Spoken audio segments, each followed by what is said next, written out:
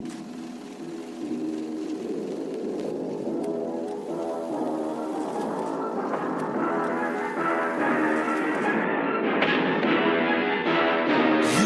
you the really, y'all don't know this, y'all in danger. I'm a threat. I'm a gamble with your life, cause you know that it's okay. It's okay. You know I ain't letting up, my foot is on your neck. Yeah, take my word for it, it's a promise and a threat. Okay.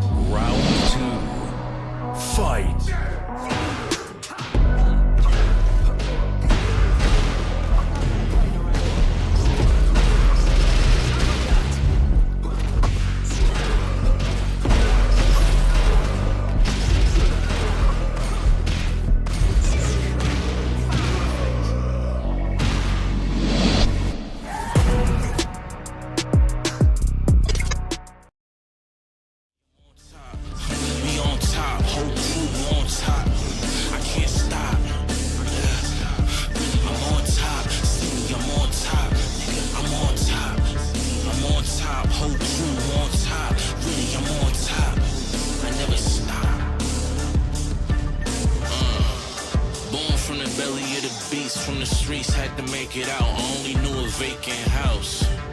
No heat, cold winters. Grew up a winner.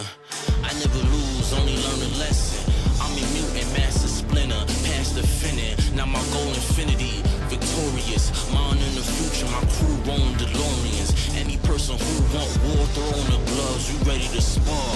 I've been a rose in the thorns, holding the keys. Time to succeed, now the haters on their knees. Really we on top, really we on top. I'm on top, see me, I'm on top. We on top, whole crew on top. I can't stop.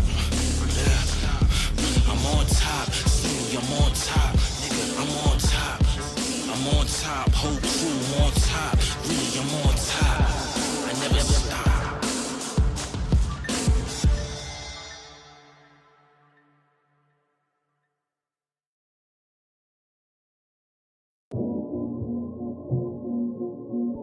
How long you think it was gonna take before we got here? Now you gotta prove yourself all over again. Come on. Ain't nobody coming, I've been gunning from 100 yards, trying to hit my mark, missing every time. This'll be the start of the picture perfect. Watch it when she working with no hands. I got plans, stack 100 bands, people in the stands and they fans singing every song and they copping merch. This'll work. I emerge while you falling off and perk. While you leaning, I'm even scheming to heat up like steaming demons. I left for 6 years, they feeding. I came back to make a scene and get rich. All the benefits, all the businesses, smoking mirrors to make it clearer. I'm all up in your shit. I'm like the clown from Acres down here. Everybody flows. I've been back in the baddest and everybody knows. Body blows to bring their head down. I'm ahead now. Stacking bread and cut the overhead. I'm more prepared now. Feel like Freddie to your favorite rapper. Yeah, they scared now. Kill them all inside my dreams except they really dead now. Head down. Yeah, that was cool and all. I need you to go harder than that. Come on. Ain't nobody coming to find me. You ain't no contract to sign me. I put that boot behind me and wrote this song to remind me it's only us. Phony plus, so we only trust if you down here in the trenches with us while we coming up. This is crime mode, preteen heart, chafing in your jeans, playing just a tip until you slip. Now we on the scene, the game, say my name like Candyman in the mirror. I pop up with a hook, you get gutted, you got a fears, but focus now is the clearest. This is now is the nearest that it's ever been. It's music medicine and I'm a healer. Actually, I'm a dealer. You can get a QP or QT in my DM trying to get some QT. I'm Bruce Lee, move like water out of your league, you know it. Cut from a different cloth, you can't stitch it or sew it, mother. See, the thing is, they want to put you in a box. They want to tell you who you can be, how you can be, when you need to do it and why. But the truth is, you decide who you're gonna be. Stop waiting for somebody to come fix it for you. I'm gonna tell you right now. Listen.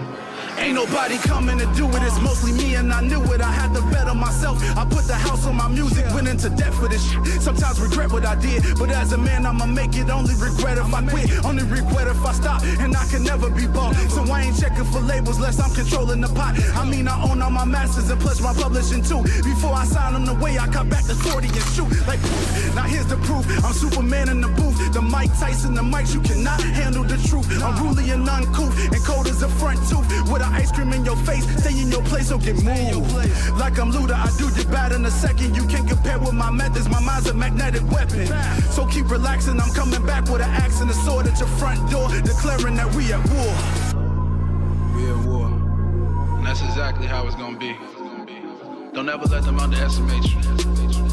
Don't ever let them doubt you to the point that you start believing what they say. Don't ever tell yourself that it's actually only you, because really, it's you and everybody else that ever believes in you at one time. And you gotta channel all of those people into everything you do. So you can be the face of it. So they can be proud of what you're doing.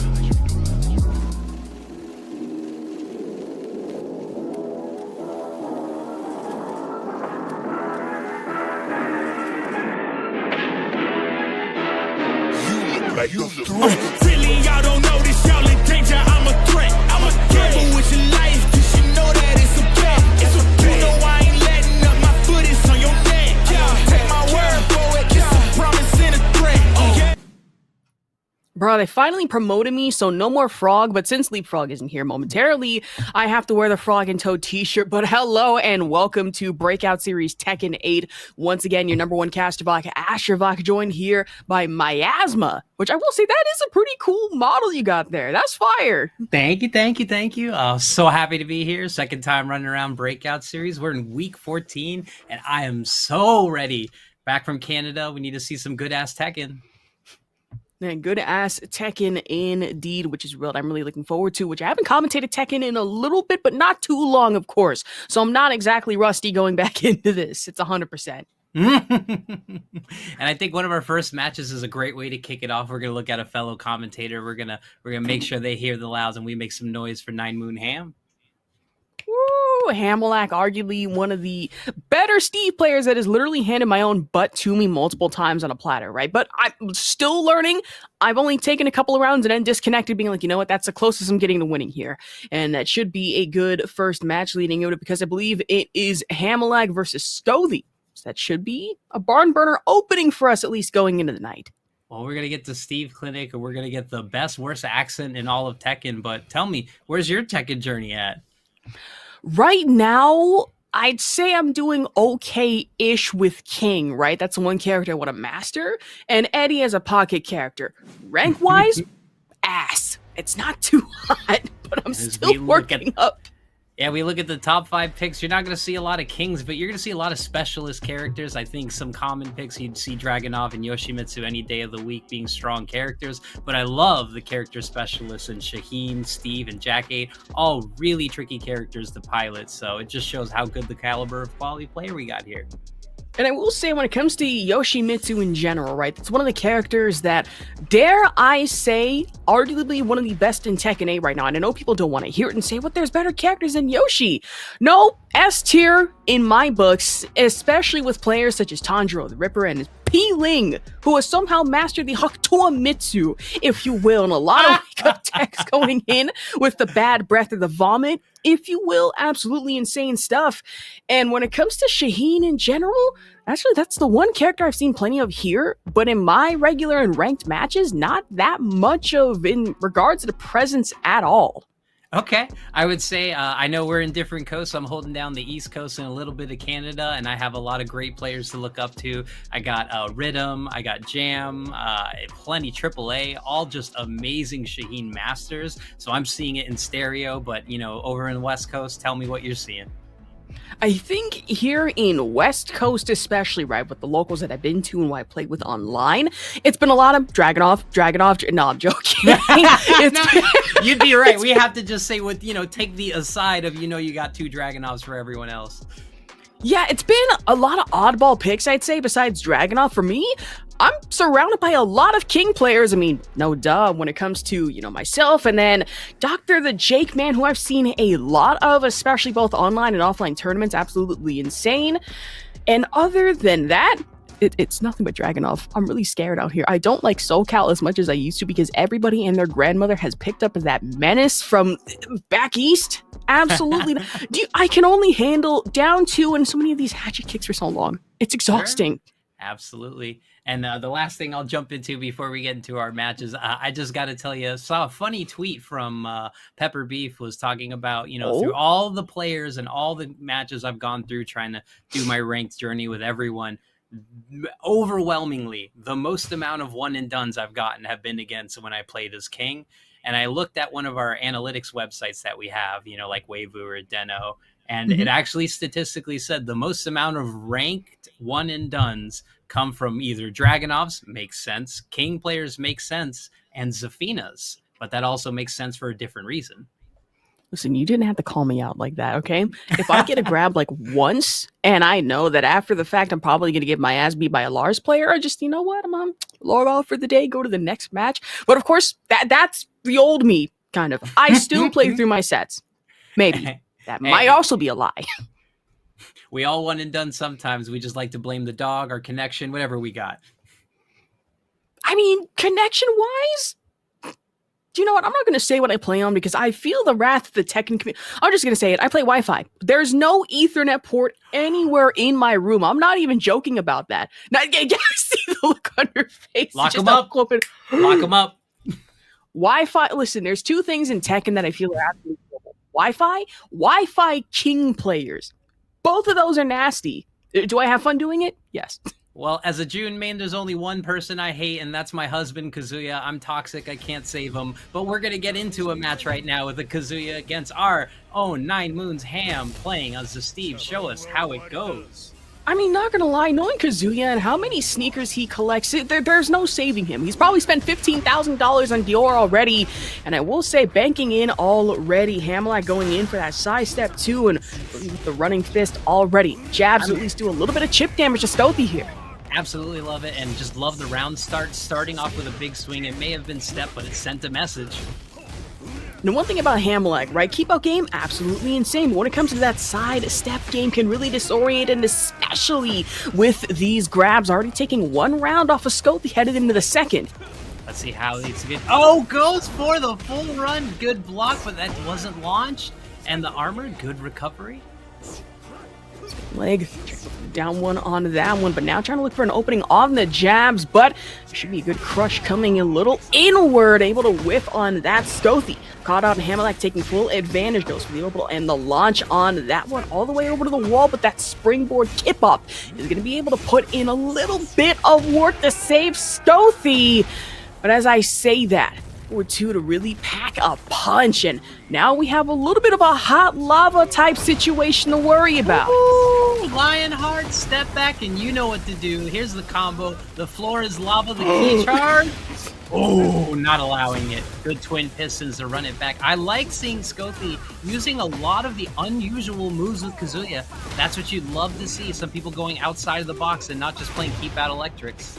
Man, I will say, got a little funky with it when it came to the key charge, and I'm sitting here thinking, okay, don't get too cocky with it now, Ham. It's not very halal, Ham. But now Scothy, really with the advantage, and even trying to keep out these jabs. It's damage, but that springboard might have done Ham a little more damage than need be. Ducks on the low, and now going for a lot of mid-pressure. Wastes the heat, though, and Scothy has it fully active.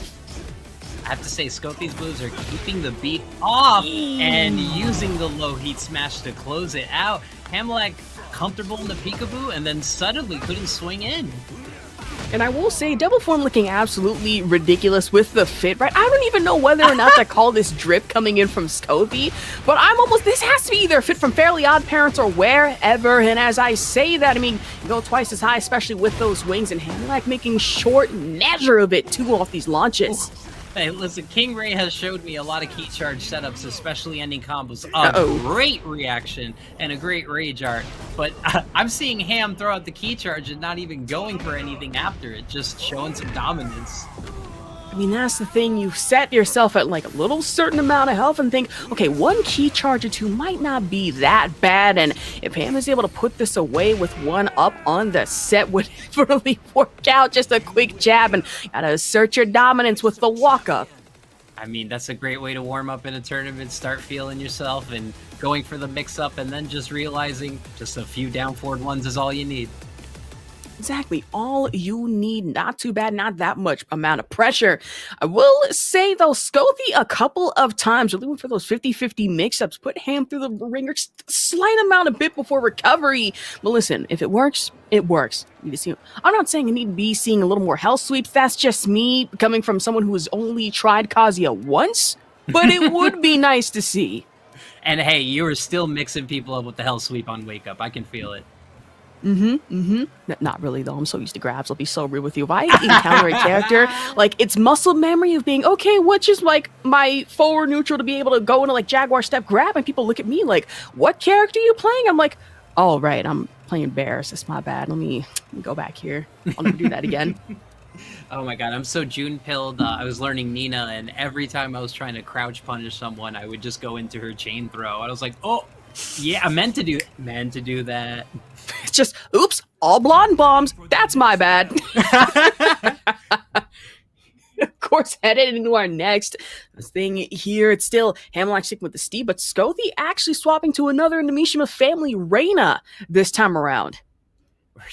We're trading one electric for a little more electric and the electric skater shoes. I love the pick. And the connection times out. We got denied more electrics. Water and Power was not home this time around. That's unfortunate. Well, I mean, this brings back my argument that I love bringing up to people, because it's been, even though as an old head playing a bunch of old Tekken, there was never really this movement. So I'll say it right now. I don't know when it happened, probably in Tekken 7, but we need to stop shaming key charging. See, when it comes to movement in like this new style of Tekken, like, a lot of people are referring to, I think I'm gonna like show my young age here. I kind of got started around like Tekken 6, Tekken 7. I was born in 2001. My uncle set me in front of the TV. He's like, hey, play this. It was Tekken 4. Oh, wait, hold on. Speaking of that, we were going in fast motion for a second. I was about to get a little bit of vertigo motion sickness, but back into it, and already Scothy with the life loss, and now in the round 2. We're just jumping right into this time around. Sidestep 2 with a little break on that one from Steve here. Even feeling curb stomp, got interrupted, but dang, this thing. And the hop punch, put the Ali style. This is gonna carry. Is gonna be an easy wall damage, and here's the key charge setup into the throw. That's what I'm talking about. You don't even get your free counter hits. You just take a throw. Listen, you gotta execute as best as possible, and you float like a butterfly, sting like a Steve? Question mark? I mean, hey, if it works, it works. Not my best bar. And I will say the best punch is coming in from Ham again off the launch against Scothy. The hop kick on that one. Oh, he's just feeling it. He's moving, he's ducking, he's dancing. He's an Australian breakdancer in the Olympics, and he gets clipped for his troubles. You did not just come. Ray Gun mention in Big 2024 is actually insane. But isn't that what this fit is? I would call these customs. I mean, kind of. I'm not really seeing it, but if it's there, it's there. I guess so. It's more of a blackish than kind of green. But I will say, turning black and blue is Scothy right now, just absolutely getting the beats put down. We're just headed down the gargoyle perch already with the hot punch. Just go for the 2 jab on that one, but Scothy not wanting to give it up just too early. Yes, and Reina's the bully, but you're seeing her stay static until finally a 1-1-2 starts off the offense. The Rage Art's not going to fly this time. And look at Kazuya main and punishing with the throw. Good stuff from Scothy. It's not done yet. That's right, Mishimas never die, exactly, and really with that punch parry. No execution on that one. Scothy, however, trying to make short work of Hamlet. Going and trying to hit with the electric, but the power is not on. Lights are not home, if you will, and Hamlet really trying to turn into the electrician just momentarily before getting knocked down here. Absolutely. And again, here's this flank, like waiting. You can't sit there and wait for it. Reina's got to create her own offense. Good block this time, not getting guard broken. Good job adapting to the keep-out game here, because Scothy knows that one slip-up could either lead into a grab or another 1-2 jab combination, and Sonic Fangs, especially from Hamlet, are not kind, nor are they pretty, but that's the jab grab again. Scothy losing significant significant chunk of health for the crush and grab again. Looking a little too vulnerable here, and for 7 golden letters, Hamilak takes first game 2-0. All right, Ham, you were goofing off that time, but then when it was final round time, you saw him put on the cap, put on serious mode, and absolutely dominate that round. That was a great job from Ham. And no snooze from Scothy. Playing one Mishima is tough enough, but having a pocket one, ooh, great job. And we're going to see more of Scothy in the future. And a great match in that one. But I'm going to try a little bit of my hand in my analysis game here, since Leapfrog is not here to hard carry me, and I got to put in some work, right? And what I did notice, hear me out, right? With Hamilak going into this next match, next couple of rounds, especially on Descent of the Subconscious, notice that Scothy's like, okay, keep out game, it's there. I notice you're blocking a little more. And then after the fact, knew and took full advantage of not one grab, not two, but multiple at a time. And after that, once you realize, hey, not able to break the grabs, it should be easy sailing from me. But on Kazuya, I will say, did a couple of good mix-up and 50-50s, at least catch Ham on whiff punishes.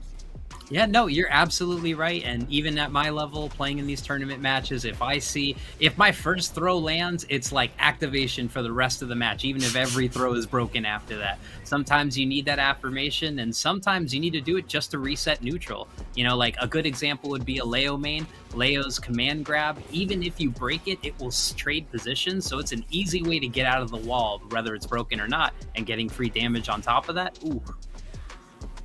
Man, just pure straight grabs, if you will, and a lot of power crush potential, especially with the heat dashes, if you will. And Scothy, honestly, I was really rooting for our Reyna player here, because really in a lot of what I commented, you don't exactly see that much of Reyna in the first place. But Ham, moving forward, especially with one nasty Steve, possibly have a little more trouble to look out for, considering Hamilak, I don't think, actually I know, is not the only Steve player in our bracket. There's always a bigger fish. Oh no, there's a lot of people, like you see in our promo ads, there's a lot of killers, like Code Red is one I can think of off the top that shows up in a lot of these tournaments, especially in top 8. Yeah, multiple. Also, I'd like to say in chat, somebody coming out with the absolute pun. I guess you could say the Hamilak went ham, if you will. I was trying to fight last week commentating with them. I was trying to fight that pun so much, and I'm glad someone ripped the cord. That way we don't have to go in it. Absolutely love puns. Like, to an extent, of course. If it's like too much, obviously, you don't get a little tired of it. In this situation, I feel it's for the best. Oh, no. They really did with him. Just really like a hard reset and a good launcher, nothing's better than a hard groaning pun. When you work for it and you get the frustration out of your opponent, that's what Tekken's about. Absolutely. And I believe our next match coming up, if we have the information correctly here, it should be Aimed 2 versus 5-4. Ooh. A lot of numbers are going for, I see. Now, Aim 2 is a multiple character specialist. I've been beaten by their Alyssa. I've been beaten by their Nina. I've been beaten by a lot of their pocket characters. So definitely someone who can adapt on the fly based on what the tournament needs. 5-4 is also no slouch either. Someone who's been playing really well in the past few Breakout series. Can't wait to see how they play. Excited for that one. I will say Aim 2, when it comes to Alyssa, right, has some of the nuttiest costumes I've seen thus far, right? I think I've seen, like, Tails. I think I've seen some, like, a couple other characters. And when it comes to costume customization as well, right, there's Aim 2 with that, and then another person that has some insane stuff. It's Joe Crush either coming out with RoboCop Jack 8, Alan from Invincible, or so many others. I'm sitting here like, wait, I know that is like Squidward? Hello? Just some funny stuff like that. So I got to shout out a bunch of different Lily mains, because Lily mains tend to make pretty lilies and not themed characters from a bunch of references. And I also got to shout out Trizzy. Trizzy makes some of the best hilarious Yoshimitsu customs. But Trizzy. All right, we're going to get into the action. We got the man from France ready to go on the date, but first he's got to put on his Army of Two mask. That is going to be Victor, and we're getting the Alyssa right from the get-go. Let's go. All right, I see in this match we are dripped out in the underground arena, if you will. Just looking a little creepy with some of those masks in the background, but that is going to be the sidestep, and I imagine with 5-4, possibly a lot of 4 spammy Victor, but mixed up thus far coming in from Aim 2. Oh, that carried and got the wall explosion. That was an interesting pull. They didn't even know it was going to hit.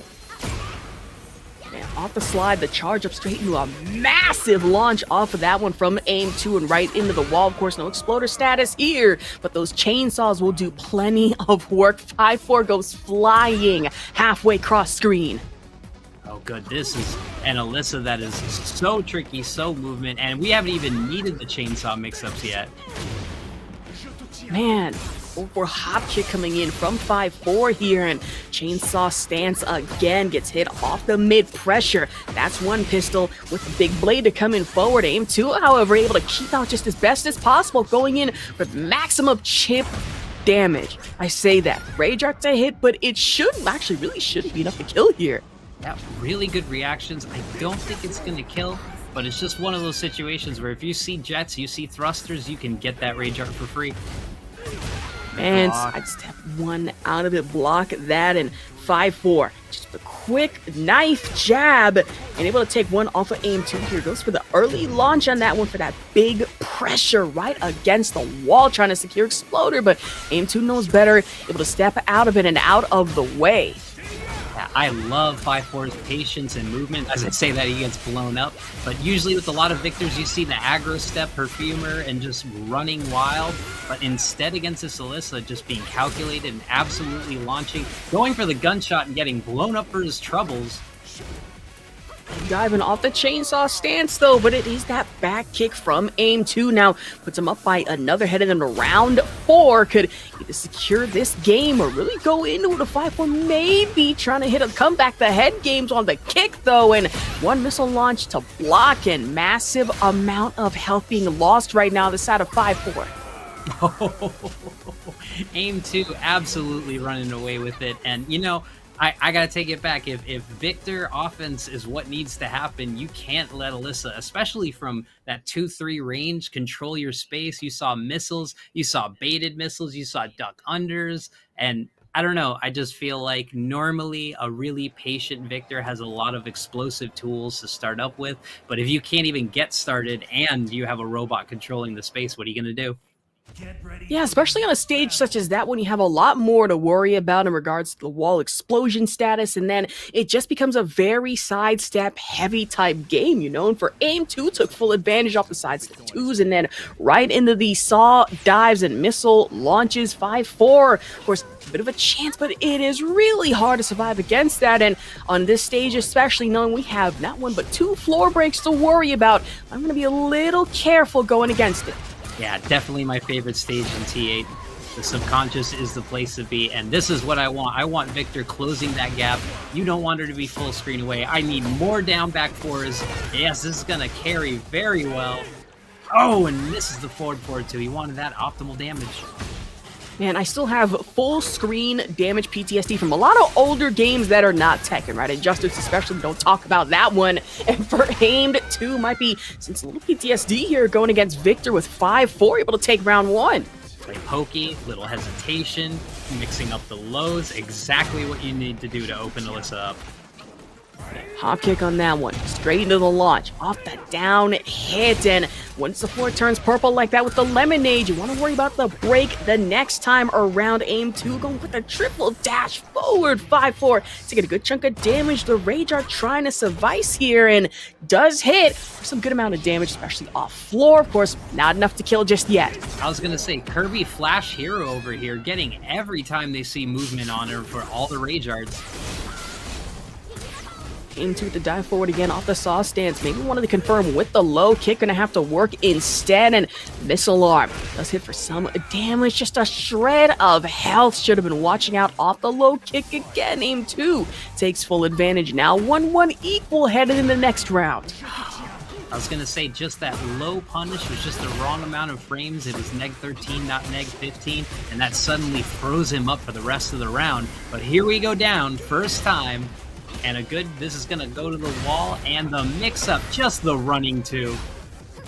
And here we go into Gargoyle Perch, and aim 2 able to duck off the 2 again, but now 5-4 making maximization of these lows.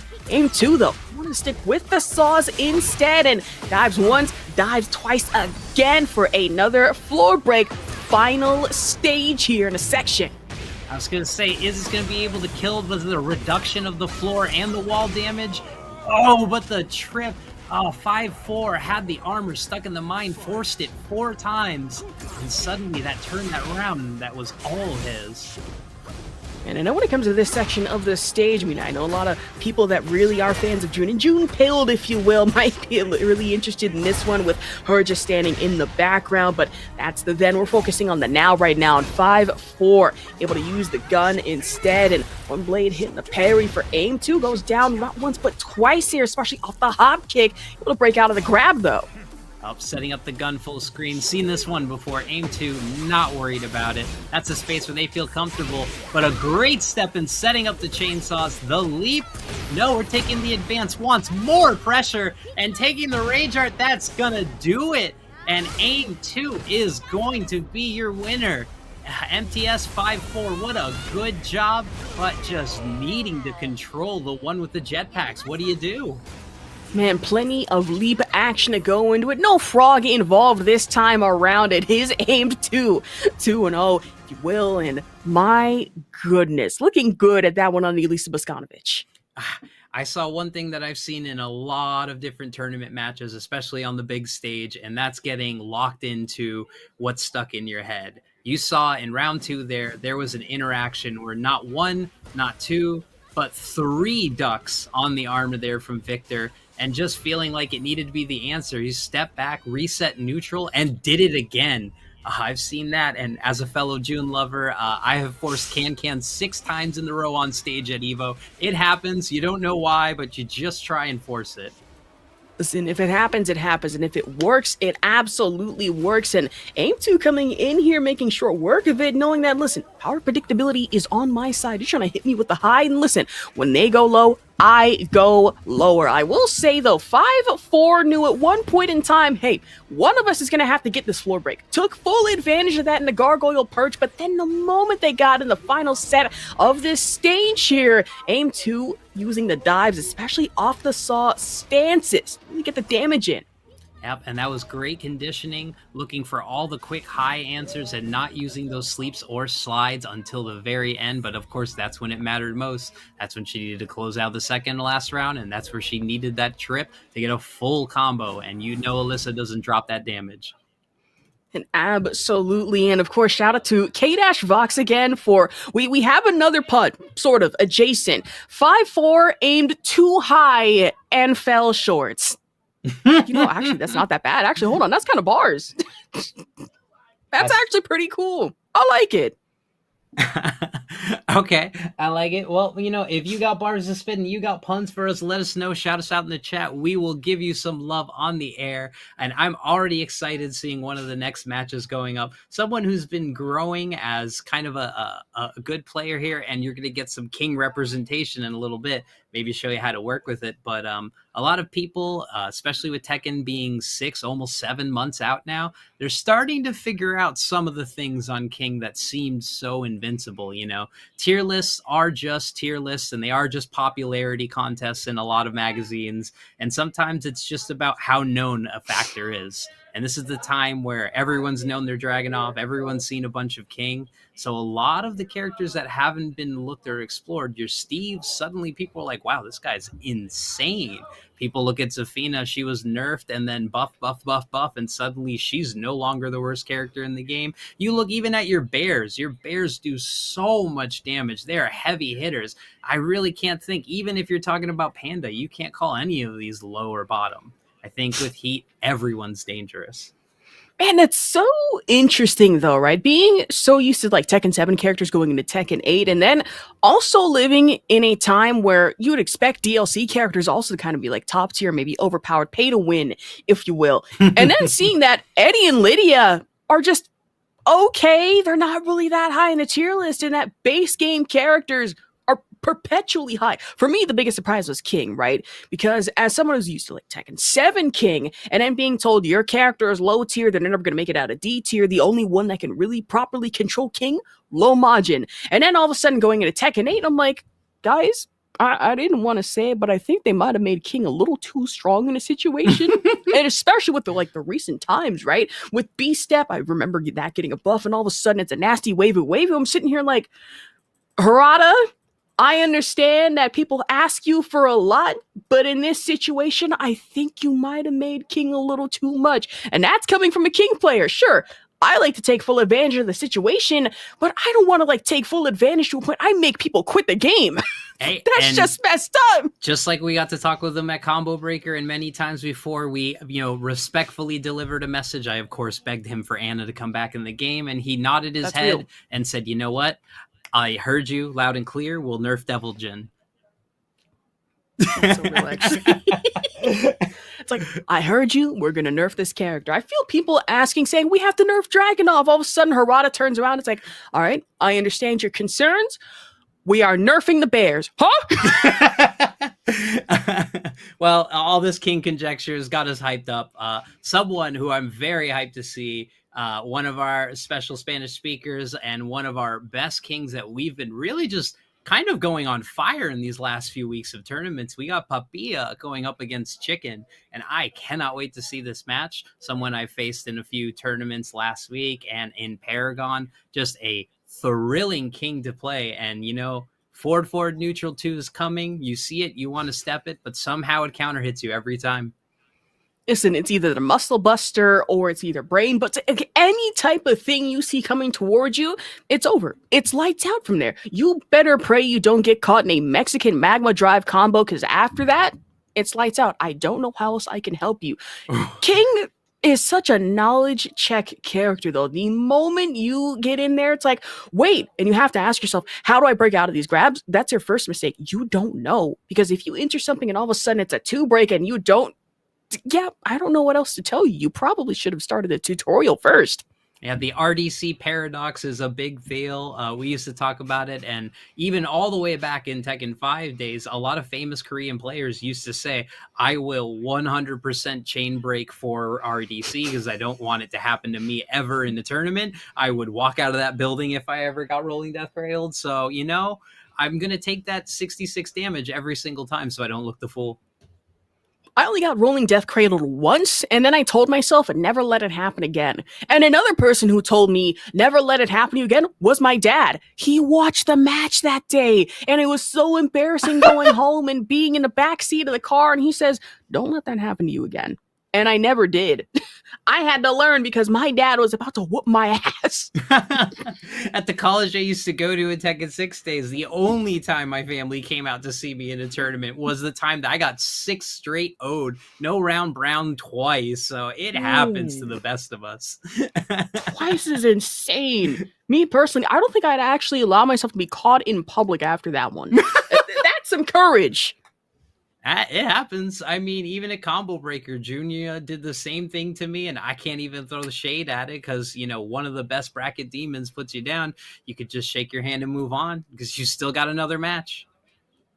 See, when my match happened, in which I got RDC, that was against another King player. I lost the first time, and then because I said, oh, I'm only beginner, they said, oh, that's okay, I'll just choose my other pocket character.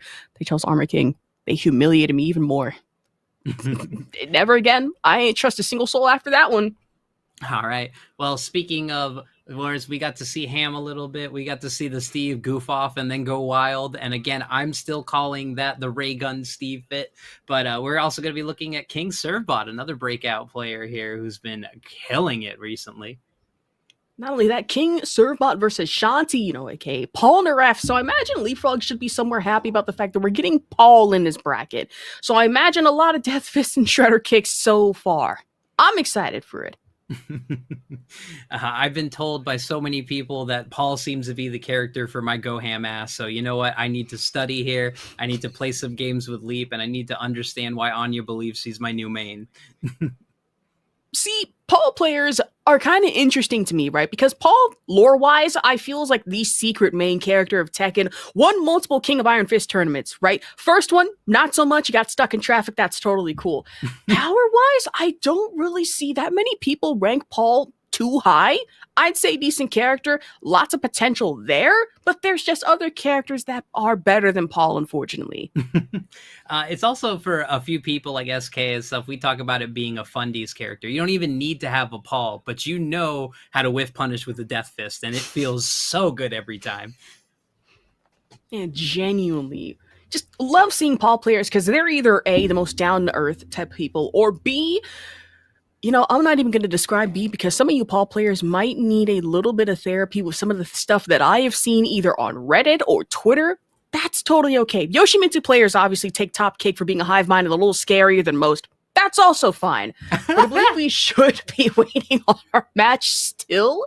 So, you know, players getting ready, whatnot, so forth. That's totally cool. A real Paul player is someone who can run up to you, demo man you 3 times in a row, get launched for the 3rd demo man, and then do it again. Exactly. Strongest in the universe mentality. You wouldn't understand.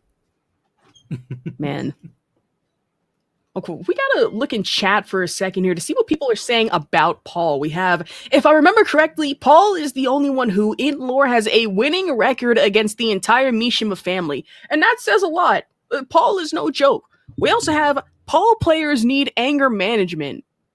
Oh, I don't know about that. I feel like law mains need anger management more than anything. Like, I can get down with hating rich people, but I can't get down with a man who's had the canonical worst luck and the worst star in the whole Tekken universe. It was like, what, 12 out of the 35 endings have law getting trashed in some small way. Or broke. Or both. I will say, I can one-up you on that one. I feel people who actually need therapy are the law players who not only play on Wi-Fi, but also use special style.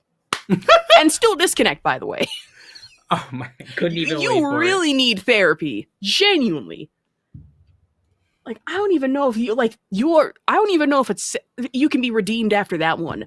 The Wi-Fi alone, you know, I'm going to be a hypocrite here, is kind of an issue, but special style on law with a 75% disconnect rate, I think you just need to hop off the game. Please go somewhere else where there's possibly rollback and an Ethernet port.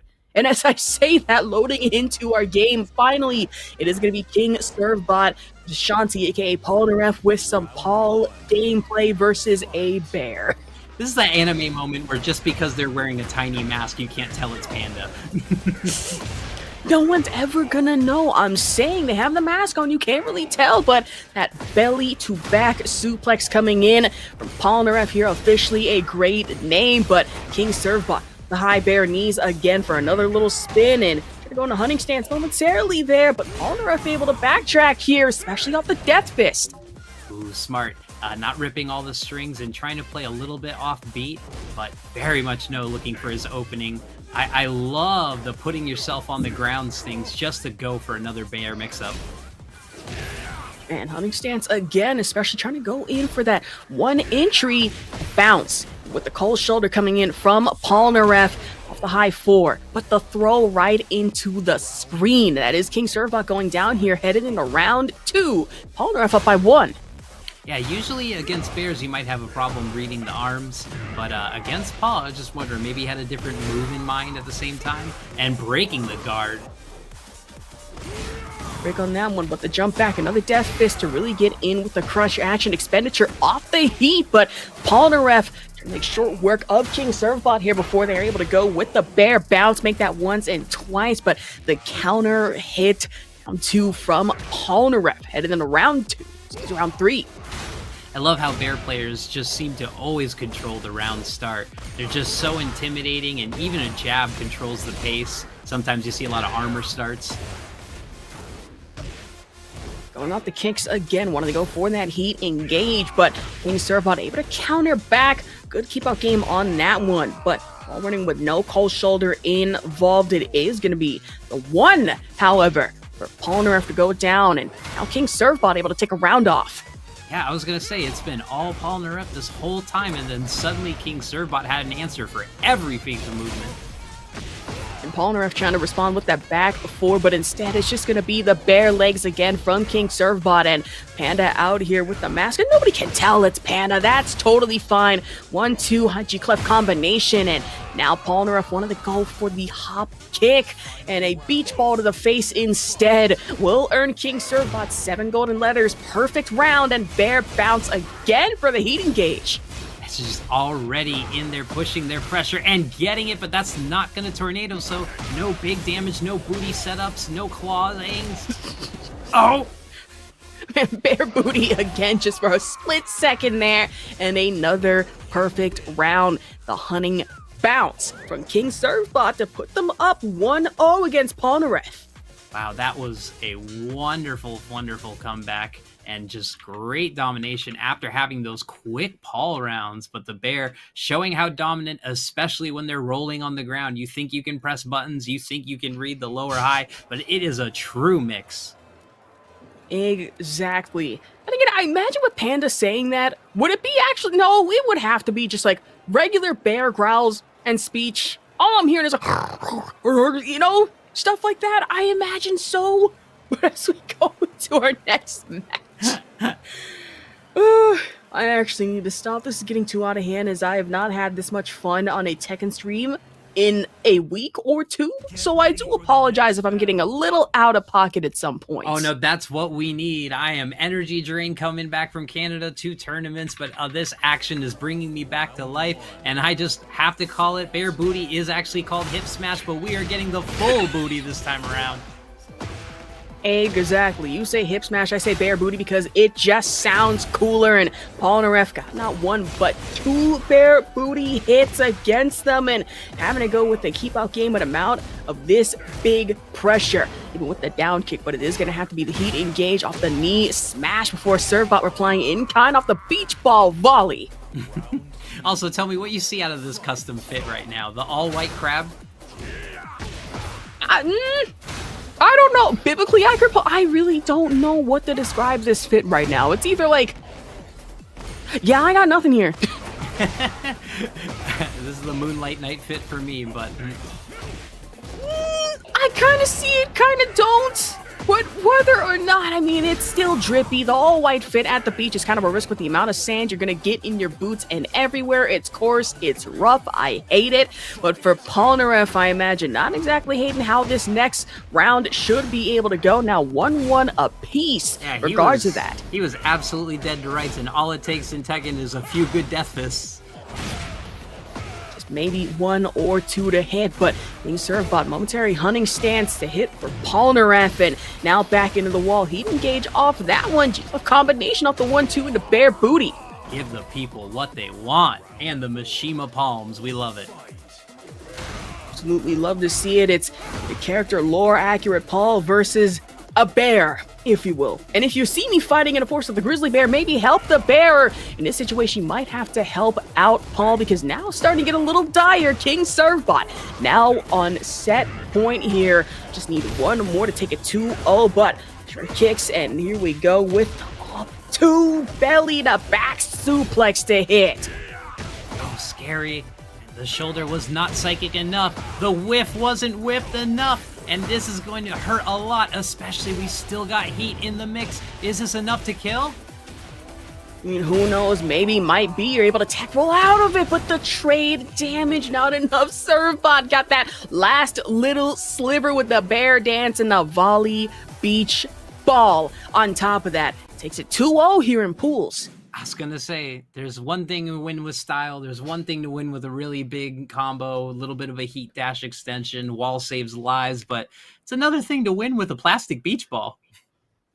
I mean, a plastic beach ball maybe would do that much damage if we're going to like terminal velocity, or maybe the beach ball is filled with 1 too many pounds of concrete. But other than that, with Polnareff going against King Servbot here, we'll say in the earlier rounds especially showed a lot of that potential.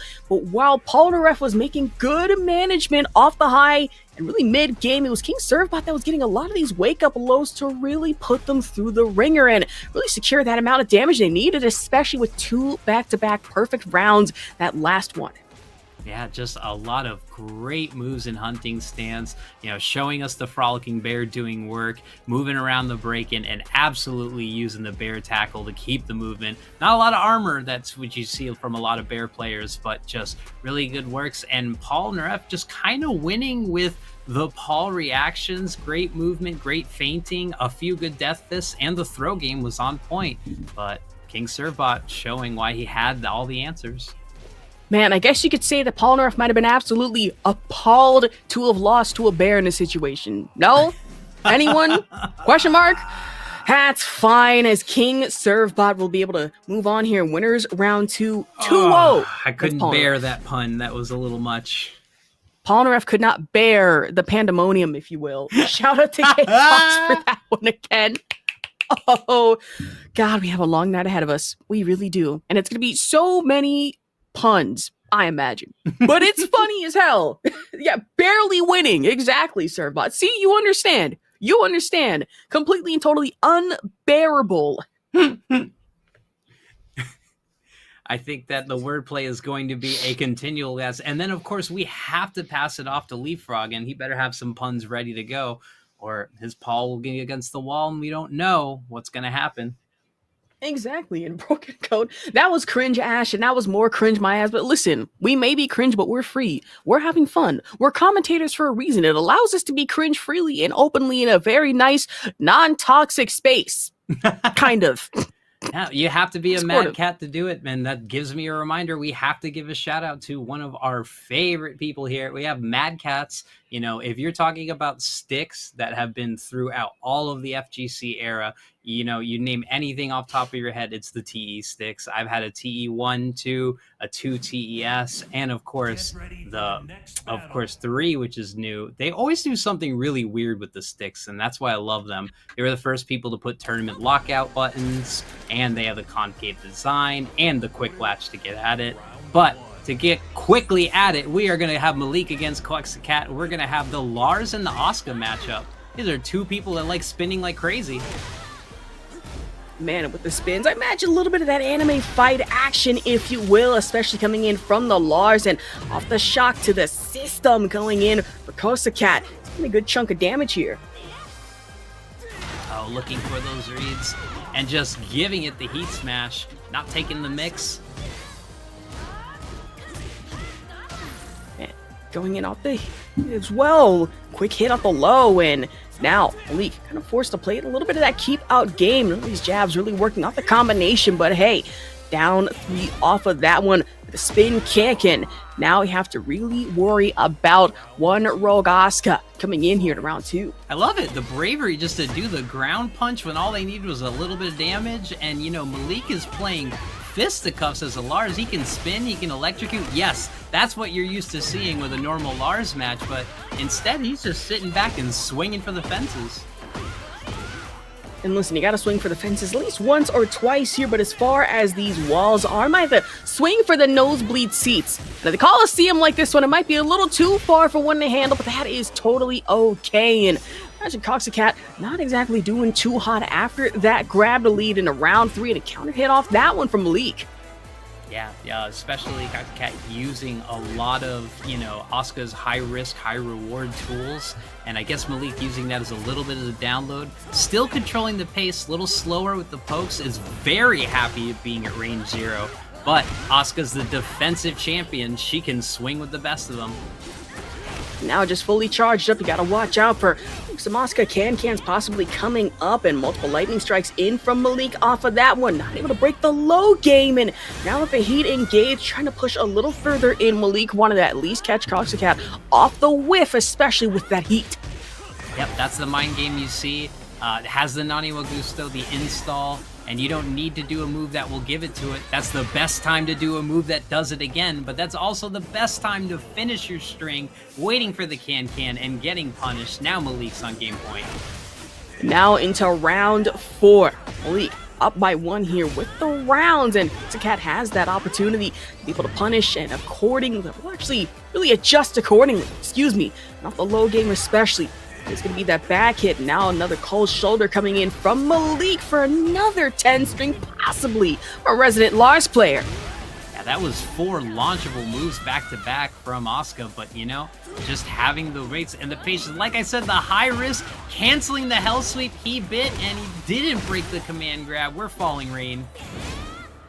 Listen, that's why I say some characters are a massive knowledge check, and if you can't break a grab, then what are you doing? And me personally, I didn't buy this game to break grabs or really block in any way, shape, or form, but if you are Malik, I imagine possibly wanted to really block that below parry to really put you on your back, and now having to find yourself getting mixed, especially knowing that Cat's gonna go for a lot of these low hits to send you cross wall.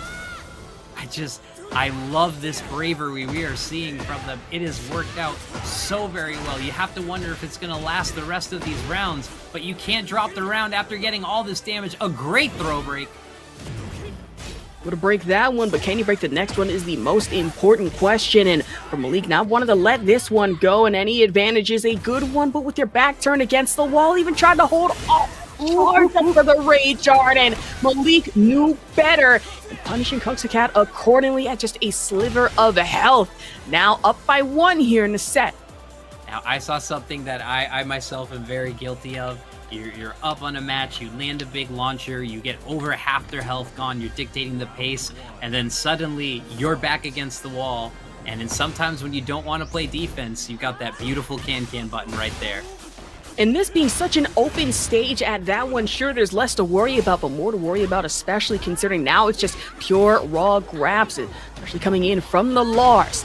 Able to turn with the grab as that one. The swing and a massive hit for Coxacat. Oh, just mixing by a pixel. Absolutely, the cancel is unsafe, but Can saves the day again. My move in arms and a little bit of a drop, but the pressure's gonna stay. Oh, delaying the 1+2. And that's the thing we love to see here at Breakout Series. It's that Swerve Strickland style big pressure. And for Malik, wanted to apply it as best as possible and not able to avoid one massive and nasty Rage Art coming in from Coxacat. Yeah, one tap is a full charge and counter hit damage. That's going to do one of the biggest hits in all the Rage Arts of Tekken 8. Wow, really good round there from Coxacat. Especially knowing that Rage Art can just be charged, and in a lot of situations you kind of have to panic, scramble and say, wait, is this blockable? I'm sure it is, but where do I sidestep next? I mean, just have to hunker down and stay safe. And for Malik, getting full taste of a whiff punish here, however, able to capitalize 1-2 jabs and trying to fix it as best as possible. Dive-in coming in, and Coxacat does expend the heat here. But goes for the high-risk ground punch, and like we said, it is launchable. And finally, Malik read it and got all they needed for that. We're talking about that big risk-reward, kind of swinging the pendulum the other way. Sometimes where there is high risk, there is at least a little bit of reward. It depends on who you ask, and going for that Lars mix-up. Malik going for the kick again and opting in for the low to finish the string here, but just gets flipped right on their back to allow Coxacat to get in the mix again. Yeah, one thing that maybe Coxacat can catch on to is Malik is fully ripping all of these large string and eating the grab mix-up, this time going high. It is safe. Sure, Malik knows that they would get rightfully and accordingly punished on a lot of these string enders, but at least it gets in the damage, and in that round, sure, might have lost it, but has potential to clean up for it going into the next one. And off the knee bash right to the face as well. Able to secure the grab. Going back to what we saw those first 2 rounds, just swing, jab control, trying to bait a defensive reaction from Asuka. Back 3 is fully launchable. A lot of those panic buttons are launchable. And didn't need anything more than the basics. A really good read, a really good heat smash. And suddenly Malik's on set point. We head into our final round, and you say panic. I say controlled chaos, if you will. Not that much of a difference. And sure, it's another name for it, but if it works, it works. I was just going to say, still ripping that 10 string, even when it missed, went over her head and still kept going. 10 string to hit. Expands off the heat. Coxacat still has a little bit left in the tank and is fully charged up here. Malik, however, has the life lead, but knowing how Tekken games can go, that can be gone in an instant. However, going for another string and off the high hit at that one. Maybe a low would have been better to finish it here. And Coxacat still going to be the one to take advantage and punish. Got to love that decision. You know, again, Malik has been controlling it, quick jabs. Coxacat came in, he played defensively, and finally ran up and back 3'd away. What a beautiful timing change. And it won't be enough to kill, but Malik now has Rage Art fully available and would have to try. Maybe hit with that, but Coxacat instead able to take this one and now set it at 1-1 apiece here in pools. So the move for Asuka is called Inner Strength, and I don't know what it's called for Lars, but he's got the same exact, I put my flash fingers in front of you, and it's a launcher. Let's see him throw it right back. I feel for Lars, it's kind of that grown man Mishima, the Heihachi hate type strength, if you will, but for good cause, I imagine. For that hairline's gonna go in a couple of years, that's all I'm gonna say. But moving on from that, Malik, of course, the damage Coxacat.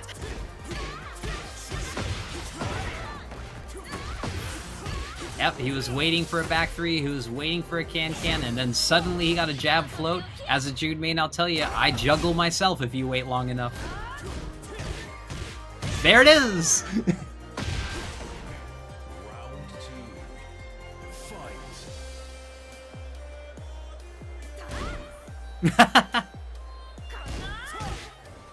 Oh.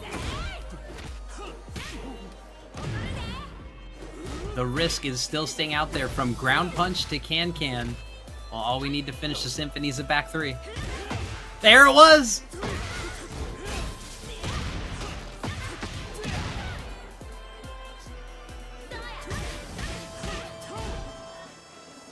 Alright, so we're gonna move. Really good movement, again, to bait out these risks. Another can-can. Not really working when the jabs are being great pressure. And this time, going mid when he was expecting the low. Malik is now on set point again, but we've seen Kotsukat come back every single time. And we got fans in the audience, Dizen, shout outs to their friend. Let's see if they can come back. But hey, whoever gets the first combo has usually played on their back foot for the rest of the round. A great flash duck. And the 3 kick to start us off with Malik in the round, but that is the dive in. No Jalila involved, if you will. And with the heat expenditure now on both sides, looking a little dangerous here for Kotsukat, but considering this was set point for Malik, now takes it 2-1. And honestly, not too bad of a game between our Lars and Asuka players.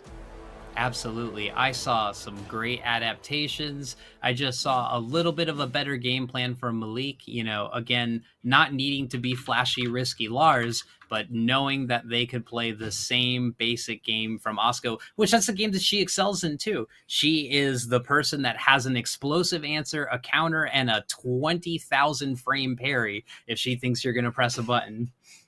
Exactly. Whether it be the can-cans you got to worry about or the charge up on the Rage Art, it's a lot, if you will, and it can be a little overwhelming, but Malik was able to bite right past that. And thank you to K-Fox again. Malik fought amusingly and averted Kosa-catastrophe. That's a little bit of a mouthful, but you know what? I'll take it. But of course, taking the game, taking a set is Malik moving forward. You gotta give it up to Kotsukat, however, putting up a pretty staunch fight with our Asuka. No, absolutely. Just again, some key decisions to close out rounds could have absolutely made a huge difference. And at the end of all of these tense matches, having great poise and changing up their offense, that back three was wonderful. That inner strength there that won them that first game was wonderful as well. But hey, when you've got a huge life lead and the other person has to go in 25 seconds left, I mean, armor's going to come out. Exactly. With time on the line, really, you have to kind of conglomerate everything and put stuff together to figure things out for yourself and move forward here and try to do your best, if you will. And Kotsukat, of course, put up a fight, but it is Malik that will be taking this set 2-1 to move forward in our bracket. Okay. Well, so for the action you've seen so far, what's kind of stands out the most? What was impressing you? What's going to make you go home and lab? I think the one thing that's going to make me go home and lab is seeing Lars being played, especially. That's one of my worst matchups, and I feel when it comes to a lot of those 50-50 mix-ups and really can get just frame trap you, that has scared me enough to actually lab that on King, maybe a little bit of Eddie as well. Sure. And some active defense is good in every situation, especially in this game. But going up against Lars, and as I learned and studied the matchup, I was shocked at how much you could ruin, interrupt, shut down with a simple low poke or simple down forward one, like a mid, anything that's a quick mid. A lot of Lars's intimidation is him moving forward, backwards, up, down, around, and with electricity. But all you have to do is give him a swat and say, stop that. Just like with the spray bottle, like the pss, pss, stop, get down from there. You're not supposed to be up on that shelf. I don't care who put you up there. Step away. With Lars just having so many, it feels like a Mishima, but high flying, if you will, and more than Kaza or Reina combined, right? Like you have a certain amount of electrics, if you can put it that way, but I feel it just strikes faster, and there are just so many ways you can get mixed up, because on one hand, you can probably expect a mid, and then all of a sudden, Lars can just flip it up, and you're getting hit with the low instead, and it hurts. And a lot of his lows out of stance are not even that punishable, like neg 11, neg 12. There's so many times when I was learning the character where I thought even with a 14 frame launcher from crouching, I could punish things. Nope. He's got an answer for everything and he's safe. Why doesn't he just get a death fist already? Exactly. It's like, what can I best do against Lars? Nothing. No, I'm joking, of course, but I guess we will be in for a good match again. Here it is, Gojo versus Tanjiro, but now we are getting Dora the Explorer. Yes. Interesting, to say the least. Gosh, these costumes are really gonna be the death of me. And I imagine if you're not careful enough, knowing how Tanjiro plays this Yoshimitsu, might really be the death of our Azucena here, or it could be the other way around, but the life drain already hitting Gojo. Stealing the young girl's soul, and suddenly Nick Jr. won't keep it anymore. Sorry, that came from a deep and visceral place. That is actually insane. Listen, that Nick Jr. money runs out, all of a sudden you gotta find yourself playing in a King Iron Fist tournament. That's totally cool. You gotta make money somehow, Dora. You get your bills. And for Tanjiro, with the damage off that one, utilization of the flash hits, and now up by 1 already in the round. Well, I don't know if she's old enough to drink coffee, but she needs to get the pep in her step. Exactly, a little bit of that coffee, maybe some espresso to really help you out here, but getting mixed off these lows, and with the health charge on that one, Tanjiro, however, wanted to go for the Manji kicks on that one, just straight denied by Gojo.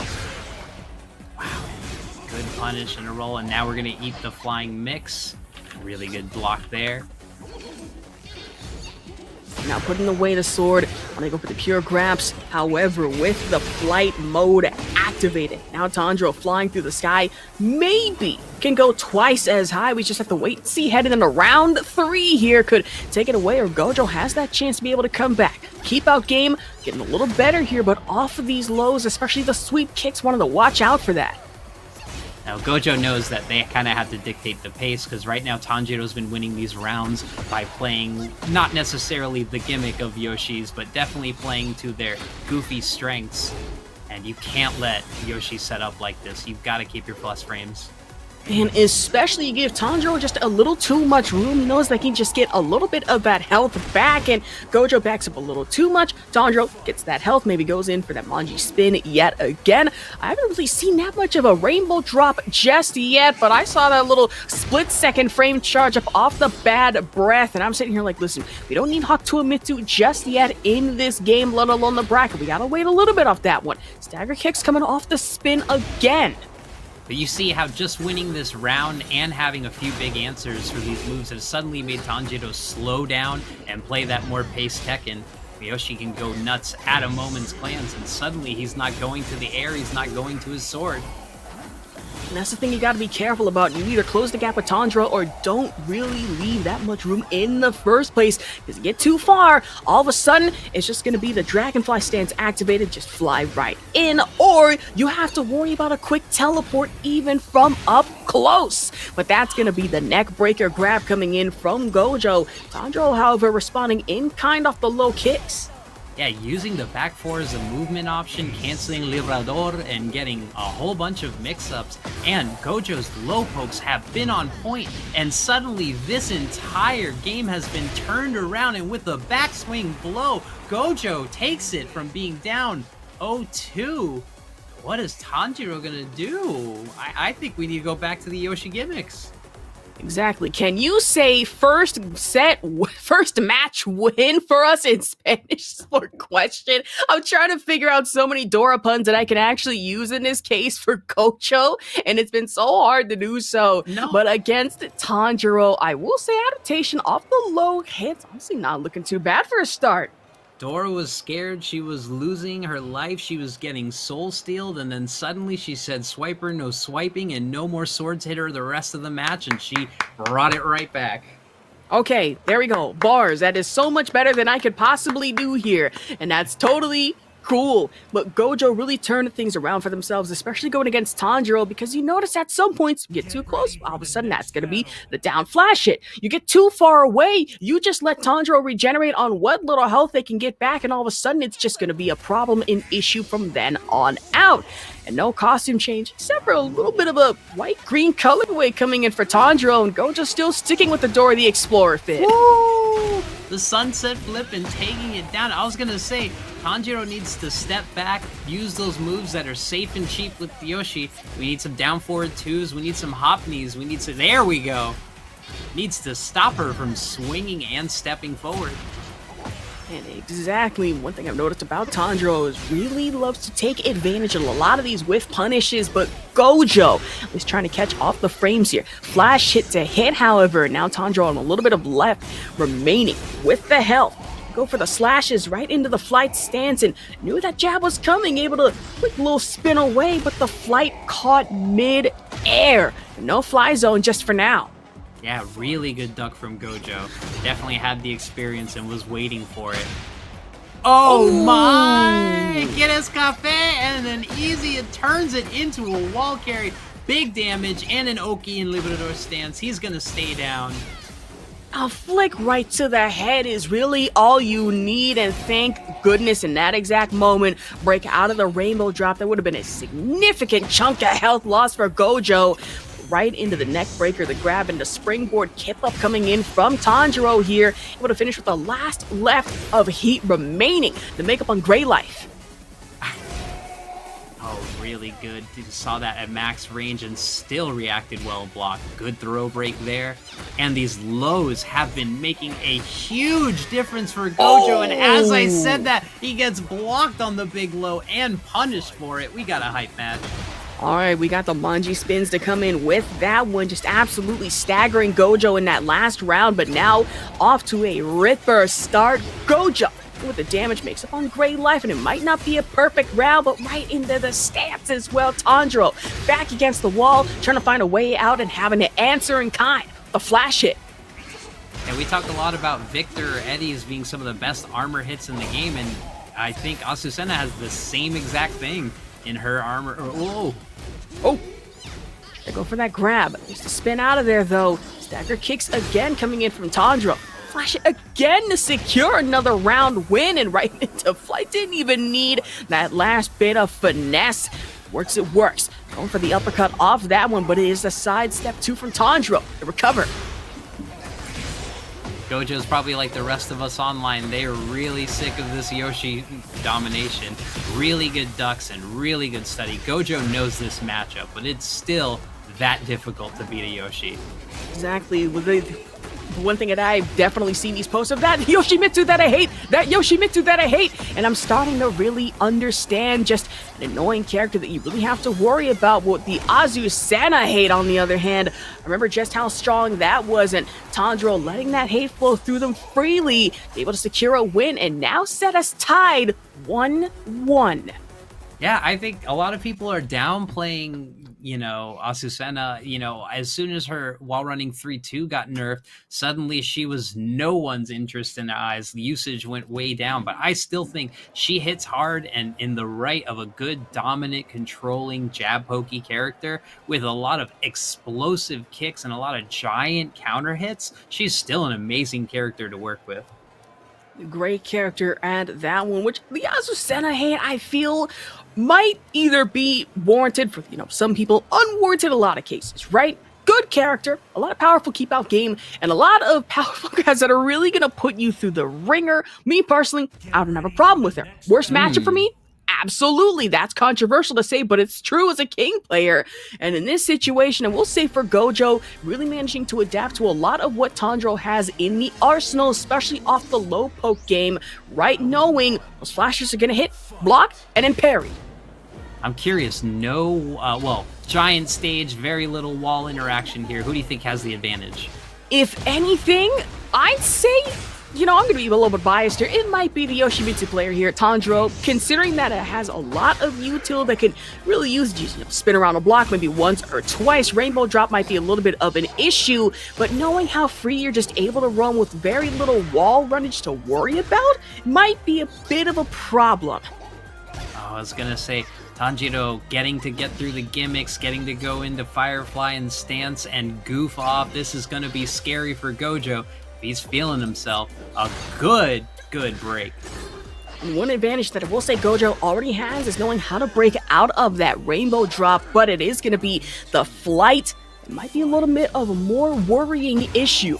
Tanjiro hit that once, but twice straight into the flash hit again for the heat engage, especially off the high 3 kick. 8 frames of misery every time you thought about it, and ripping the flash again, just barely out of range. Man, sometimes you just gotta dance on him, and Gojo hit that just little beat drop just once or twice here. The low kick again for the back spin, and now 1-1 apiece here, headed into round 3. I'm going to tell you right now, these throw breaks are going to be the key difference. Every single time is gone for it. Meanwhile, Gojo's gotten a few off, but the down forward too, showing us why it's so good. The backwards facing flash. I don't need to see you to know that you're swinging.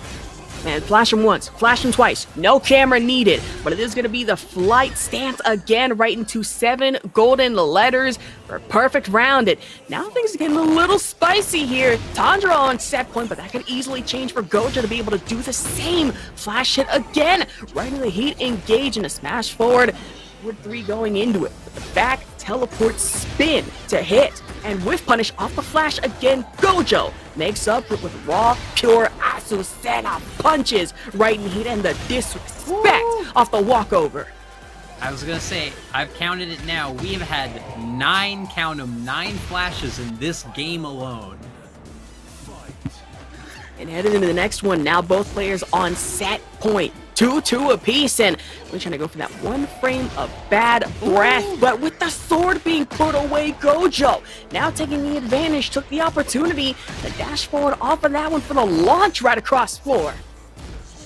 It's the range, the spacing, and the ducks, and if this is Gojo's match, the thing that made the difference was the spacing as they get a big launcher, and we talked about the walls not being a factor, and here it is, the final carry and a great low. Gojo's lows were on point, Gojo's throw breaks were even better, and when the chips were down, absolutely waiting for that perfect punish and launch, not once but twice in the final round. What a good match, and what a great job by Gojo.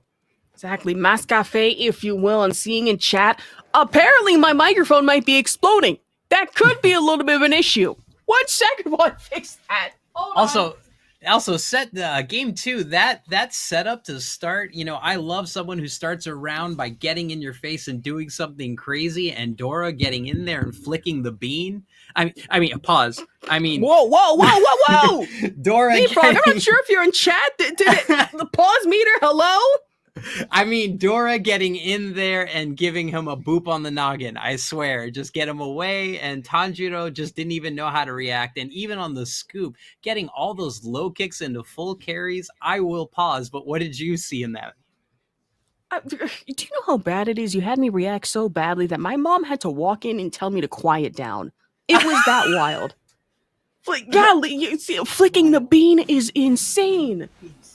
I get the you heard background too. It's one thing to do with Dora the Explorer. Yeah, no, that's actually wild. I'm sorry.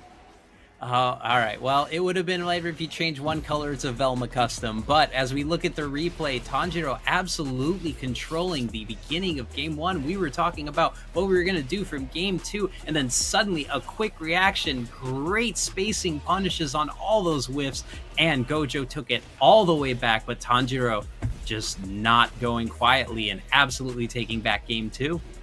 And honestly, it was pretty interesting to see Tanjiro just having to change... Oh my god, I'm starting to hear my microphone a little crunchy here. Having to change their approach leading into it, and Gojo adapting to that as well. So no matter how many times they try to hit him with the rainbow drop, that wasn't going to work out for them. Yeah, and the thing that really mattered the most was all of those beautiful lows that you saw. You know, Gojo would come in, stutter step, give a little bit of stance, cancel it immediately, and set up some risky lows and scooping every time. And there was the final setup, and again another beautiful low. What a great job by Gojo and Tanjiro, someone that we're just gonna see in the future. There's no way that Yoshi isn't taking it out on the bracket demon.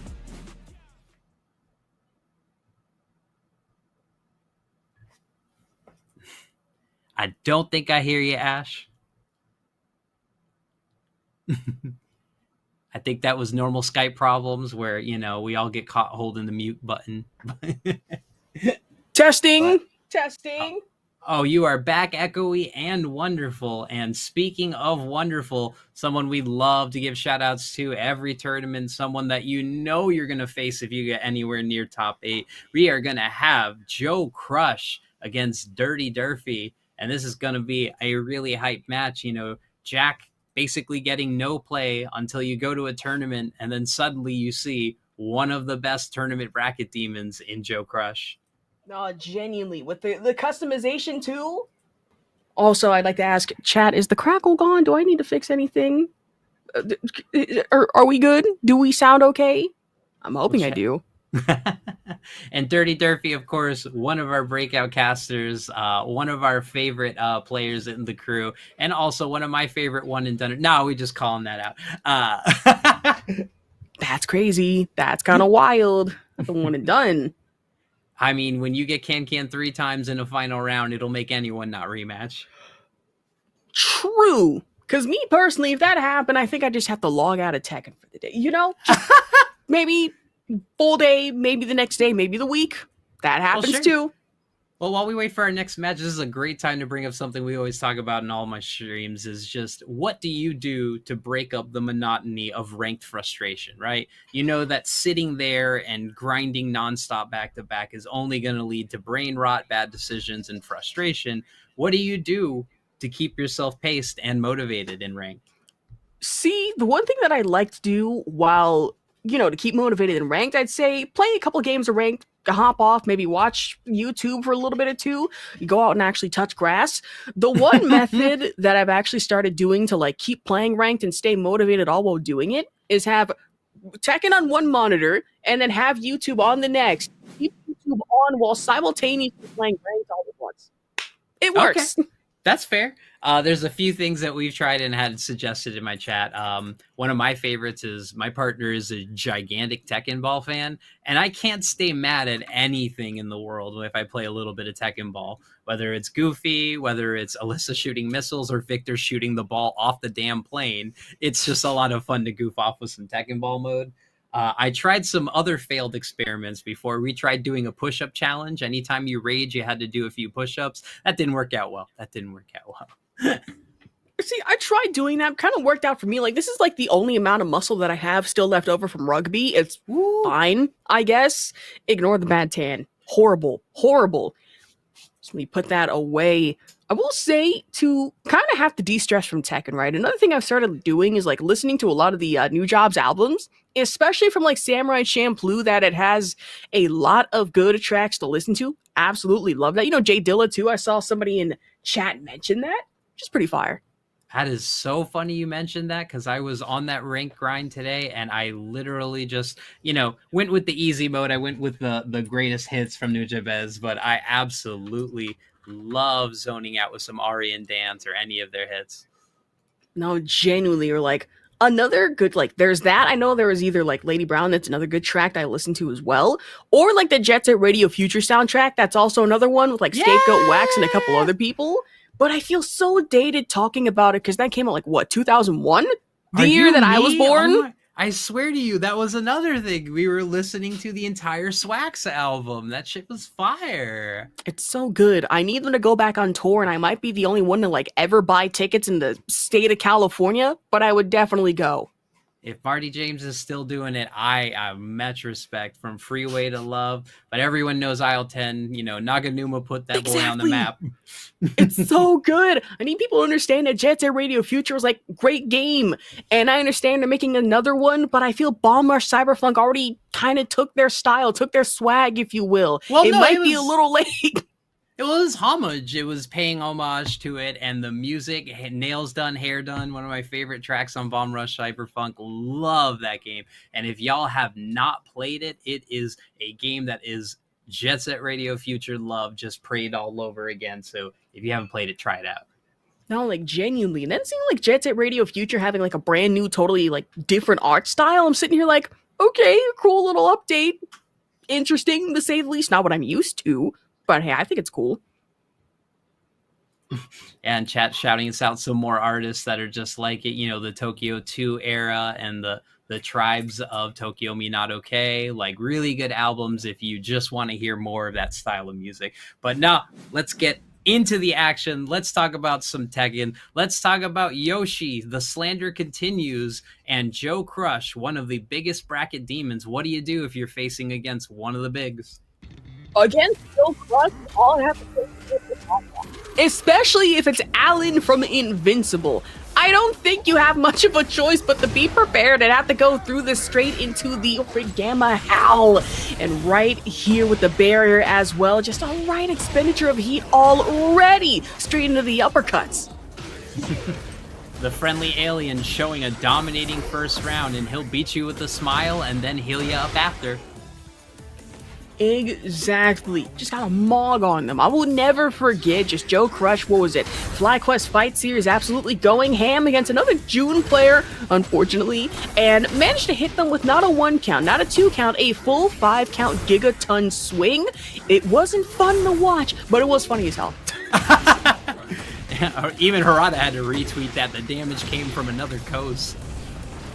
And coast to coast, if you will, and straight into it already against the wall, making good usage of the wall exploder on that one, and Dirty Durfee trying to counter back, but really what can you do, especially for one here with one more counter jab to hit.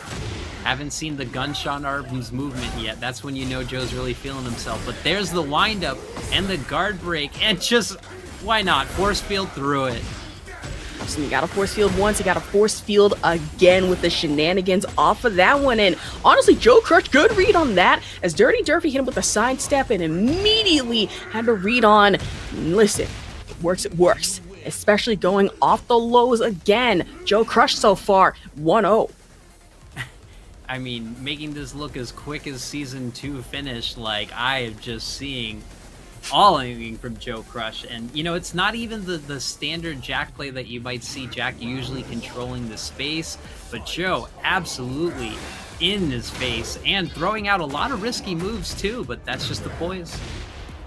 Man, with high risk, there is high reward. I feel when it comes on the side of Dirty Durf, he might be getting a little too risky, except that some points where you might find a little bit of a gap. But I noticed one thing with the side steps, especially that Joe Crush would just be able to read into that, either go to the jab confirm or really the pressure off of those Gamma Howls and the force fields. But now trying to go for the body press, it's the one side step that might have saved Dirty Durfee a little bit of trouble reading into it.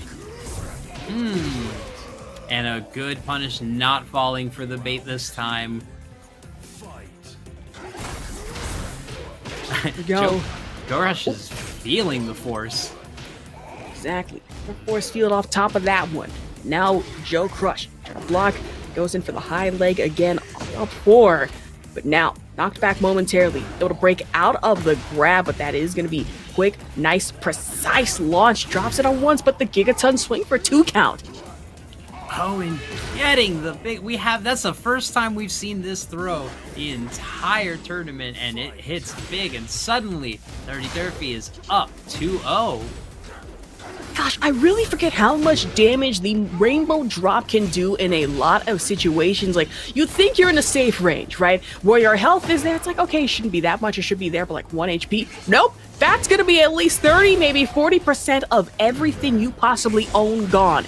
And now, just the soul suck coming in from the sword here, getting Dirty Durfee a little bit of an advantage, but now with the heat wasted, Joe Crush, the other side here, the little shrivel of health taken out, and now 1-1 apiece between Dirty Durfee and Joe.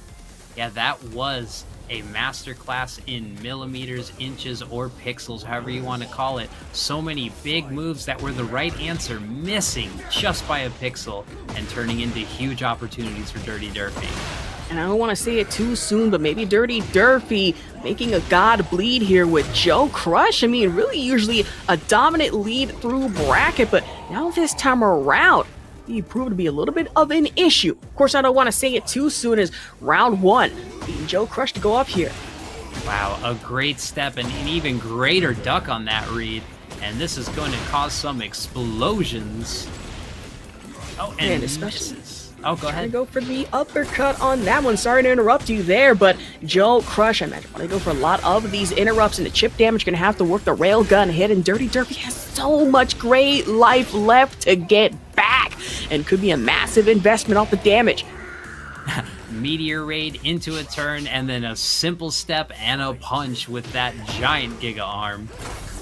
Sidestep into it, down 2, able to avoid the force field damage, and Joe Crush makes up for it, especially off the double twin pistons. And going forward, uppercut on that one, straight into Heaton, now back against the wall, down 2 off the elbow, and hit for another one. Dirty Derpy back against. And you're gonna hear me say it every single time, but why? Why does he get a 10-frame heat smash and a guard break combo into it? No reduction. My down forward 2 gets combo reduction. Why don't we get that on Joe Crush, showing why Jack is just a powerhouse? I like to point out, that was almost like, you know that one scene out of Naruto where Gaara versus Rock Lee, if you will. Rock Lee just standing in the distance, having to take the training weights off, and they just hit the floor like 50-pound, tons, if you will. For Joe Crush, I feel that was kind of like that scene, if you will. Kind of saw that Dirty Derpy, okay, I'm not going to allow this Yoshimitsu to get past me like this. Made me bleed on my carpet in my house. That's not going to work out for me. And was able to take that set 2-1, especially in having to adapt to the fact that Yoshimitsu getting a little too aggressive, too close for comfort. And if anything, that non-break rainbow drop might have been the straw to break the camel's back. As we say in our local scene, sometimes when there's a really, really famous or high profile player playing against someone, who's trying to get to their level, we call it, just the match of champions. And as you said, when gods bleed, it kind of has that awakening moment. And then the big player just turns and goes, hold my beer. It's a hold my beer moment because he just turned on to level 10. And you know what? Speaking of holding my beer, we're going to take a drink break. We're going to keep a hydration break. Everyone, get yourself some water. Stay hydrated. And we will be back. And we have some more great matches. This is the 14th week of your Breakout series. And I already see some great names. Rhythm's finally going to make an appearance. And Memphis Legend.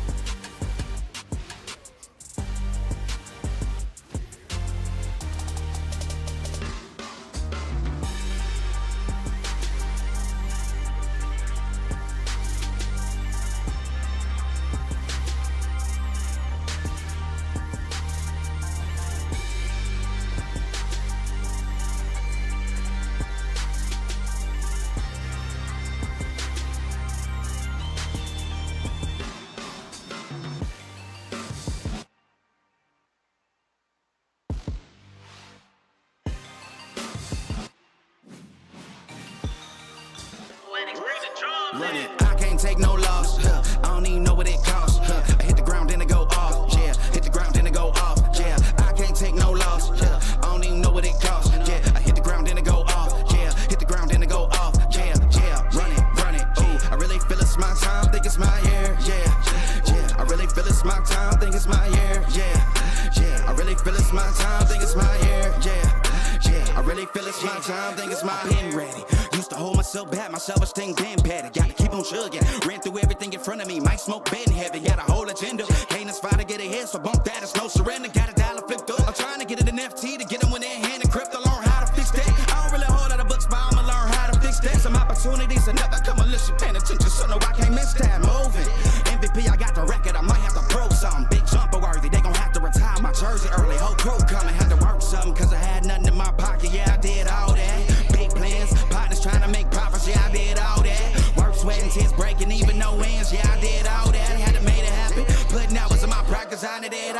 Yeah, I can't take no loss. Yeah, I don't even know what it costs. I hit the ground then it go off. Yeah, hit the ground then it go off. Yeah, I can't take no loss. Yeah, I don't even know what it costs. Yeah, I hit the ground then it go off. Yeah, hit the ground then it go off. Yeah, run it. Ooh, I really feel it's my time. Think it's my year. Yeah, I really feel it's my time. Think it's my year. Yeah, I really feel it's my time. Think it's my year. Yeah, I really feel it's my time. Think it's my big dog, walking big talk, young veteran, living legend, bet I'm better than him. This is my ship. I'ma jack it like Letterman.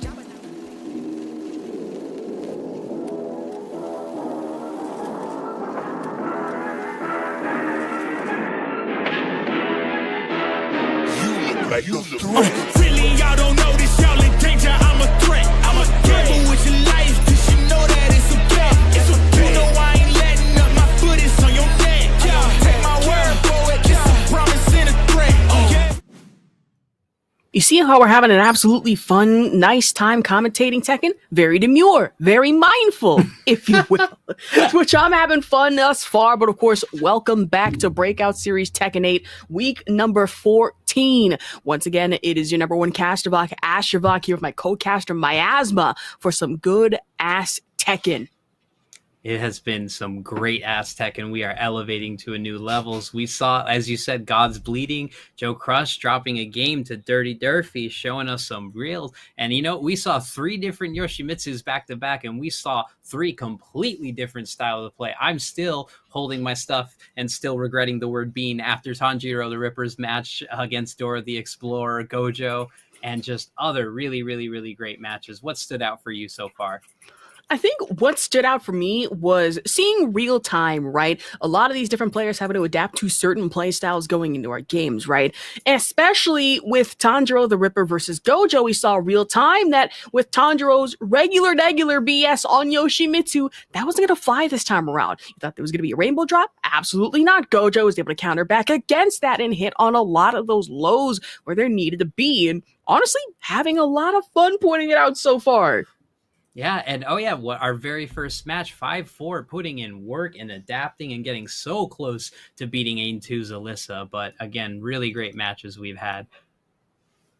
Man, wild matches at that one. I believe we should have some more coming up momentarily, which something that I am definitely looking forward to. I mean, I'm going to be here for a little longer than I usually am in commentating your Breakout series, so I'm having fun with it. And I'm still sweating. This past weekend was one of the best tournament experiences I've had in a while. Toronto, y'all came out in droves and gave me that. And it wouldn't be an East Coast tournament if it wasn't for the true Ward Warrior, Fear of Silence, showing up and showing us the real good matches. That finals against Booster Blast was one of the best tournament matches I've seen in ages. See, I need to start going to offline events more often, but it would be helpful if they were in California, right? I feel nothing is in Southern California anymore. All of our best players either move to NorCal, move to Nevada, or the East Coast. That's about it for me. I mean, in the online era, it is quality caliber. These bracket demons are the same people I've seen in our online tournaments as I saw at EVO and as I saw at Combo Breaker. You still have to fight Joe Crush. You still have to fight Trizzy. You still have to fight Shadow. You still have to fight all of these big demons. And I mean, just being able to do it on a week-to-week basis here in the online is just a fun spectacle to hold. Man, I would genuinely love to see an offline tournament, right? Where we have all those regular names and then all of a sudden you just hear like a rumor floating around, like, say, yeah, did you hear that like Lil Majin is in bracket? And all of a sudden like a silence falling over the crowd. And it's like, who? The equivalent of an Undertaker gong, if you will. It's like, I'm sorry, you mean to tell me I'm going against a King player that might genuinely hand my own ass to me in like a 2-0, 3-0, 5-0 set? Yes. Which I know it's a rarity, but you can't help but to hope. I've still put out hope. I really do. All right. And we are ready for our next match and a player I love seeing. This is someone that people don't talk enough about, but their performance, again, really great job placement at EVO, wins so many online tournaments. But when you think of an online, you think of your peelings, you think of all the people I talk about. But we are going to get into Rhythm versus Gojo. And I am so excited to see Rhythm play every time. And Gojo made a fan out of me with their impressive performance against Tanjiro. We have our resident our Chipotle champ, which is Rhythm on the Shaheen, with fighting that one. Explorer, it's just dripped out Gojo heading into our arena underground this time. And this also Rhythm's signature orange Shaheen style. I've never been scared of anyone in an orange fit until today. I believe my microphone is going to have to be fixed, so please carry for 1 second while I get this fixed miasma. Oh, no problem. So Rhythm is just controlling this corner after getting quick calls from Gojo. And the scariest part about a Shaheen main, in heat, they're ducking, you're expecting a slide. In standing, he can break your guard. Everything about Shaheen is dangerous. Do not downplay this man, especially after the AK wins. And a great whiff punish. Down forward 3-1. Really good round taken back by Gojo. There's a lot of respect, but all that respect goes out the window when Shaheen does an up 4, just hop kick for days.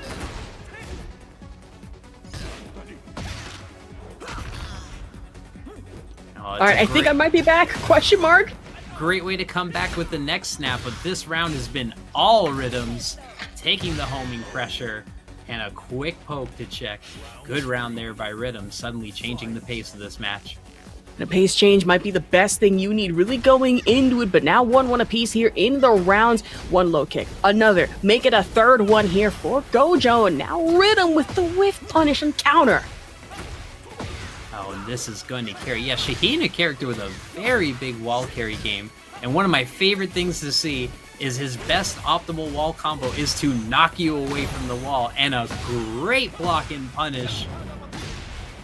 Back to right into the slide with that, but it is the diving strike to really pack a punch. And now Rhythm, 2-1 in the round right now, trying for the backswing and the uppercut on that one. Possibly 10 strings of Shaheen here, maybe 5, maybe 6.5 if you blink.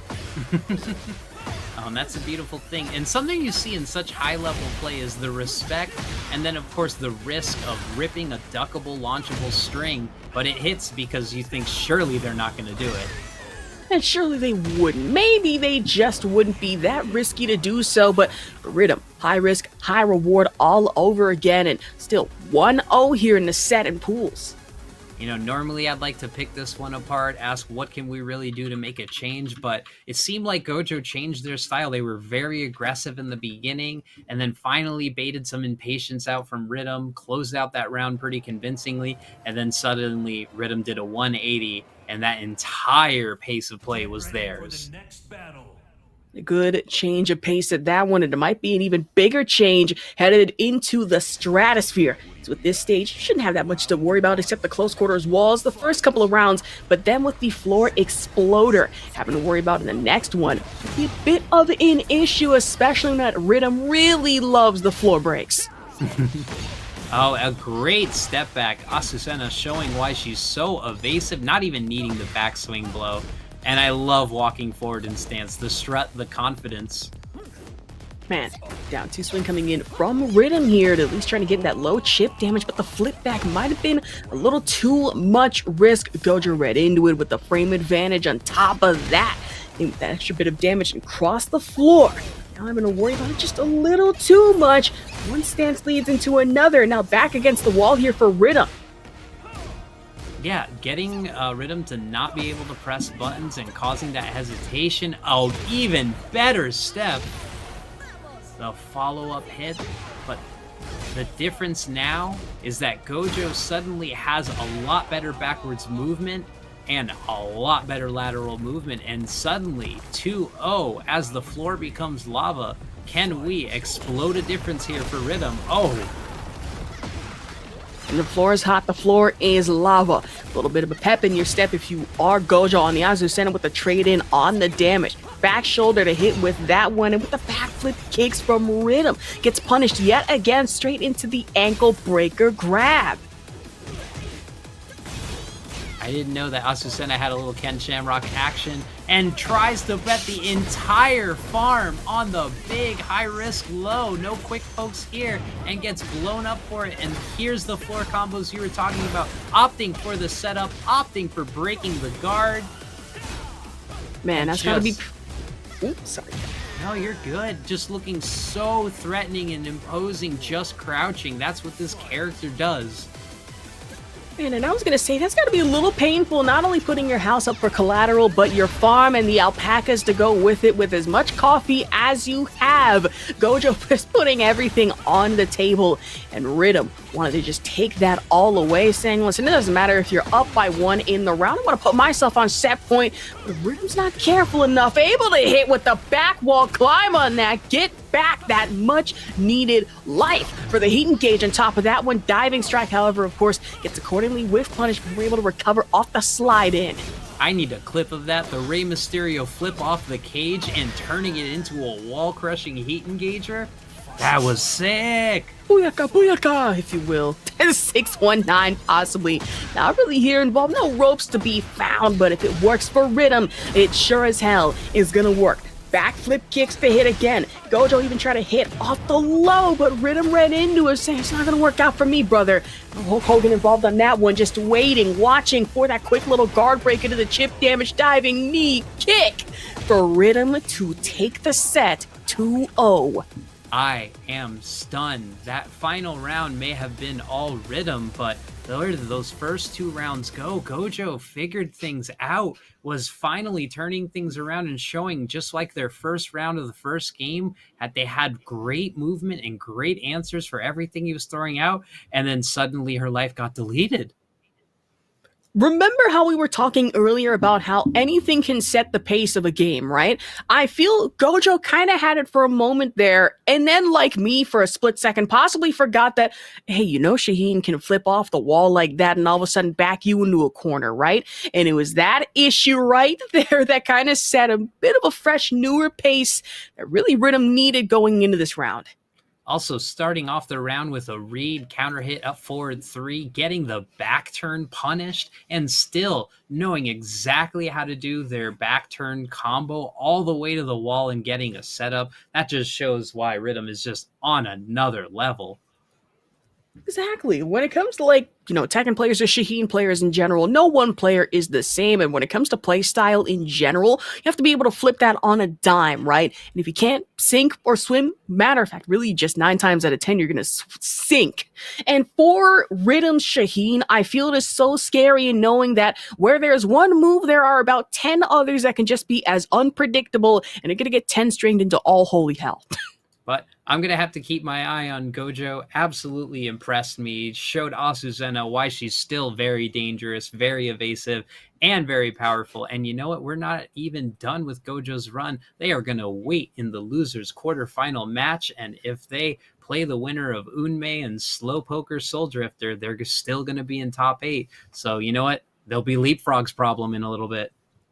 Oh, I'm hoping, praying for, I don't want to be biased here, but I'm hoping Leapfrog makes it through. Or no, wait, Leapfrog's not playing. What am I saying? Leapfrog's commentating. I'm absolutely losing it here. Just a little bit of that mid-game exhaustion. Hey, that's totally fine, but I will say it was all gas, no exhaustion for either of these players here, especially for Gojo, who put up one hell of a fight and plenty of times, able to flip it, reverse it, if you will, back onto its head. Now, I love this, and Game 2 was really where we saw both players figure things out, and then it became great layered offense. I know exactly what you're trying to do, but I'm going to work for it, and the Shaheen special, saving the guard break until the very, very end, and of course popping the win for it. I don't think we saw a single slide that entire match, and just the crouches were almost every single wake up against the wall negative. You see right here, the crouch, the slap, and finally the W for it, and some even more crouch intimidation. Man, it was that low poke game that really put these two through it. If you just back and forth, and you could tell a couple of times that Rhythm was especially waiting on a lot of those crouch hits against Gojo, knowing that, listen, this could either go one of 2 ways. You can either block against this and I could just immediately go into a mid, maybe even a grab or slide in, or just take the L. And that's totally fine. I'll see you over in loser's bracket. And Gojo, sure, put up one hell of a fight to be able to get this far, but Rhythm gonna be the one to send them down, send them back just momentarily to be able to go forward here in our bracket. Get ready for the next Oh, and we're already ready for another match I've been looking forward to. Hey, I love the Asuzena rep, so Memphis Legend now is going to go against Kuon, but this is a King that does not stop. You know, normally you're scared of King at any rage, but this is a King that will put the thing down, flip it, and reverse it. We are ready. Exactly. We either have Mascafe or we have to really put you through the ringer with Kuyan on the King and immediately into the giant swing. Won't be close enough for a wall hit, but straight into the muscle armor. Emerald elbow for the heat engage. Now, you said Oh, no. King, of course, has the muscle buster, but you also mentioned, does he really have a brain buster? I really don't know. I mean, it might be there, but it would be absolutely insane if it is. I wouldn't be surprised if it's just there under a different name.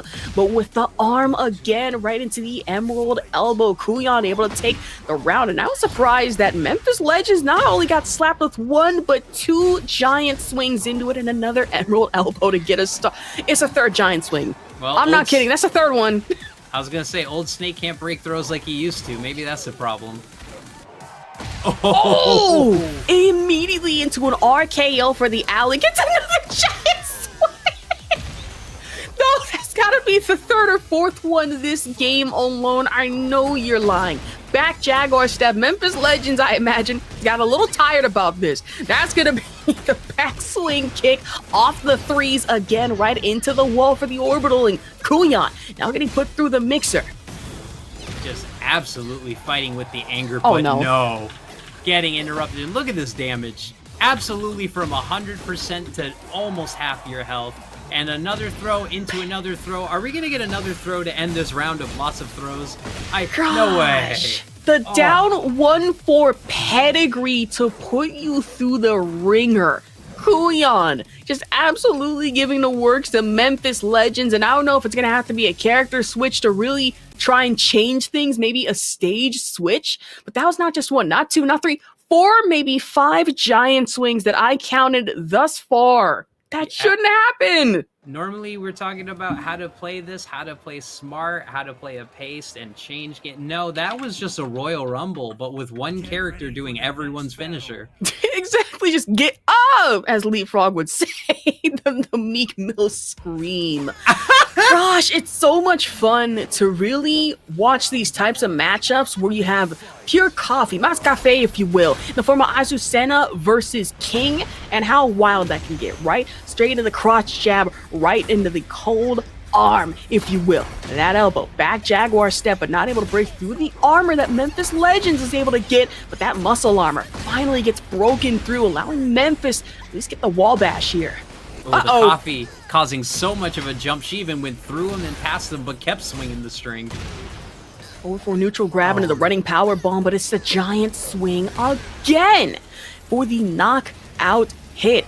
Not enough for the wall damage, but damage is damage alone. And now Kuya, back Jaguar step again, but however, with the counter grab, arm breaker in the slide. I love that. She ran up, jabbed him, and said, wait, you're still charging? Still flexing? She threw that. Even try to go for the grab, but the low parry gonna have to work again for the running power bomb all over. Shoulder bash, running knee, back kick exploder, and even try to go for that down elbow with the run again. No RKO to convert, but it is the leg. Now, it's accordingly punished with Kuyan just at a sliver of health here. Memphis Legends trying to get in with the chip damage off the mid, and it is gonna be one more 3 low to send us in a round 3.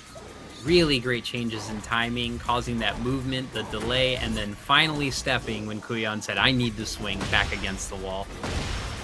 And Kuyan might be getting a little too dependent on these grabs and might allow for maybe just some predictable easy reads from Memphis Legends to recuperate on. Able to duck one hit, but not able to duck with the one again. Jabs on the low, and straight for the knee bash right to the face for Kuyan. This is a grapple fest. Oh, and here's the rage art. And it catches the back roll. Someone asked to clip that, but you know, we need to keep it going. And if he wins this one with a full run throw, you need to give us the full Jaguar experience. Exactly, gotta give y'all the snarl, but speaking of Jaguar experience, just the Ultimo Jaguar to hit from Kuyan off the heat, was able to save that last little bit after the rage art and capitalize 100%, but now Memphis Legends saying, listen, anything you can grab, I can grab better. better. But Kuyan, now with the massive muscle armor into the Emerald Elbow conversion for the giant swing. No. I feel like there's layers of this where they've just broken through and all we have left is throws and armor. Exactly, just throws all around. Pure grab. Stop it! It's right into the wall too. That's just extra amount of damage. The run forward, even try to go for the running leg. Get out of here with that. I'm gonna hit you with the alley kicks instead. And able to put themselves over Memphis Legends, who said, listen, you want a grapple fest, I can give you just that, but it is Kuyan taking the set 2-0. Putting their entire tournament on the line with throw breaks. That was almost like a defense training match until someone broke through, but the giant swing just absolutely did at least one whole set's worth of damage. Let's look at the replay. Let's keep the count and let's see how many times we armored into headbutt, how many times we power bombed off the calm, and how many times we converted a giant swing, even off the ground, even standing, even in front of your +4 attack. And a charged up Jaguar step on that one for the down 1-4 pedigree to hit your Freedom Face Buster, depending on who you ask. But in this house, we respect Triple H, and we especially respect the King gameplay. I will give it up to Memphis Legends, though. It is not every day that you find yourself getting hit with more than 10 giant swings in a single set and continue to play further into the game. But that takes some dedication, especially to turn this into a grapple on grapple type thing between Azucena and King. Yeah, we talk about in a lot of replay review sessions that we do in our Discord about specifically going through when someone throws you maybe a couple of times, maybe wins a round with a throw, you're like, I need to throw them back. I'm sick of getting thrown. Or maybe they need to flex their throw breaks. But then suddenly that mentality became the whole crux of the match. It just became, you know what? I'm going to armor. Yeah, I know you're doing some jabs. I know you got a launcher. I'm getting that throwback right now.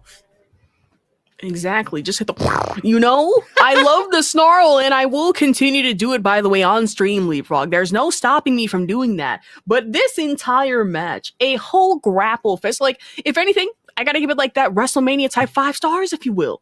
Absolutely insane. Like, you know how fast it went by that K-Vox can't even come up with a pun? We finally broke K-Vox. Goodness gracious. So many things to review. And you know what? That's nice. You're kind of feeling the break after some hard-hitting analysis. Sometimes you just need a hard-hitting grapple fest. Exactly, just pure muscle, if you will. Let me put that away. That's a little too pale for camera. Right, Jeez, so just pure muscle. You're hiding your wrestler level here. Can you tell me what moves, if you could imbue King with some wrestling moves to see done in Tekken, what would you like to see? If I could imbue King with moves that I feel, I'd say maybe a little bit of that Will Ospreay Hidden Blade, maybe a couple Tiger Drivers here or there. But if I had to go with anything that would be like funny as hell, just for like gits and shiggles, I'd say whenever somebody tries to hit like a move on King or like maybe a body press, give him like the Samoa Joe like walk away. Just like, yeah, I'm gonna go over here now. That's gonna be fine for me. I'm sorry. Or like the one-winged angel from like Kenya, exactly, Olympic slam, but a little bit of that perk angle action. I know he already has like, what was it? The down forward 3-4 Frankensteiner. I did that a couple times, I think against Craze and maybe Ham. Has been successful only once, but it's still fun. A little bit of a Michinoku driver. I'd love to see a Sako come out in some kind of way. I'd love to see an Essen. And, you know, I'd like to see the sharpshooter go full time, you know? Exactly. Or if we had like, I don't know, either like a stage with ropes or maybe like up against the wall, kind of that Jeff Hardy whisper in the wind type thing, or maybe like a Swanton bomb.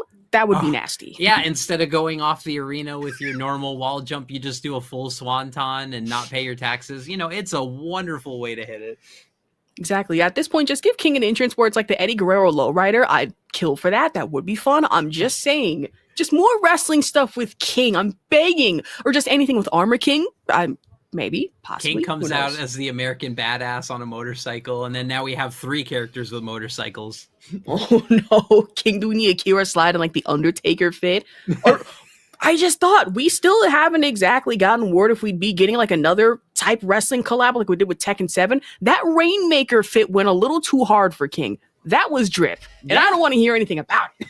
Well, speaking of wishes and conjecture, someone else reminded me, and I was talking about Booster. There's a better opportunity to bring more wrestling moves into this game, and that is, since people who died don't matter anymore, since we're getting Heihachi, and no one really dies in Tekken. Hell, we might see Dr. Boskanovich down the road, but I have heard from a lot of great players that there needs to be Armor King. We need Armor King back, and that's a great opportunity to see a grappler or a king done differently.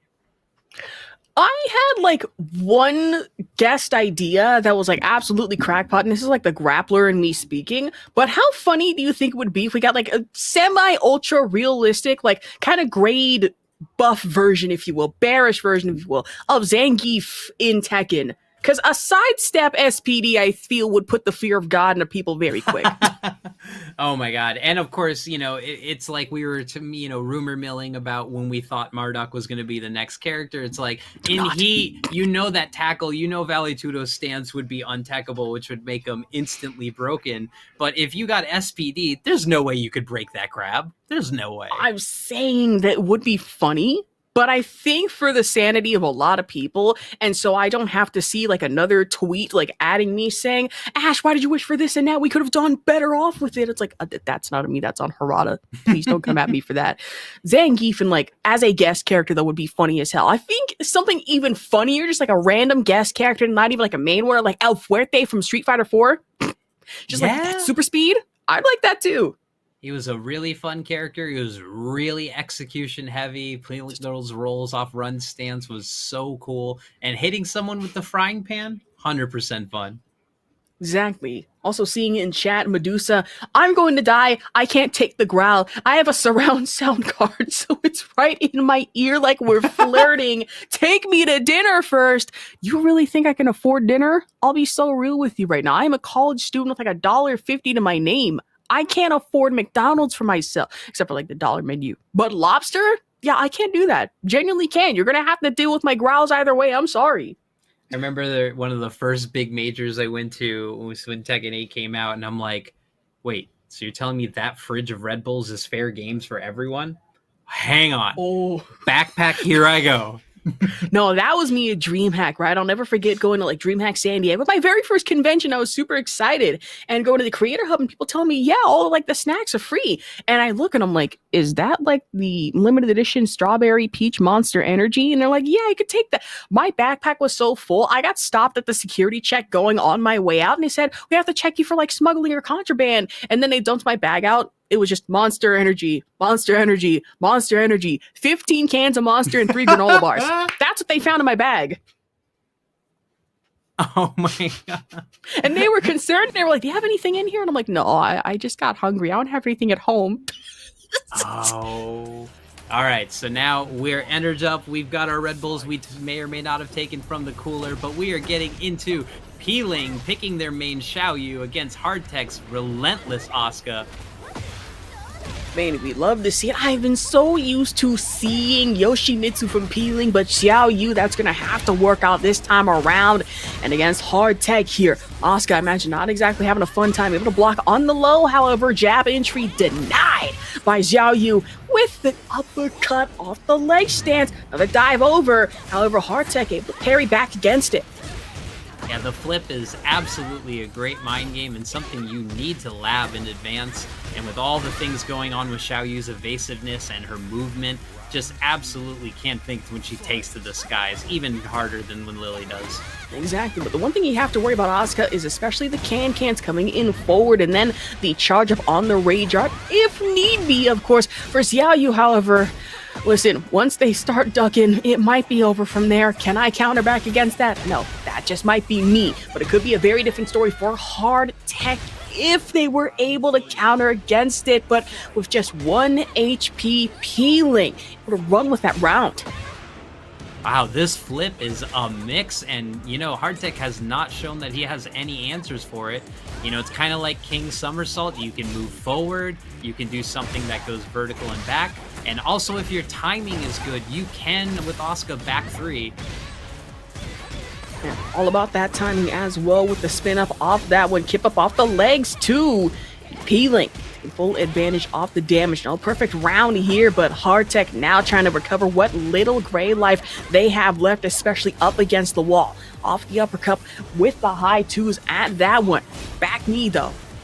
The flip intimidation. I have not seen this much before.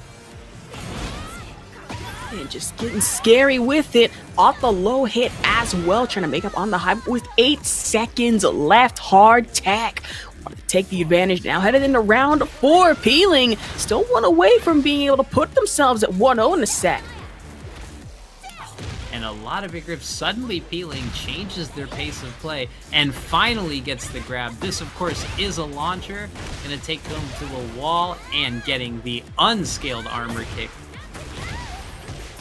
And scaling is what we do love to see in regards to damage, and imagine for Peeling just probably being straight up to get up, if you will, and Hardtech trying to make sure of a hard knockdown, if you will. The back leg again, but where there is one heat engage, there is another for Peeling. They go straight in for the heat smash, and the expenditure on that one to put Hardtech down and put themselves up by 1 here in the set. The classic Xiaoyu setup, you see her hop, skip, and a jump, you know the throw mix is coming, you're gonna guess what button. Suddenly, here comes a launcher right out of it. Really scary stuff, and Peeling showing why they were so dominant, but I need to count. We need a flip counter. That was at least 10 in this game alone. Exactly. Why have 1 flip? You can have 5. Why have 5 flips? You can have 9. Oh, you love to see it. And of course, just maybe backing out for another random stage selection, maybe another character swap incoming. I mean, you want to hit the ground running, you might be having to do so now and here. Just don't want to ice yourself too fast, with our next stage being Elegant Palace into the next one. Medusa pointing out, the 2-1-2 falling out, and as we like to say, sidewalls save lives, but maybe not for the good here. Asuka has a few answers for some of these last set pokes from Xiaoyu. Back 3, very hard to punish for a Xiaoyu main, but we're seeing a lot of can-cans just trying to read a low, I guess. And as I say that, there's another can-can that gets read. Love to see it, and immediately right into heat for Peeling right now. The back elbow getting nasty with it. He's trying to angle to either head into the wall, maybe for a wall break momentarily, and a couple of dashes, but angle off still. However, able to pull one against Hardtech. Now 1-0, but immediately actually getting a little early with the heat here.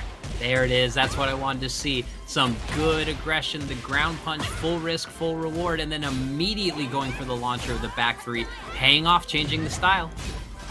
Of course, it is going to be the wall bounce from that for Peeling to be able to try and counter back, get behind Hardtech, if you will, but it is 7 golden letters.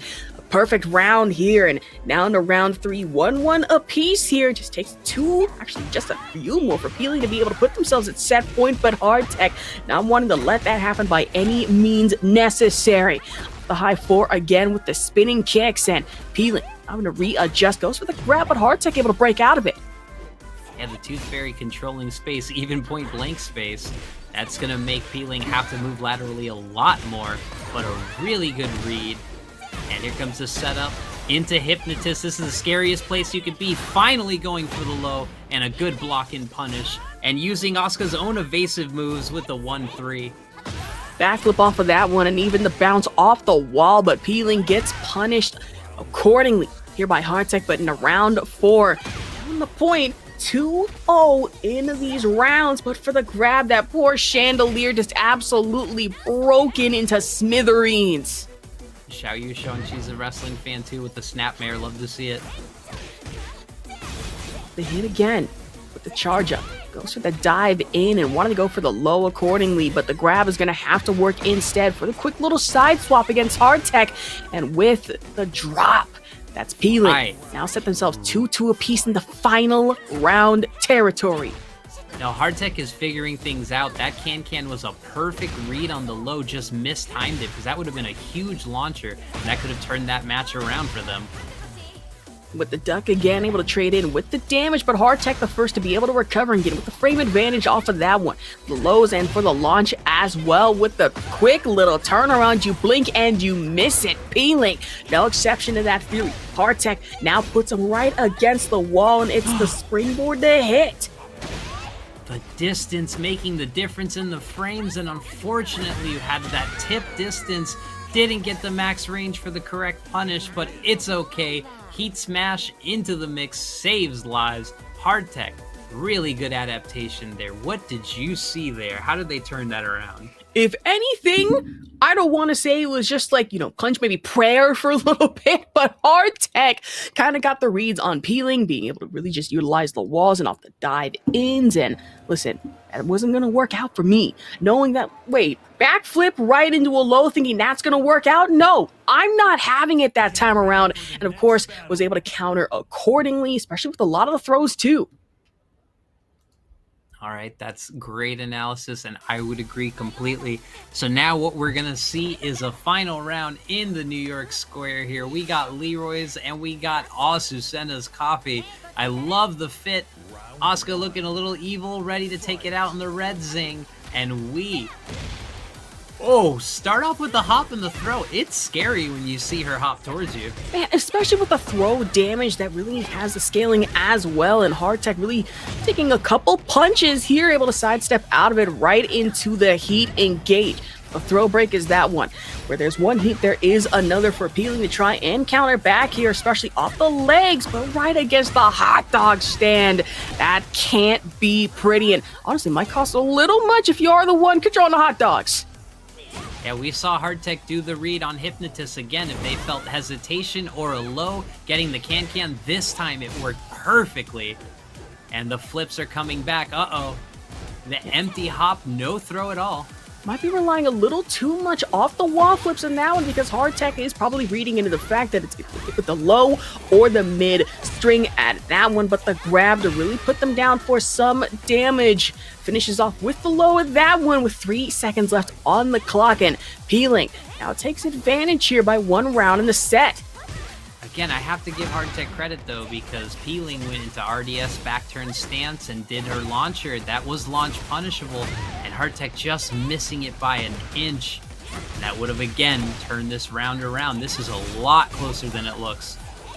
One thing you don't want to do is really get yourself into too many of these flips. Like I said just a couple of minutes ago, might be relying a little too much, and Hardtech now hard counters against it for the chip damage and plenty of gray life left for Peeling. With Rage Art just momentarily available, trying to go for the hop kick off of that one. Grab immediately broken. Third time it's happened this match alone. Sidewalls again saving Peeling's life, and the whiff punish off the launcher, launch punishable, but not punishing it in time and coming back again. This is a nerve-wracking match. And a nail biter, if you will, and immediately that high forward 4 not gonna work out. The leg swing immediately counter punished by Hardtech here, straight in the heat for Peeling. Might be a little careful in using this, just not really taking the initiative just yet, having to hope, pray, and wait, if you will, and I waited a little too late here as Hardtech immediately gets in with the punches, rolling right up against the wall, and I would expect another flip here, depending on how they're able to angle it. Run up, and the bravery this time, instead of being patient, waiting defensively, just ripping the can. A great change in timing, and it's paying off, and suddenly now Hardtech is on their first game point, and the Sabaki.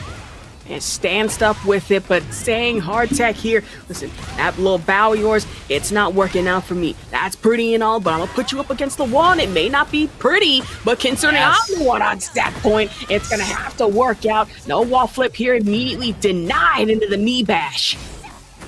Keep pressing, keep pushing. That's the reason why Hardtech has this life lead, and Peeling not letting it go, getting the smart grab, setting up Hypnotist. You want to stay down, that's fine, but Hardtech getting the counter hit elbow and the shoulder pull, bonus damage, bonus insult to injury. Hardtech, what a great change when it looked all Peeling after the first game. Of course, Peeling tried to get in with that quick little down 3 leg sweep, but Hardtech able to counter back, clap back with as much damage as possible, if you will. And I will say a lot of those flips were leading into the pretty easy combo confirms for Peeling, but then Hardtech reading into it, counter back against that, especially with our second map or stage, round. And then with this one, finally able to bring it home. Yeah, in the first 2 rounds of that final game, it seemed like everyone was swinging hard. There were a few whiff punishes that were just a frame or two off, missing your launcher with my launcher getting punished back and forth. And then suddenly, game 3, everyone just stopped. Everyone waited at this distance. They tried to play smart pokey and realized we were absolutely in a different way. But I was absolutely impressed. That was an amazing job to turn that round again. Getting any game on peeling alone is a huge, huge accomplishment, let alone taking it convincingly and controlling that final round. What a great job by Hardtech. Genuinely, for me, it was really refreshing to see peeling. I've been so used to the Yoshimitsu that finally seeing the Xiao Yu in play, honestly, fire. Great, even especially with the amount of tools they had under their belt. But like you said, to be able to go past peeling like this to a point, you send them down losers, honestly, I'm having fun with it. I'm excited. Oh, well, I'm excited for even more action, but you know what? We need to refill our water. We need to sub in sometimes, and we need to get the frog in here. After all the leapfrog discourse, we're going to get the man on the mic soon. That also means that is the end of our time here commentating pools with you, Ash. It's been an absolute pleasure. What did you see in this tournament? Honestly, I saw a lot of pure, real graps, a lot of grapplers kind of being out-grappled in some way, shape, or form, and of course, a lot of counter action coming in from our amazing players on this amazing bracket. So if anything, I'm looking forward to watching the rest of this later tonight, maybe by myself, which I know sounds depressing, but it's totally fine. It's going to be fun to do so. Give us a shout out. Where can we find you? What are you up to as we go into our break? Yeah, of course, you can find me at Ashervok literally everywhere, and I have a couple of things I should say coming out this week and the next, maybe a little bit of a surprise on Monday, so please watch out for that. And I will say, Miasma, my first time commentating with you, I had an absolute blast, and I'm not really, actually, I kind of am used to VTubers, but this is still new, it's still cool. It's fire. It's been a blast every time, and every person on the Breakout series has been great. Love working with Leapfrog, love working with Ham, and loved working with Ash. Y'all are some of the best run folks that we worked through, and shout outs to the production craps whispering all the sweet things into my ear. Y'all made this such a seamless experience. But we're going to go to break. I'm Meyer Miasma. You can catch me on Twitch or Twitter. And we're doing season 2 of our Matchup Mondays, where we are doing hour-long deep dives with the character specialists. So if you want to learn how to play or beat a character, come find us out and come follow me if you want more action. This is the Breakout series.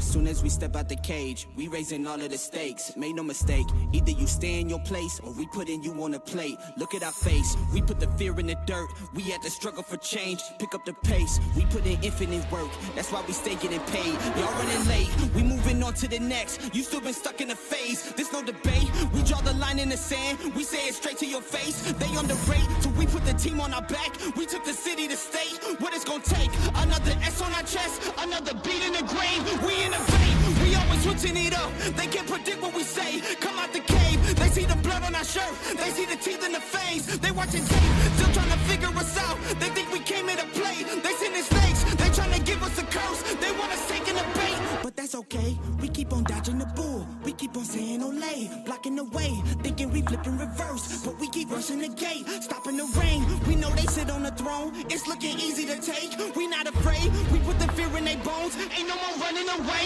They trying to trace. They trying to follow our steps. They trying to copy the wave. Boy, that's so lame. That's why they keep getting curved. You gotta stay in your lane. They wanna claim that we not giving them work. Like this is minimum wage. Boys, you crazy. Why you keep feeding the beast? Now that you open the cage, nobody's safe. Nobody's safe. If you come then please don't drop your guard. Nobody's safe. If you come, you're messing with a star. Nobody's safe. Yeah, yeah. Nobody's safe.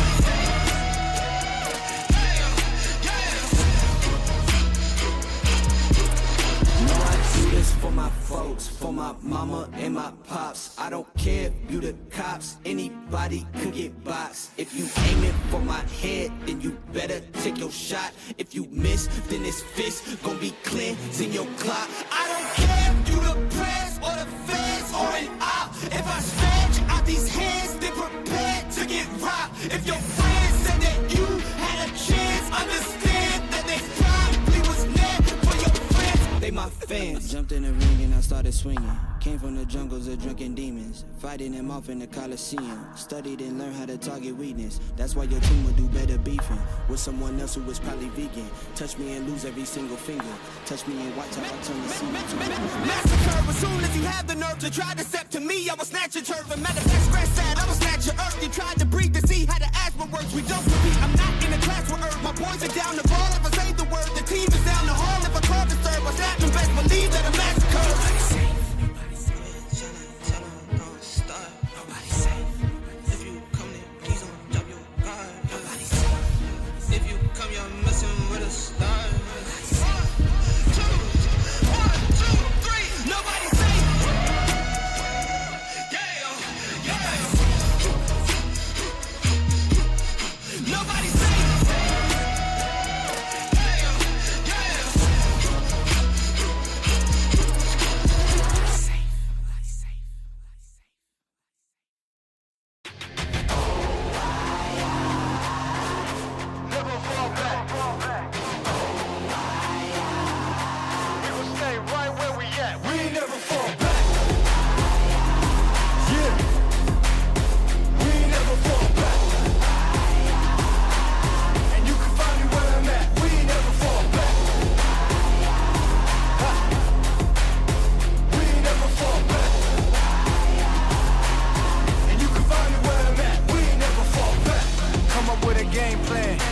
Double XL up in the paint, you can't shake that. All the way gassed up, full tank, man. Moving too quick, keep the cameras in the playback. Dang, so tell me how you feel with it. You put a lid on it, I ain't got no chill with it. This right here your problem, you gon' have to deal with it. Lay it on the line, high risk, that's the meal ticket. Yeah, we ain't never fall back. Hold our ground where we at. Never fall back. No lies, all facts. We gon' stay right where we at. We ain't never fall back.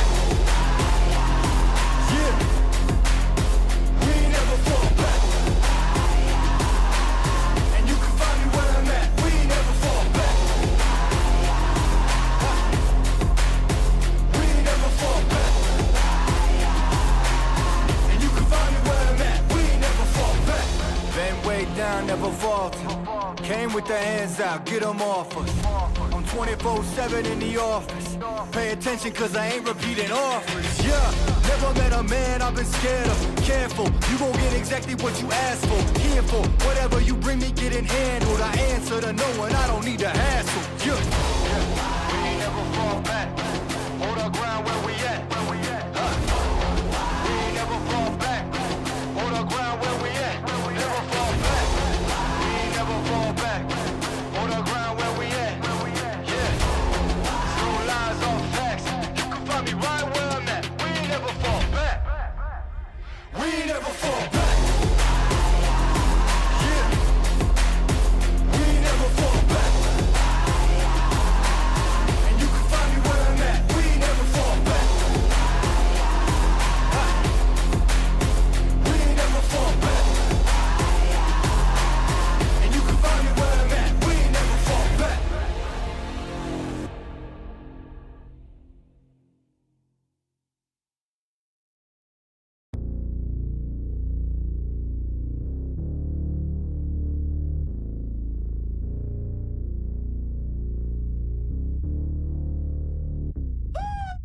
Never wanted a king, I just wanted to leave. They wanted me to change, I just wanted to be me. Now they want me in chains, I just wanted to be free. And they turned a blind eye, well now I want them to see. I ain't here to make friends, I just need to make amends. Yeah, the odds stacked against me, I'm just here to break the trends. Bring them weapons in, since my melanin got them questioning what's best for them. When the record ends, I'll be reckoning. Wanna see us up, the system made to fail.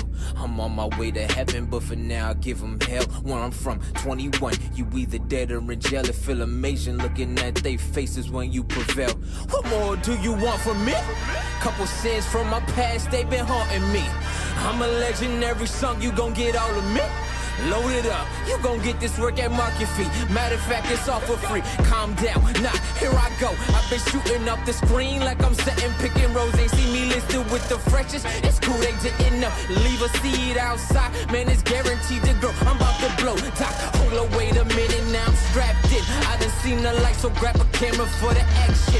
Learn to play the hand, I was dealt to my advantage. When the cards in my hand, every move is a gambit. Understanding what's a king, he can't recognize his queen. As his equal, what's a king? Who don't really got love for the people? What's a king? Who ain't ready to go and fight against the evil? What's a king? He don't know another king is supposed to lead you. Thought we would be dead from this. They ain't know we bred for this. They sending apologies, tell us in that recompense. Everything seems fair, love and war. Thought they gave me all they had, we're telling them send some more. You got something you'll live for. Means more when it's something you'll die for. With this life I'ma give more. Cause it's a lot of people I'ma ride for. I'ma ride for. Been fighting all my life for, I'm ready. Prepared for the pain and the strife for, I'm ready. You really want me, come and get me, for I'm ready. Understand I got a million soldiers with me, for I'm ready. Some family in a box, other family members boxed up. But no matter the circumstances, promise that won't stop us. Life like Super Mario, from underground I popped up. Shoulda level up every time I make the block jump. Royal we paid for the royalty like ASCAP. Dividends invested in myself like I'm the NASDAQ. Never tripping, I'm setting traps for my demise. To it all, I'm Forrest Whitaker, I barely bat an eye. Yeah, push me to the limits, I may bend, but I never fold. I'm a living witness to the greatest story ever told. At the verge of dying, but the lessons life provided make me learn and floss up. So the line in the looks better go. Life becomes legacy, so what hill will I die on? Told you I am legend, so my son will be an icon. Snapshot of the vision, better focusing like Nikon. Here to make a difference that keep living after I'm gone. You got something you'll live for. Means more when it's something you'll die for. With this life I'ma give more. Cause it's a lot of people I'ma ride for. I'ma ride for. Been fighting all my life for, I'm ready. Prepared for the pain and the strife for, I'm ready. You really want me, come and get me, for I'm ready. Understand I got a million soldiers with me, for I'm ready.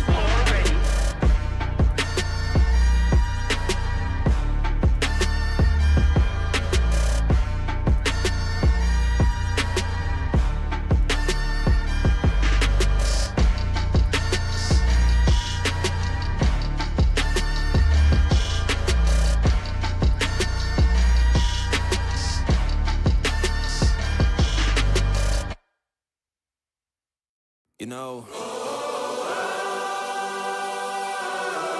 sometimes this life can get rough. You get knocked down, but you gotta get up. Keep going. I done been knocked down 1,000 times, yeah, I traveled around 1,000 miles. Feeling so tired, but you know I can't stop now. Came way too far, won't throw in the towel. It ain't looking real good, but I won't give up. Pac said that I gotta keep my head up, so I ain't going nowhere. Yeah, I'm standing right here. Demons all around, but I ain't got no fear. You can kick me down, but I won't stay down. I run this town, ain't backing down. We going in rounds. Yeah, the winds will blow, but these roots too deep. I'm on my feet, the underdog, and I won't be beat. In the fire now, but I won't be burned. I was waiting for this, and now it's my turn. Sweat on my face, blood in my eyes. Been underground, now I aim for the sky. Don't quit now, you can last longer. All these wounds only making you stronger. Don't give up now, yeah, you gotta climb. But we give it your all until the end, until the end of time. We ain't going nowhere. We'll be standing right here until the end of time. Till the end of time. We ain't going nowhere. We'll be standing right here.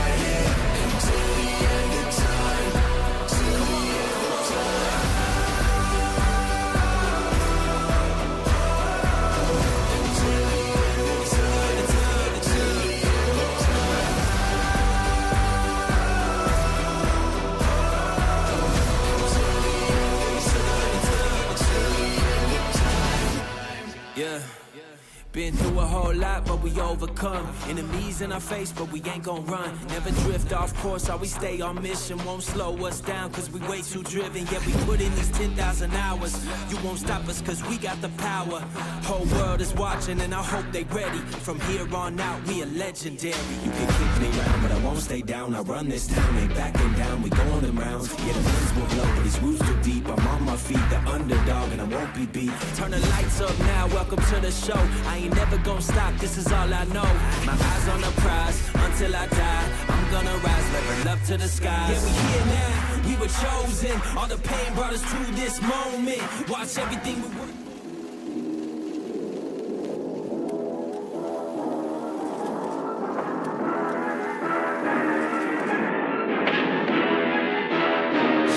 Like you the threat. Really, y'all don't know this, y'all in danger. I'm a threat. I'm a gamble with your life, cause you know that it's okay. It's okay. You know I ain't letting up, my foot is on your neck. Yeah, take my word for it. It's a promise and a threat. Okay. All right, welcome back, everybody. It's the man, the myth, the legend, Mr. Leapfrog here with Yui Stacks. I know he hates me calling him, but it's my boy. So what do you want me to do? But we're back here again. Breakout series, Tekken 8, week 14. We're sitting in top 8. How you doing tonight, Stacks? I'm doing good tonight, brother. You know, we was just in the back laughing and joking it up, getting ready to come up here on commentary. And we seen some great matches. We had to go over like you said, the Memphis thing where he ended up like almost winning and he was like one health away and lost.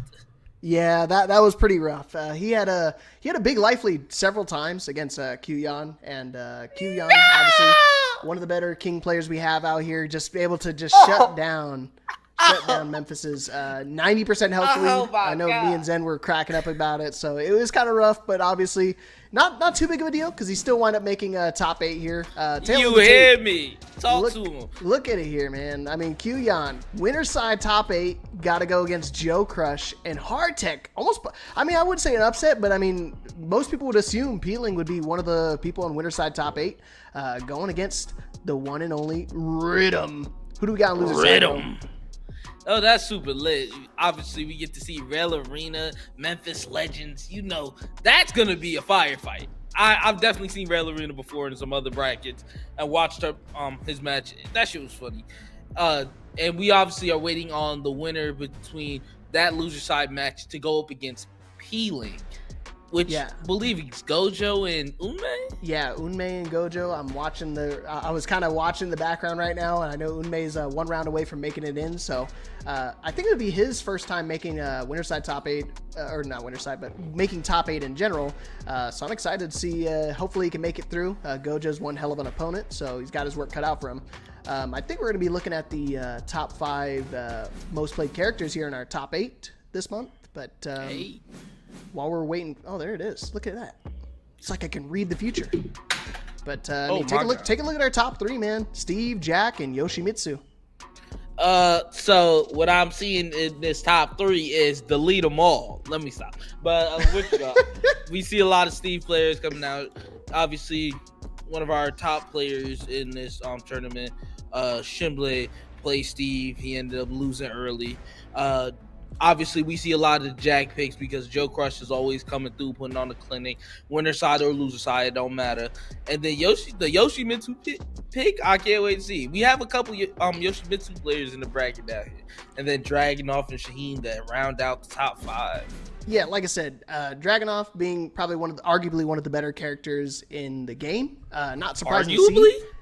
Yeah, like I said, some people like to disagree, man. I would definitely say it's it's definitive to me, man. Dragunov's always been listen, if anyone's arguing that, go tell that to a man that just won 300K with him, and then the man that won 150K with him, and the other two that won 50K with him. I think it's easy to say that like he's definitively one of the top characters. Yeah, most definitely, and it's interesting to see that. That he's only 4th in our breakout series. So it's one of those things, North America kind of flexible when it comes to the character selection around here. We've been seeing people like Peeling kind of make the transition from the Ling Xiaoyu coming over to the Yoshi army, so to speak, and has been rocking him and looking really, really strong with them. Obviously, I think that's going to be one of our matches we're going to be having coming up here. But first up, obviously, is going to be Rallarina. Is that the dude who plays Lily? I haven't seen him play. I believe so. And also, we just gonna call you Arena. That's a good way to hyphen your name, just so we can show respect to it. Yeah. Thank you, because otherwise I'm going to be butchering it, because everybody knows how much I love to butcher names. I mean, that thing is crazy. But Memphis Legend, man. You butchering names? Yeah. Like top tier, though. That's what they're here for, respect. But dude, it's crazy. We're gonna be seeing Morningstar, Shooting Star mix up Servbot knows. I love mixing that up in my own head. But Memphis, first time I believe out here on top 8, rocking the old Azucena. We've been seeing a lot of Azucena today, man. With Gojo almost making top 8, and now Memphis making top 8. So yeah, we definitely got the Azucenas coming to raid. They try to make the top 8 picks today. Shout out to Memphis and Gojo for coming through boxing their ass off tonight. I love to see it. Yeah, nice to see the Coffee Queen. We haven't seen too much representation, and now we're going to see plenty of it tonight. But he's got his work out for him. But like I said, does Rina play Lily? What did I say now? No, I just read. I'm sorry, ladies and gentlemen. Rhythm will be DQing. Oh, what? What happened? I don't know, man. We don't know the updates, but hopefully it's probably something to do that has to take him away from the game. Hopefully everything's good on his side. Damn, that's unfortunate. It could be the servers. One of my friends was complaining about these servers kind of being not too friendly to him. Great right now, yeah. I could obviously see there's been a couple of issues running around with the servers and stuff like that. You ever like play the game and it automatically readjusts your settings? Mm-hmm. All the time. Yeah. I have to always go back and change them. Like, bruh, like I can run these settings and not lag. Why am I getting my settings knocked the fuck down? It's like, why are you touching my stuff? Man, it gets a little crazy. Yo, Unmei, congrats on making top 8, my man. That's my dude. Yes, Frieza would be proud. Anyways, while we're waiting, you guys can claim those Matcherino codes. We've got over 40 Matcherino codes left. I gotta stop dropping my goddamn controllers, man. Shit. I was gonna say you're gonna keep getting some crazy dismantled ones. Dark Knight. Oh, that's crazy. Yeah, we've seen what happened to that one controller. Dark Knight, you were close, man. You were one match away from top 8. So don't worry, we got some Asuka representation here tonight. Listen, man, it's gonna be lit. We got a couple different picks up here, so it's definitely gonna be a more interesting top 8 when we go through. All right. Well, we're just in. We're going to go to a short break, and when we get back, we'll get some matches on for you guys. It's going to be top 8. So stay tuned, and when we get back, we're going to get back into some good-ass Tekken. Yes, sir. Please read the chat.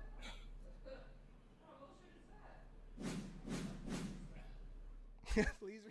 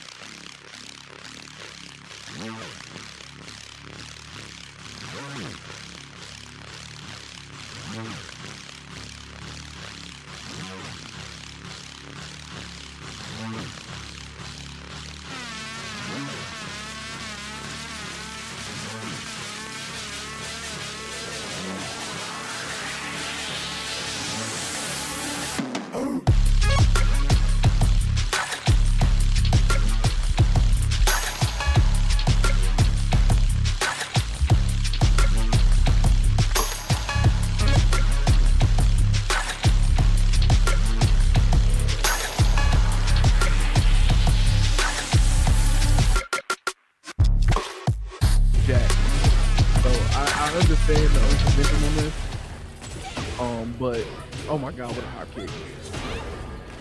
But now, maybe we can end up getting Joe clutch. All right, it's happened many a time before, but again, this opponent it's peeling we're talking about, not an easy opponent for the reasons of being in winners finals and a 2-0 game lead over Joe Crush.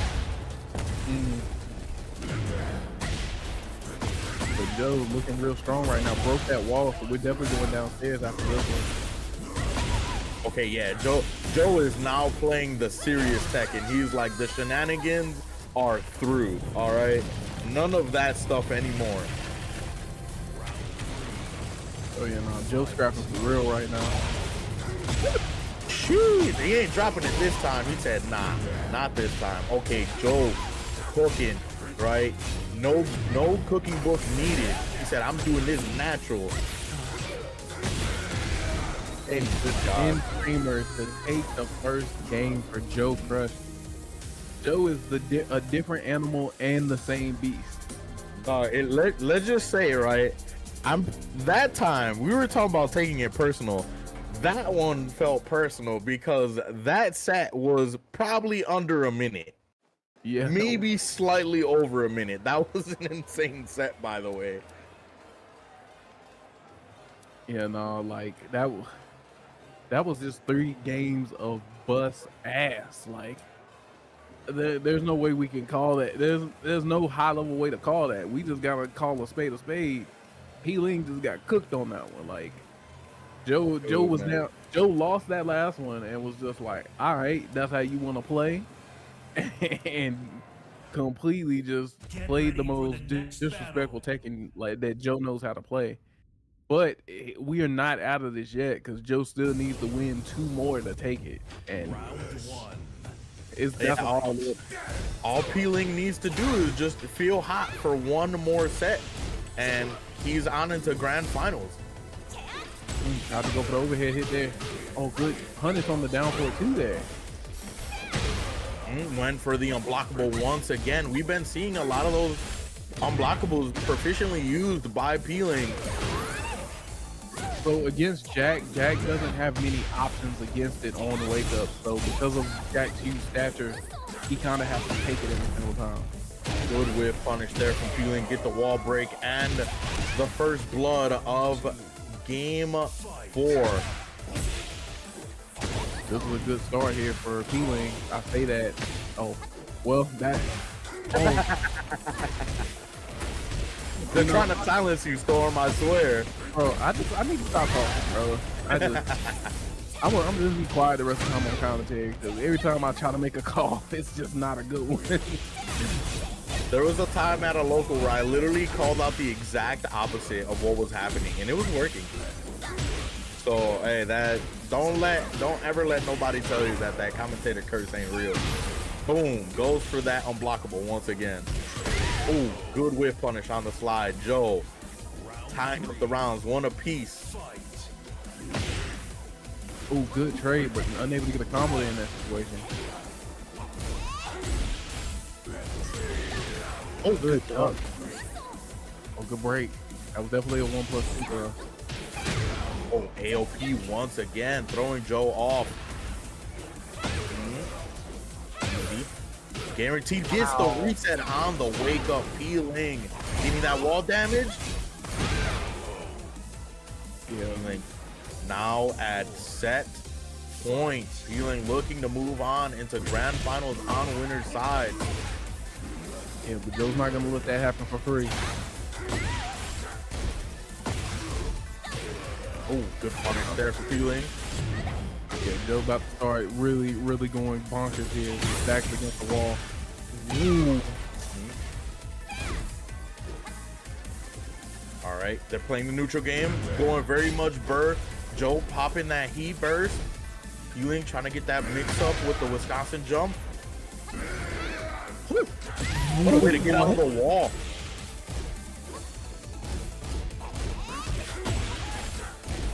Oh, okay. What's the mix here for Joe? Gets the mid, caught Peeling, ducking for that 1 second, but that's all he needed to get that punish. Uh-oh. Big damage here. Okay, stuffing both power crushes, but Peeling sidestep hop kick to get that launcher and get Joe on the wall. Oh, flipping and dipping. All right, fourth frame. Smash the frames. Oh, and the low parry. Joe still has meter to use, by the way.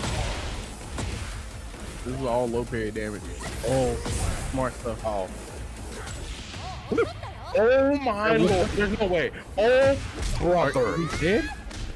What a whiff punish. I think he's still alive. Okay, Joe is still alive. What is the mix for Peeling? Okay, he went for the heat smash just way too early, thinking that Peeling was just gonna run in. Good patience from Peeling and waiting. What a call out. Yeah, that was a good run stop there from Peeling. I definitely thought the thing was coming from the sky, so I was looking in the air like, is it coming?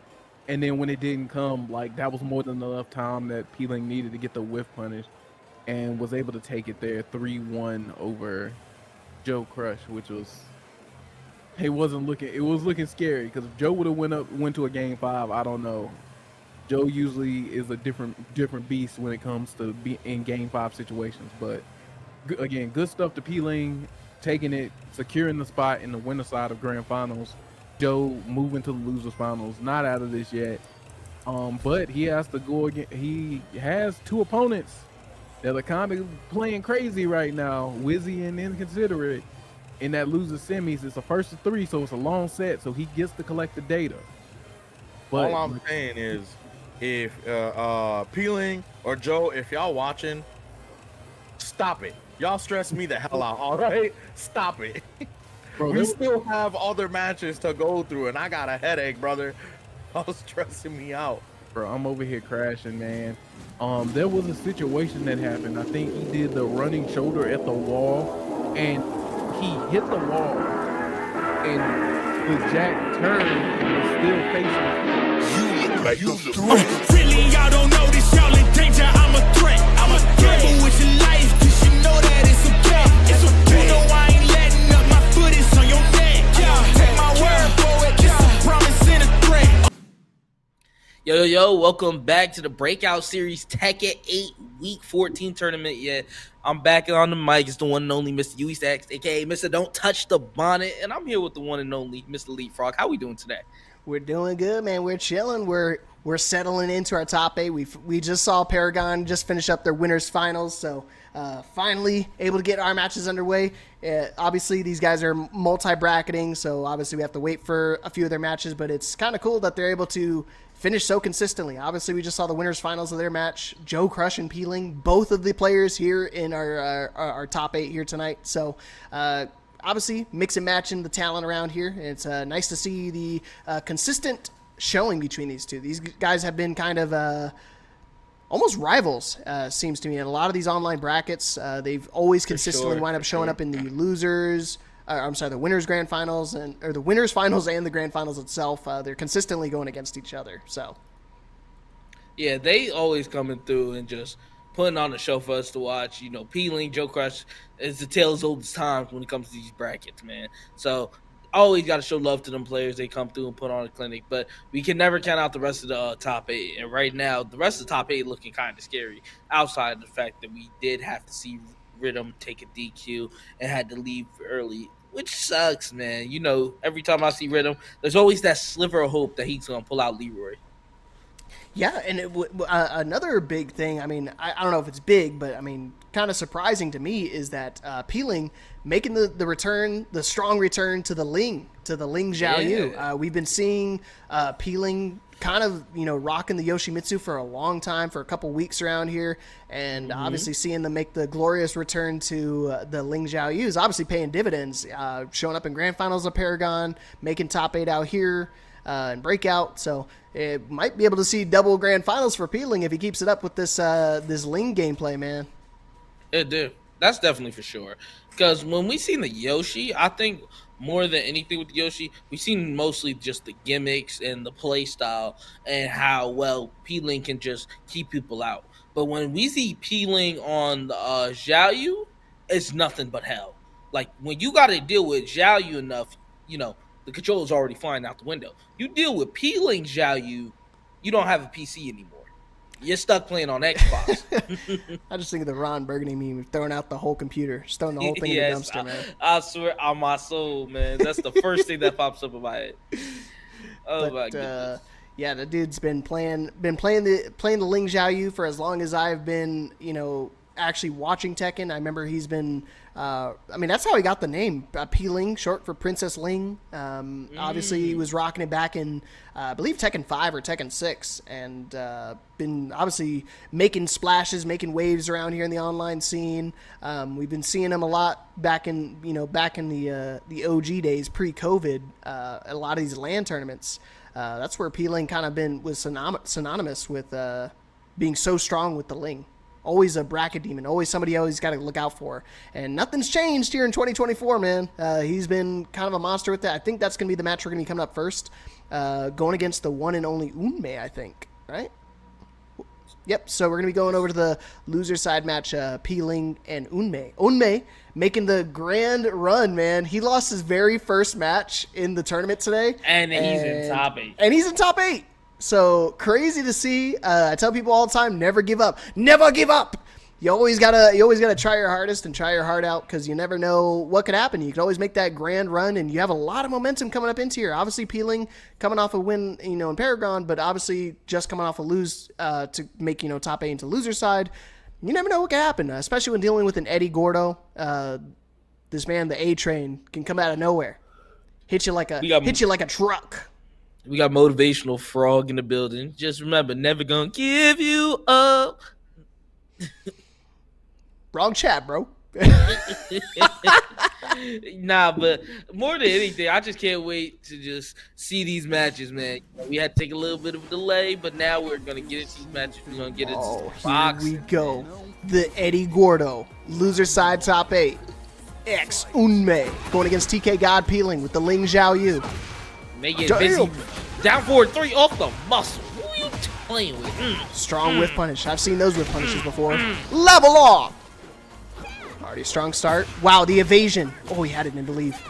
Hey, another one. Level up was crazy. Nice back catch to the down forward 3 once again. Hit the heat smash. Bang. Easy combo. Look at that. Unmei, first round, looking really strong, really dominant. Oh, boy. Counter hit throw. I wonder how this matchup does. They both are just doing a bunch of shit to Waning Moon. It is a throw combo right there. I don't know. This matchup's kind of interesting. Obviously, they both have a lot of evasion. Oh my goodness. Both Ling with the AOP. Oh, tracking option. You got to be careful right there. You try to do a little sidestep punch. The Unmei special. Yeah, tried to get him up off him. Oh lord. Oh my goodness. Go for double O, just whips. Oh, no punish on down forward 2 or back one push. There you go. There's your punish. Coming at you. Bang, Coming bang. at you. Oh, Guado. Bang, bang.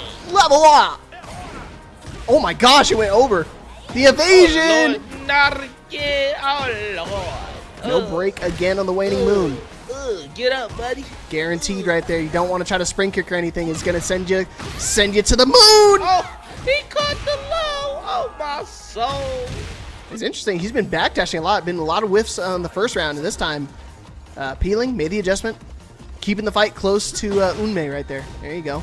Don't let your opponent get away with that. You want to stand still? I'll give you a reason to stand still.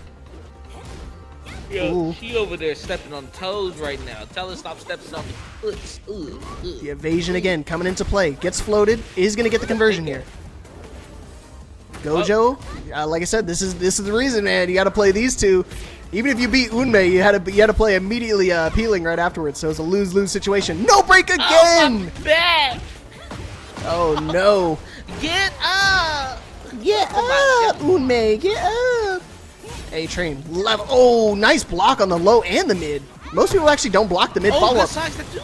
Oh my god. Why'd he spin the heat there? Combo off there. No, I was going to say it doesn't work like that. But I think he's just trying to keep the frames. Oh, not dead. A lot of damage. A lot of damage. A lot of damage, though, for sure. He's just going to stand there. You got to go with the low. Oh, my God. What did he do? Oh, no. He had to confirm. He just didn't believe in the mid. He didn't believe in it. No, he had the mid confirmed. Man, he had it right there. He should have just let it rip, man. That would have been good. That would have been his round. Would have been going to a final round situation. But good try still. Sure. It was close. Peeling taking the first game there. Yeah, it was like Ume was winning the neutral interactions for the most part.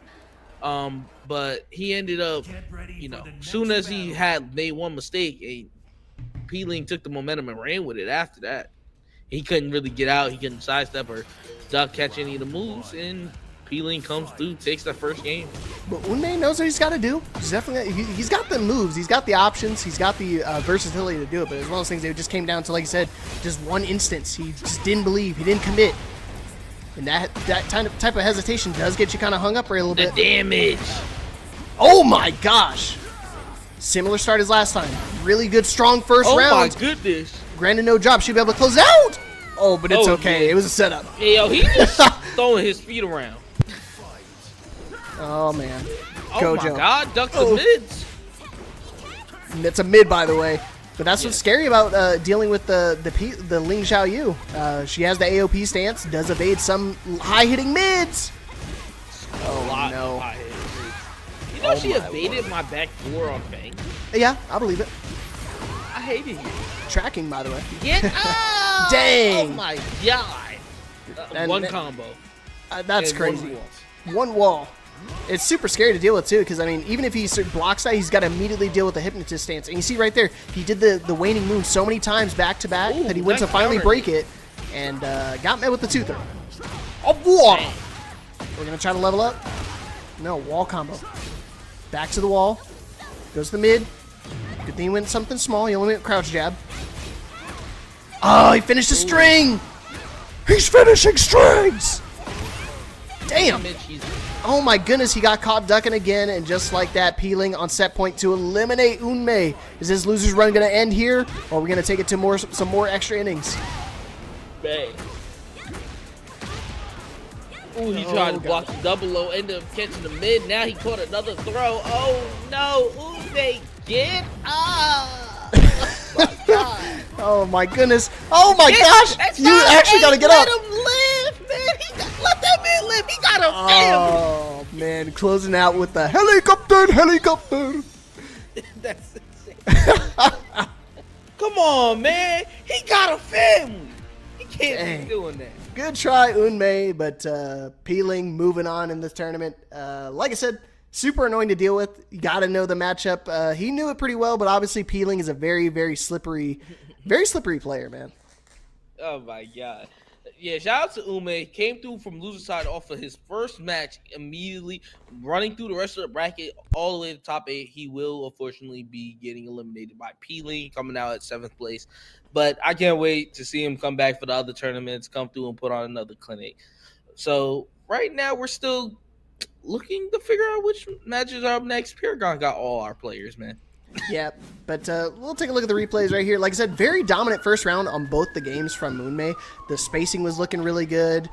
Positioning overall was really strong with how he's playing Eddie. But I mean, these throws really made a dent in his defense a little bit. You saw several times at the time he would try to go for the waning moon, the 1+2 throw, and then finally when he tries to actually tech it, he goes and mixes it up with the 2 version. So you got to be very aware. The back turn throw is almost a complete 50-50 mix, so you got to just kind of be wary of when she's back turn and whether you want to try to duck. And I try to tell Unmei, I mean, you gotta make sure you try to abuse the faster wall rising launches right here. Man, he had the mid, didn't commit. Man, if he committed right there, actually might have been enough to actually kill in this situation. But obviously, it's just something to look at. Still a lot to learn. Unmei has a lot of some hidden potential. I try to tell him he's a very good player. Tries to doubt himself a little too much, man, because he's one hell of an Eddie. I know people like Wasulu been sticking out with Eddie ever since release. So yeah, what you think, it's really crazy to see. You don't get to see too many Eddies, and the Eddies we see in tournaments sometimes come through, put on the clinic, but unfortunately, Eddie we see here had to run into Peeling going off. And every wall combo you see Peeling do is insane. It's just like, when you have to get up and deal with that every time, it's always an uphill battle to fight. So Peeling takes the set 2-0, And going into this next match, I was just watching a little bit of Paragon. I see it's Rack versus Wizzy, and Raccoon's on Kazuya again. Okay. Yeah, he's been rocking the Rakuza. So he's always creative with the names, man. That Raccoon dude, he pretty funny man. Definitely. But I think we're gonna be going over to. Okay, yeah, we're gonna get Q-Yon and Memphis Legends. Oh, Q-Yon. Hey, and pronounce Joe him Crush. again. Hey, I would say, pronounce his name again. You sound like Kinfo. He'd be like Kuyan. Kuya. What you doing, Kuya? Don't be doing that Big. stuff around me, Hey, Kuya. shout out to Simply, man. Country as hell. I'm always making fun of that dude. That dude's one of my best buddies, man. One of the shin folk for real, man. That man's a super nice guy. Always trying to help out. Always, I mean, he's been a pioneer for Steve Players nation worldwide. I don't even want to say nationwide. That man's a pioneer worldwide. Yes, man. Gotta call him Mr. Worldwide. Mr. Worldwide would be crazy. Not his country. He's got the forehead for it. Damn. All right, I'm snitching. I ain't gonna lie. I don't blame you. That one came from the heart. Yeah, I was gonna say he definitely he got you mad. You mad he took your rank? He played me a rank, man. He cooked me, man. So I gotta beat him somehow. I gotta beat him somehow. Yeah, that's the ultimate level of petty. I hate you, yo. See, this is why you can't take leapfrog nowhere. Oh God. We got Joe Crush. We got Q, yo. Let's get busy, yo. Q-Yon. Level up, Q-Yon. Yeah, that man Q-Yon's been doing really well recently. I don't know what it was. I don't know what he's been eating in his cereal, but he's been doing very strong. Hey, a lot of these tournaments. Power armor do that shit. Can't power armor do this? Bow. Give me that head. Mega pause. Oh, come on. Oh man. my goodness. We just started commenting. That was the second match. Oh my gosh, what a duck. Don't try to pull that giant swing on me. You see, you try to go for the giant swing, double it up. Oh, try to do wall running too.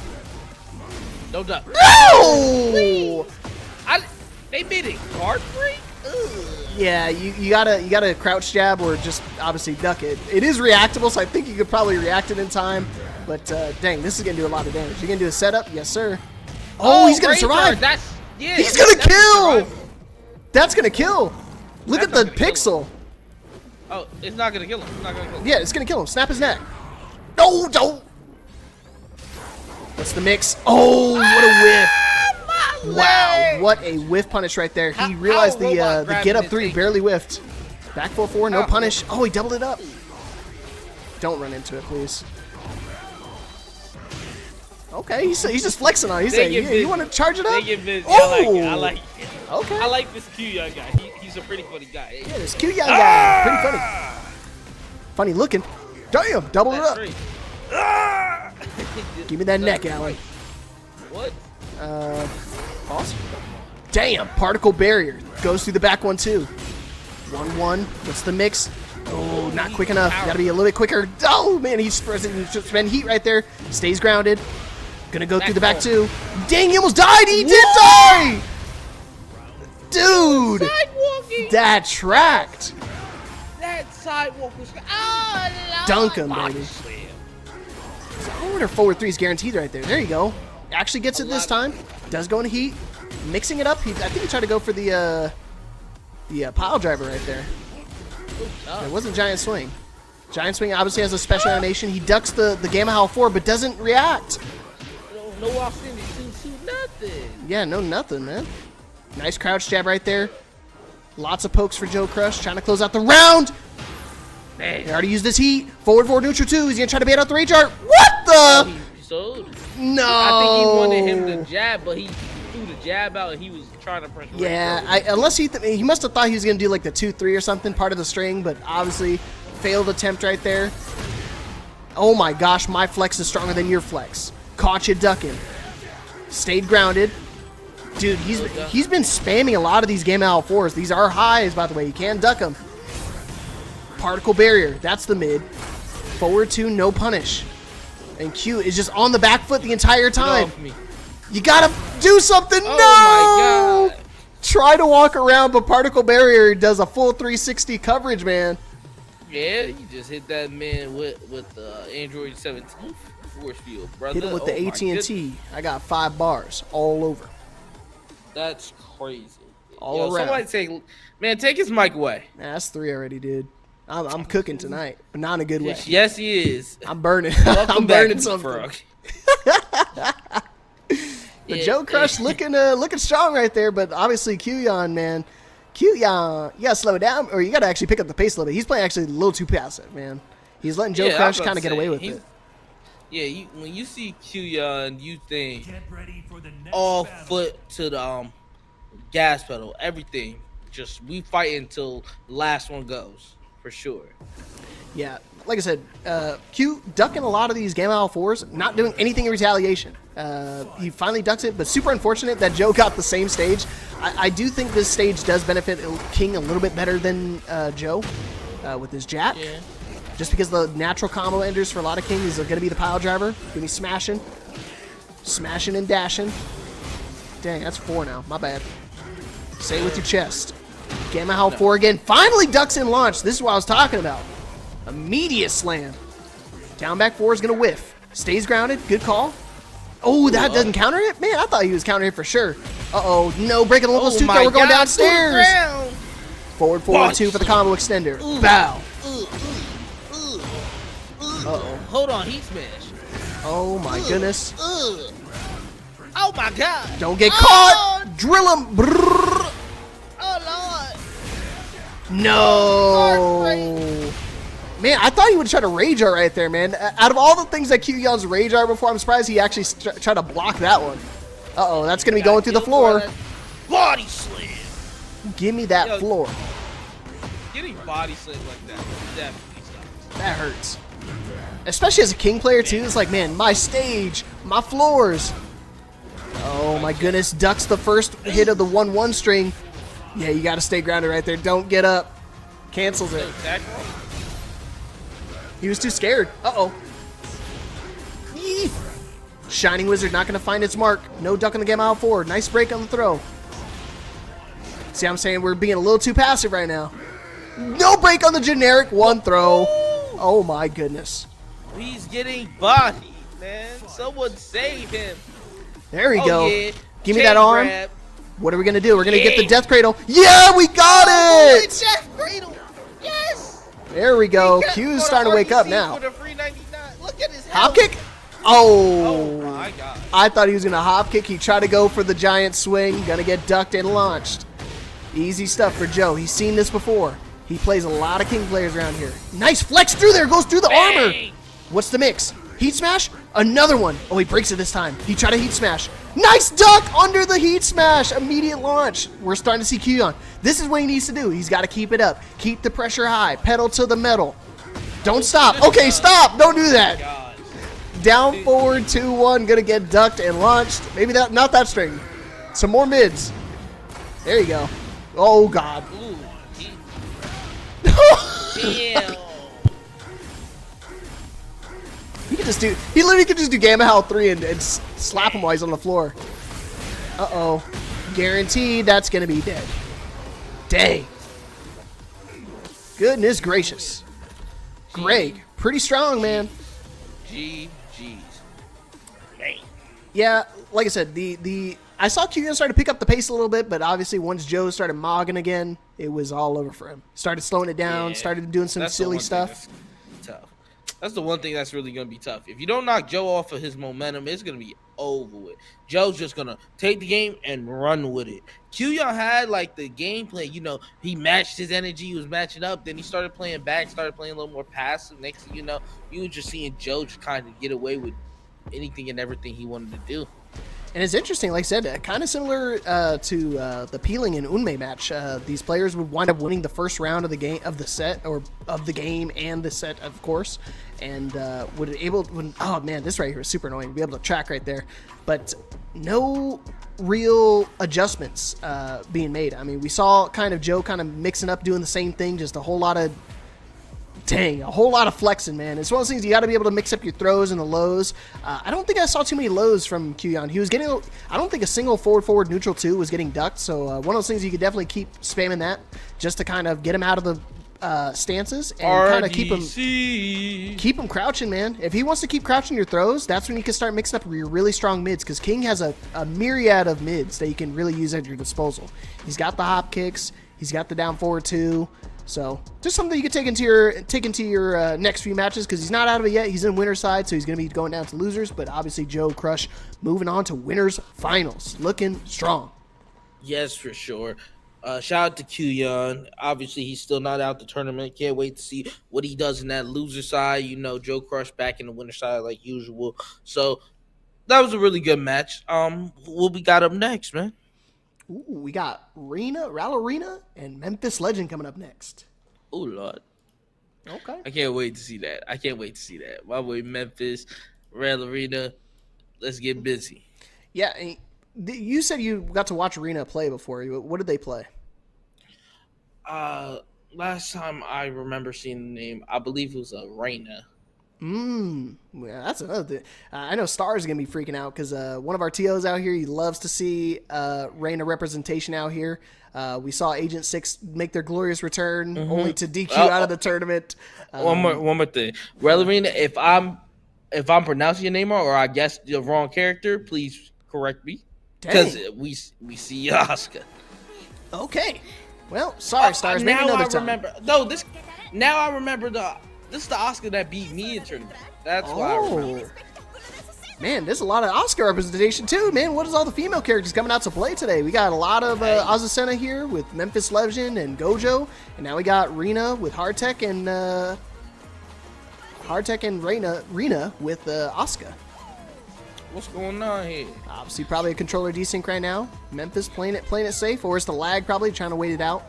This stage is kind of synonymous with a lot of problems. Tekken lately has been. Yeah, because I think she.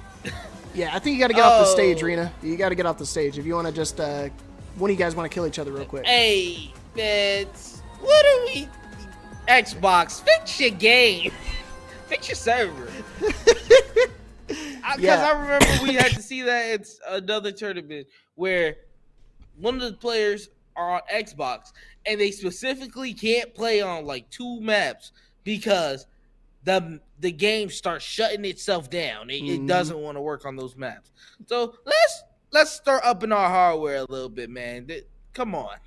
Well, these guys are both in chat. They're both paying attention. They're going to be changing the stages, so good call for them.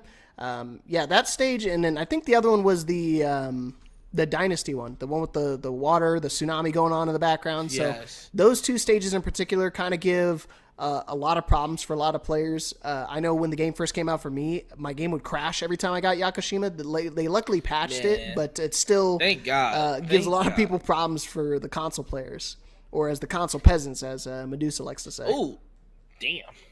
That's big words coming from a little lady. Oh Lord! I would never call you Lil Medusa. So if you need to catch smoke with anybody, remember, it's him. It's me. Oh, excuse me. This side, because it's opposite side of me. Oh man, I'm gonna. If you see me, if I gotta be careful when I walk out of my house today, man. I gotta make sure I walk with a buddy. Well, Tires about to get still slashed. can catch a Shoryuken for the free 99. There we go. It looks like the lag's gonna be settled down now, but here we go. Memphis Legends with the Azucena, Rallarina with the Asuka. Talk to him. Starting off strong, a lot of pokes. Oh, the down 4-3 counter hit. I love me some Azucena, if y'all don't know, ladies and gentlemen. Down 4-3 for the wall. Oh, Lord. That one. Oh, my God. He getting busy. Wow. He had to... I thought he was airborne right there. I thought he was actually going to get floated. Ooh, combo like conversion to the wall. Oh, he tried to break the wall right there. Not gonna be able to bust it. Open. Pause. Dang. Counter hit throw. Give me that neck. Still pause. Dang. Get out. Boom. Where's the Discord sound effect? Oh, down 4-2, whiffing at range. Oh, 4-4, 3+4, it gets the hit. Oh, Lord.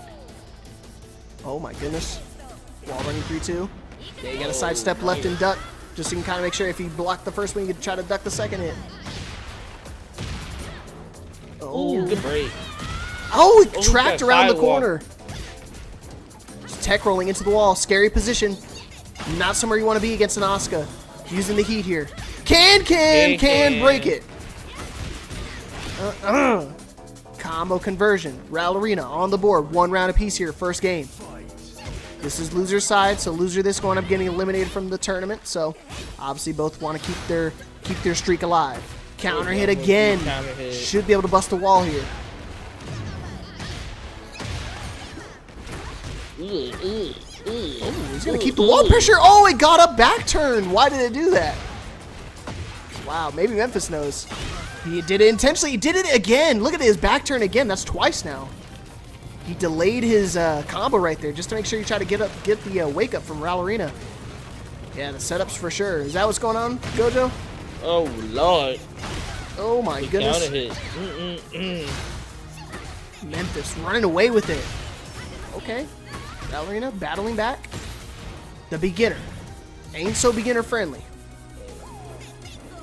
Oh, big whiff on the low. Could have hit with the down 4-2 or something. Sidestep. Another whiff. Oh, not going to find the counter hit quite yet. He's going to charge it. Oh, he didn't charge it. Oh my goodness. What a call out from Ralarina right there. And for those who are confused what just happened right there, that he wasn't pressing. He was trying to walk because I'll tell you about it later. But final round, game 1. Oh my God. Losers. 4-4-4 hits and you hit the down 4-4. Losers round 1. Ralarina trying to battle their way back. Heat smash again. Sidestep right. Caught you pressing. No pickup. Destabilizer. Oh, we got those heat smash combos. Caddy wall corner combo. Still got it. Ain't gonna break the wall. That was sick. Somebody clip that. Uh-oh. Memphis, don't lose this round, bro. I'm about to have to delete the clip. Oh, Tooth Fairy. No punish, though. But it's okay. 1+2 throw. Gonna find his mark. Back to the wall. What you gonna do? That's my kill. It got him. Not enough life to survive right there. Ralarina found the rage art the first time. Not gonna find it the second time. We're dancing. I've got the perfect blend. Too energetic. She be going crazy though. Yeah, Memphis looking strong. Oh, they're gonna run it back. Run it back, Turbo. Clipping. I like that. Round 1. All right. Potential elimination point here for Ralarina. The evasion right now is looking good for a little bit, but you see Memphis starting to catch on, doing a lot more tracking options. Counter it low. Oh Lord. Spends the heat as well to the wall. The mix up. You gotta be careful how you want to get up right there. Crouch jab, finding its mark. Wall rising 1-4, I think it is. Woo! Cancels it! Oh my gosh, Can, watch out. Could come out at any point in time. Backswing blow. No! There's the Can side throw. Can't break those. Give me that this round. What? Give me that round. Give me the round. I said it. I said give me the round. Counter hit to the 4-4-3. Memphis running away with it right now. Looking really strong. Finding a lot of counter hit options. Canceling it. Dancing. Back and forth. Back up. No duck on bouncing in 1-4. Oh, Ralarina caught you flinching. Got to be super careful. Azusen is very tricky to deal with, especially back to the wall. There you go. Going to find the mark this time. Try to go for the 1+2 throw. Not going to find its mark. Rage art. Still have a little bit of heat as well. Maybe we're going to pop it pop the heat here at the very start of the get up animation. No! Got too greedy right there. Try to go for the wall running 1+2. It is a high, does track a little bit, but just like that, Memphis Legend. Set point to eliminate Ralarina. Woo-wee. There you go. Starting to go with some mid options. Doesn't want Memphis ducking anymore. Speaking of a really strong mid, here's another one. Gonna get the blue spark immediately right back. Cancels, but still finds the counter hit. See, he's been canceling it so many times. Doesn't really commit to the high follow-up right afterwards. Oh, counter hit conversion. Okay, Ralarina not out of it, but Memphis still on set point. Oh, not able to get the float conversion because we're stuck in back turn. Finishing the string, nice duck. Okay, heat. Go through it, down 4-2. He tried to go for the punch parry. It doesn't work if they're airborne. It doesn't work on kicks. Like that one. Another one. DJ Khaled over here. Gonna go through with the armor. A lot of his health back. He's about to be chipped into. You almost got chipped into rage. He's going to charge it this time. No, he didn't. Oh, no punish. But it's okay. Down 4 in one string. To close it out, Memphis Legend eliminating Rallarina from the tournament 2-0. Man, good try. You all right over there? No, I was looking down, pardon me, but it was just because I had looked down at my phone for a little bit. I was like, what the hell's going on here? But pardon me. You're probably rooting on Memphis. You're probably telling them the strats. Be like, oh, make sure you do this. I've been Nah, watching King Ray. I definitely had looked down at Memphis Shaft a little bit because I'm always looking through. But what you call it? It was good to see Memphis come through and put on a little bit of clinic against Rallarina. Obviously, Rallarina coming out at 7th place, but I can't wait to see Rallarina join more tournaments. I can't wait to see that Asta come through and put on a clinic. Yeah, looking really strong. Obviously, making top 8 out here really difficult. We're at 60, I think, 65 people out here in this tournament tonight? Yeah, 65 people, so still finishing top 8 is still a phenomenal feat, especially with the names like, Joe Crush and Peeling out here. Really strong finish. But Memphis Legend, man, one of his best finishes out here, and he's still going. Got a minimum of 5th place out here. I can't wait to see it, man. Oh, what the hell? We got to represent Tekken gods all over the world out here, man. Backswing blow is really paying off right there. Like I said, the evasion is what really is going to be playing in Azucena's favors. I know Gojo was kind of talking about it a little bit in the chat. These setups have been really, really strong for Memphis. He kept canceling a lot of his mid-high strings and just following up with some quicker mids just to kind of interrupt any of the options that would have came out from Rallarina. But either way, still, like I said, a very strong finish nonetheless. Finishing 7th place out here. Memphis moving on in the loser side. And I think he gets a free round because Rhythm actually had a DQ out of the tournament. So he's going to be finishing minimum of 4th place here tonight. So that's going to be exciting. He's minimum 4th place. One more match, he probably gets a podium and medal. And for those who don't know, that Memphis is our boy. He's been a part of our community for a long time. He's been a really good friend too. Yes, sir. He the one who introduced me to them ass whoopings first, man. Shit. When it came down to playing against somebody, I think my first real matches against Memphis we was in a lobby in Tekken 7. And against everybody, I would take them to round 5 and lose. That sounds like him because he loves to drag these matches out as long as possible because it's one of those things. Once as an Azucena player, you really need to get into your opponent's head and just kind of mix them up because especially when Azucena starts dancing and starts mixing up and starts doing a little conquistador stances, you really gotta kind of predict your opponent's not only their movement but what their actual choice of options are, because if they're going to be going out with some mids or some highs and you're able to get in that stance, you can really start punishing them for some predictability. Yeah, Azucena dies by her stance as much as she lives in her stance. When you go into stance at the right time, you really bug the opponent, make you want to mash, and then you throw out a jab and you just see Azucena dodge that motherfucker. It's over with. It's gonna get busy. The low she jump over and kill you for, man. But if you throw out the stances in the tough situation, you going straight to God, buddy. Ain't that the truth, man? I really struggle sometimes against the Azucena because they can really be tricky. I remember the last time, funny things, I actually got to meet, Memphis in person at DreamHack Houston. So when I got to meet him out here, they had a little side tournament pre the real tournament, and I got to play him in bracket, and that man dismantled me to the fullest. Kept mixing me up, so. Hey. And he said, GG's, you had to be both Oscars? Oh, Lord. He knows the matchup. He knows the matchup. He's playing a lot of Oscar. I'm seeing on his stream. He played Oscar. He played some June. Okay. Looks like we're gonna be over their match. We're gonna pull it up. Oh Lord. Okay. Hey, impromptu, ladies and gentlemen. We're gonna be pulling up the Paragon match so we can take a look at the 2 players that we need actually up to play. So we'll pull them up and we'll watch them go duke it out because they are actually our only 2 options that we have. So we'll be seeing Joe Crush and Peeling play it out in the grand finals of the Paragon match. Peeling on the winner's side, Joe coming from the losers. So let's take a peek. I get to see my boy Medina Prime, one of my OGs out here. not sure what the score is. So like I said, this is gonna be Paragon's grand final. So we'll kind of just commentate it as if it's one of ours while we're waiting here. We're still waiting for a match anyways. Oh Lord, hit the low. Oh, gets the grab. Peeling already going busy in this third round. Ugh. I'm getting the feeling that this might be the grand finals of our tournament as well. So, try to go for the 1+2 whiff punish. Not gonna find it. Nice, caught you ducking.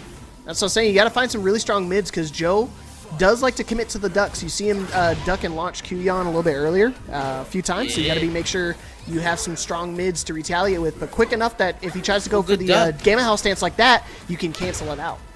Damn! Oh, stand up and caught the mid launcher. Ooh, that's a lot of damage. Yeah, Zhao Yu has a lot of strong mids, so not a character you want to duck around too often. Wow, clean wall splat from that far. I didn't realize back 1-2 actually clean wall splats from that far. Wall rising 2, mixing it up. Yeah, it goes to the 2-4, got a little too greedy. Should be able to go into rage right here. Bridge hard. Yep. Easy combo conversion. Peeling, taking that first game of the grand final set.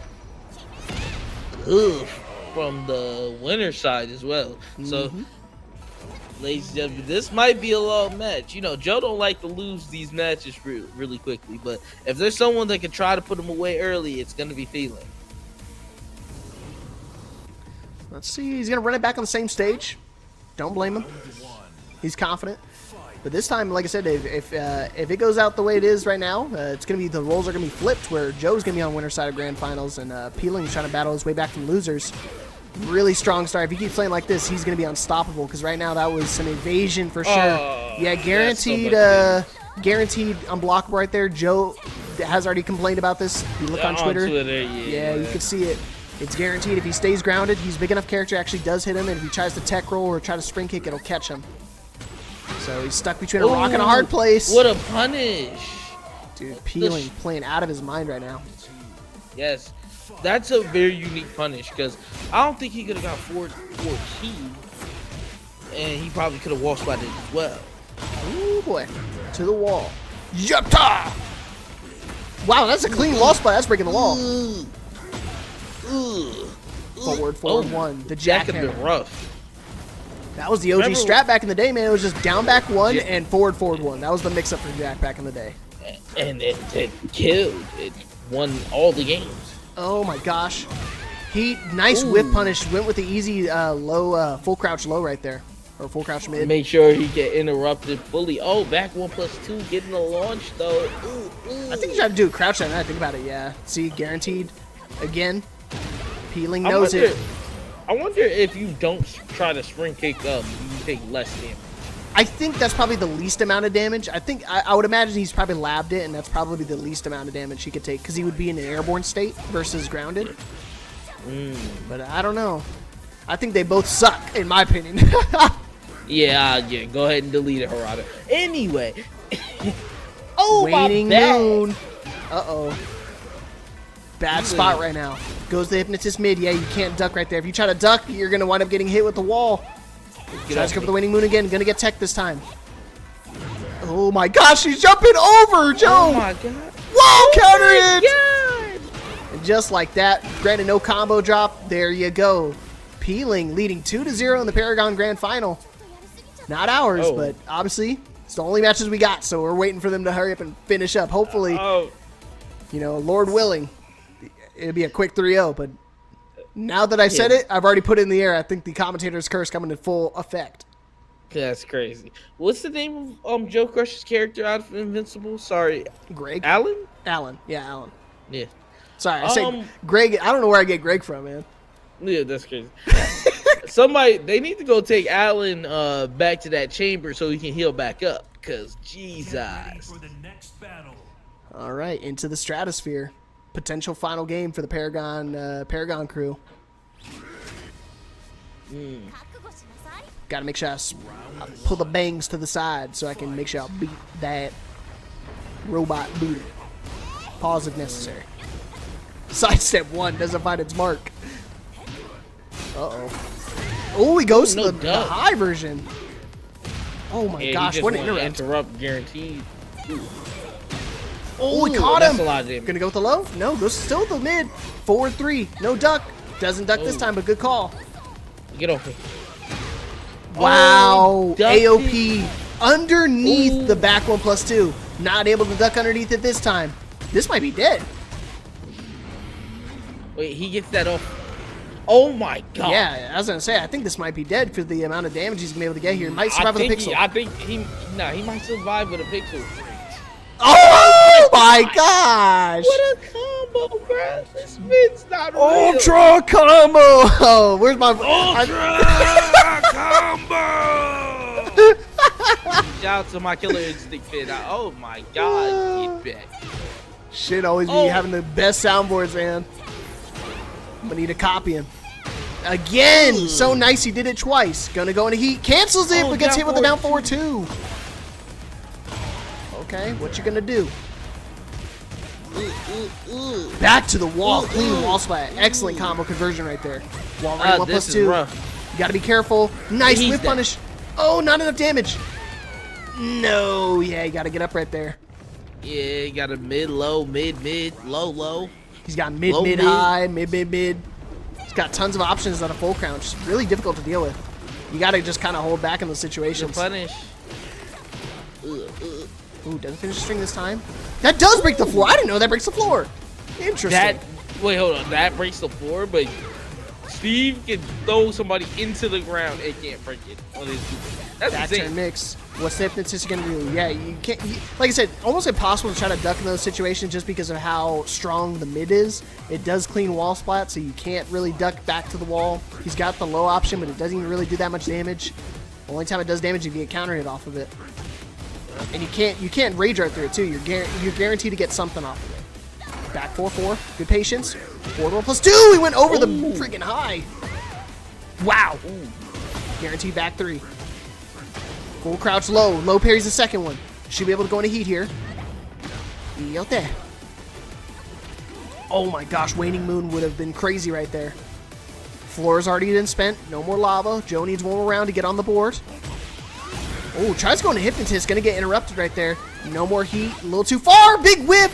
What a hop kick. Goes to the mid. Honestly, I would say, no. I would have probably rage arted and then took my chances on guess for game there. Yeah, probably would have been a better option because right there, once he got up, he just hit him with that wall running 1+2. Pretty much spelled the beginning of the end. Peeling. Not liking that stage. Going to try to change it up. I don't blame him. You don't want to really give too many environmentals to Jack. Just Jack has it all. Yeah. Jack is a very versatile character. Jack will kill you. For sure. Yeah, Jack's got every throw for every option. He's got the wall throw with the the 1+2 throw, the floor break with the 1+2 throw, and the pile driver and the one throw. Tons of options that he's got. Plus he's got the actual throw, the combo throw. A little bit harder to get. You got to go down forward 2, 2+4. So yeah, close enough. You know what I meant. Good, brother. Oh, the running shoulder whiffed off the AOP. Someone stop her. And he also tried to hit a wall rising 4 off of the low that she hit, and it still whiffed. Why did it trade? Wow. Oh Joe is getting robbed out here, man. There you go. I was going to say, the first time he actually found the counter, it didn't actually commit to the combo, but this time does. Still swinging into it. Ooh, plant the siege, not going to pay off. Waning Moon, counter hit throw. Could have been broken, but still. Really tight window right there. Hypnotist mid. Still going with the mid. He has not committed to the low one time. Why did it not work? That's twice now. In this one game. Normally, if you hit a heat smash or a heat engager like that while they're in the air, it does bound them for a combo. Peeling, got to be careful. The breakable walls right there. Smash hits you. Oh, debug. You know how +2. That's crazy. That's a rare sight nowadays. Joe's playing crazy right now, man. He's committed to that down forward 1-2, 1-2, 1-2, 1-2 string. And here we go, peeling on set point to win the Paragon tournament. Wall rising 1. To the wall. Rapa! Clean wall splat. We're gonna bust it. No. Stomp on. 2 stomps, bust it. 2 shots, Bust. no! Oh lord. He tried to get the tornado with a down forward 1-1. Easiest way to get the tornado and still couldn't get it. Yeah, you hate to see it. Sidewalk kill. The small female hitbox the counter hit confirmed. So much damage. All right, I think we're breaking it this time. No, we're gonna go for the jackhammer, mixing it up. Heat smash. No. Why does his? See what I'm saying? Yeah, when Joe does it, it whiffs. Whoa! That's the first time I've ever seen somebody actually interrupt the hypnotist stance and actually get away with it. Hit him with the down 4-2. He got him again. Oh lord. Joe, survival point or tournament point for peeling off the Paragon tournament. Don't want to catch the counter. They both still got to play in our tournament next, so we're just waiting on them. They're holding up our bracket. Stop holding this up. Hurry up. Get to it. No duck in the wall rising 2-4. Ropa. Immediate back 1+2. Blue spark. So you know he did it for real. Guaranteed Gamma Howl 3. Gotta get up. Full crouch mix, and then it does immediately with the wall rising 4. Joe ties it 2-2. Of course these guys are going to a final round. I told you. Man, if they take us to a reset, I'm losing it. Man, yeah, you might as well prepare for it. You might as well prepare for it. No way. No way. Peeling was leading 2-0. How is this man going to make the 3-game comeback? Because it's Joe get to the money. No. Joe dropped the money. Joe dropped the bag crush. He ain't going to be that name today, though, man. He's already sitting in winners finals. Sitting in winners and finals in our tournament, and he's 1 game away from the reset. Joe dropped the bag, not in this lifetime, but... Ooh, look at that. Stars? Stars. Do it again. Yeah.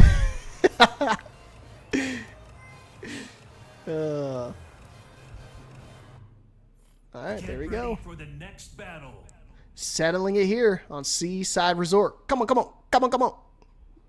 You love that music, though. Dude, I'm jamming to it, man. I thought I liked the one on the boat, but the one on the beach is even better. I respect it. I respect it. I landed my boat, and I put that radio up to 11. Yeah. DJ better turn me up. DJ better turn me up. Down forward 2. Oh, Lord. Easy wall carry, easy wall conversion. Come on, come on. Dang. Right with the beat, too? Okay. Guaranteed unblockable. Going back to the roots. Ooh, the parry. Oh, my gosh. Can't parry this particle barrier. Not in heat anymore. Ooh, commits with the mid right there. Big caller right there. Could have got floated. Could have got heat smash. Could have got rage out. There's so many dangerous options, but still believed in it. Ooh, nice interrupt right there. Interrupts and beats the full crouch 1. Nice sidestep. Wow, that was quick. And that's for a big character, too.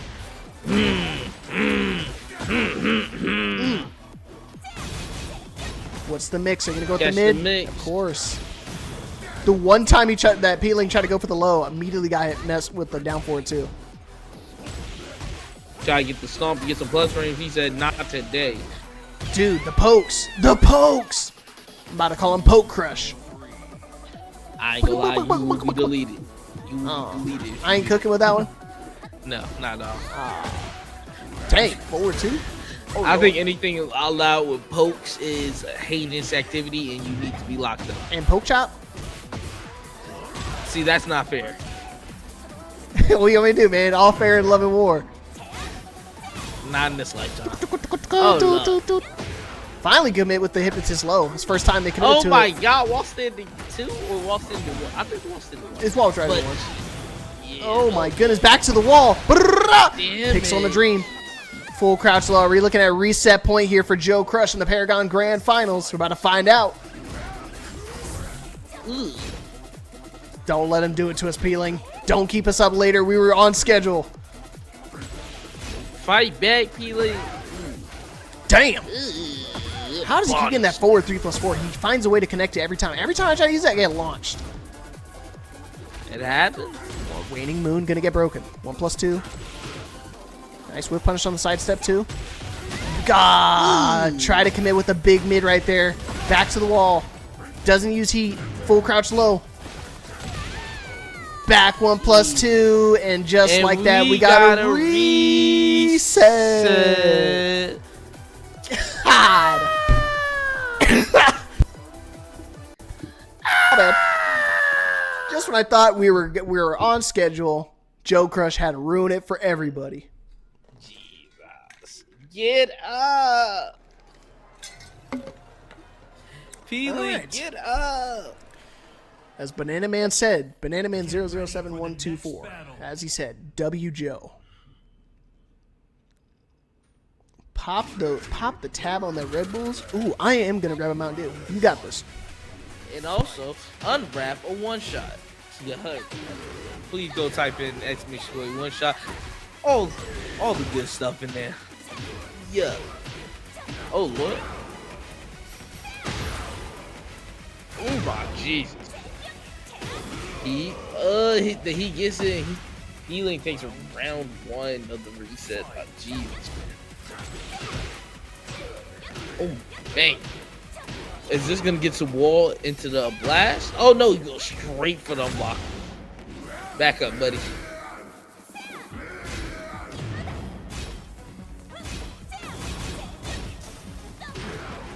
Low. I don't Knock like down. that, buddy. Back up. Ugh. Yeah, I'm starting to snack right now because these guys are going the distance. Might as well. Oh, I should pop a one shot. I got him in my bag. Oh my goodness! Thanks for the reminder, stats. Yeah, was. Uh-oh. Back to the wall, plant the seeds. Oh, Yeah, no. yeah. wait, I'm sorry. I don't think he meant to, but it looked like Allen was teabagging. Oh, my gosh. That was crazy.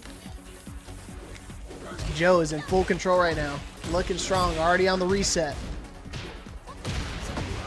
Get off me. Ugh. Back up. Top to the hand. Back 1+2 again. The blue spark is just enough to kill. Blue spark uppercut murder.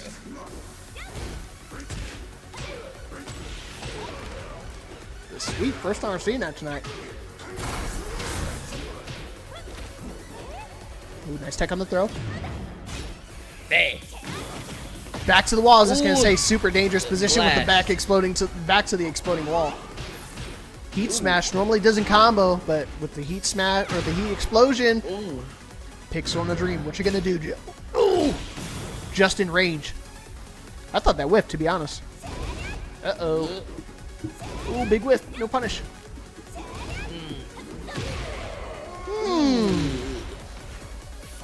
Feeling Catch we some can try strings. high up set. Trying to get one up here.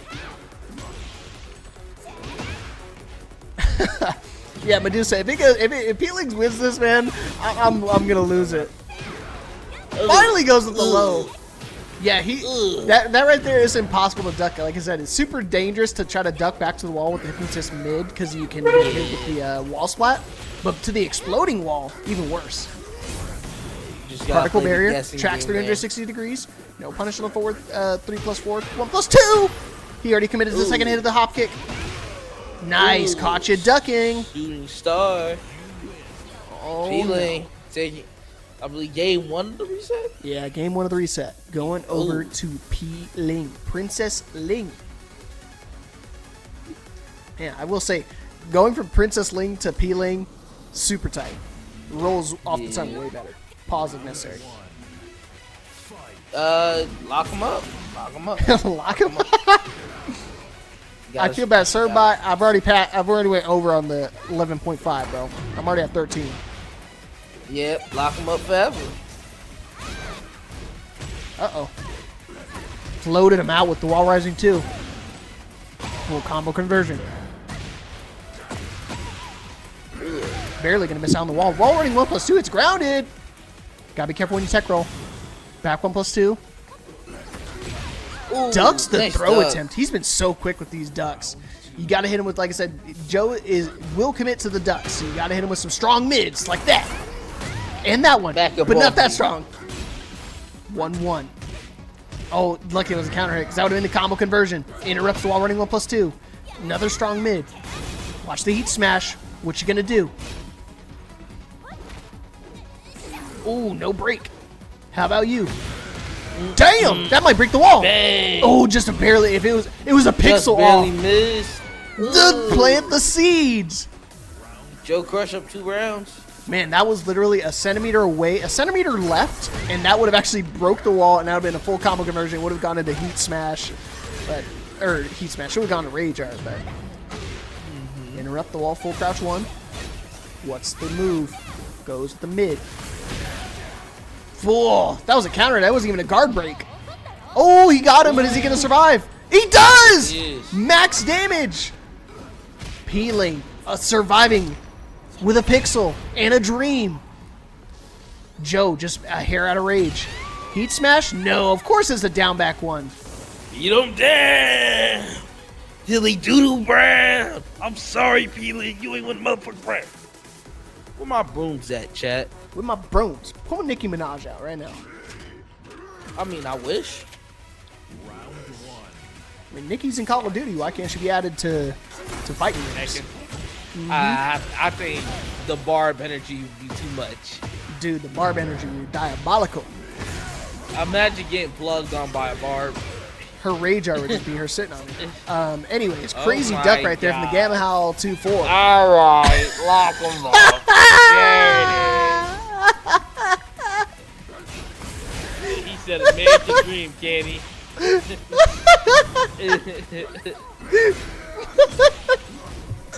Oh, God. Oh, my God. Yeah, the game crashed then. The game. I'm sick of this, man. Mods, take away his mic. Oh, my goodness. Take away all his Lock him up, throw the key. You see what the boss said? I did. I did. Oh, God, I'm dying. And blades exploding is crazy. Oh my goodness, I was cracking up, and just like that, Joe's taking a 2-0 lead here, man. He's looking counter hit. He's about to take a no round again.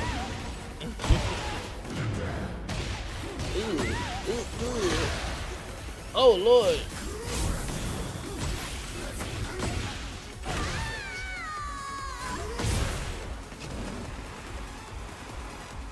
Ooh Lord, Joe Crush takes it. But was that 2-1? Or 1? Hello?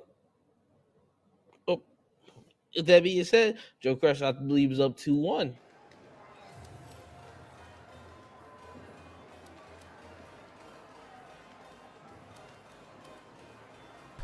My bad, I was dying over here. You good? Joe Crush up 2-1 against P League right now. Yep.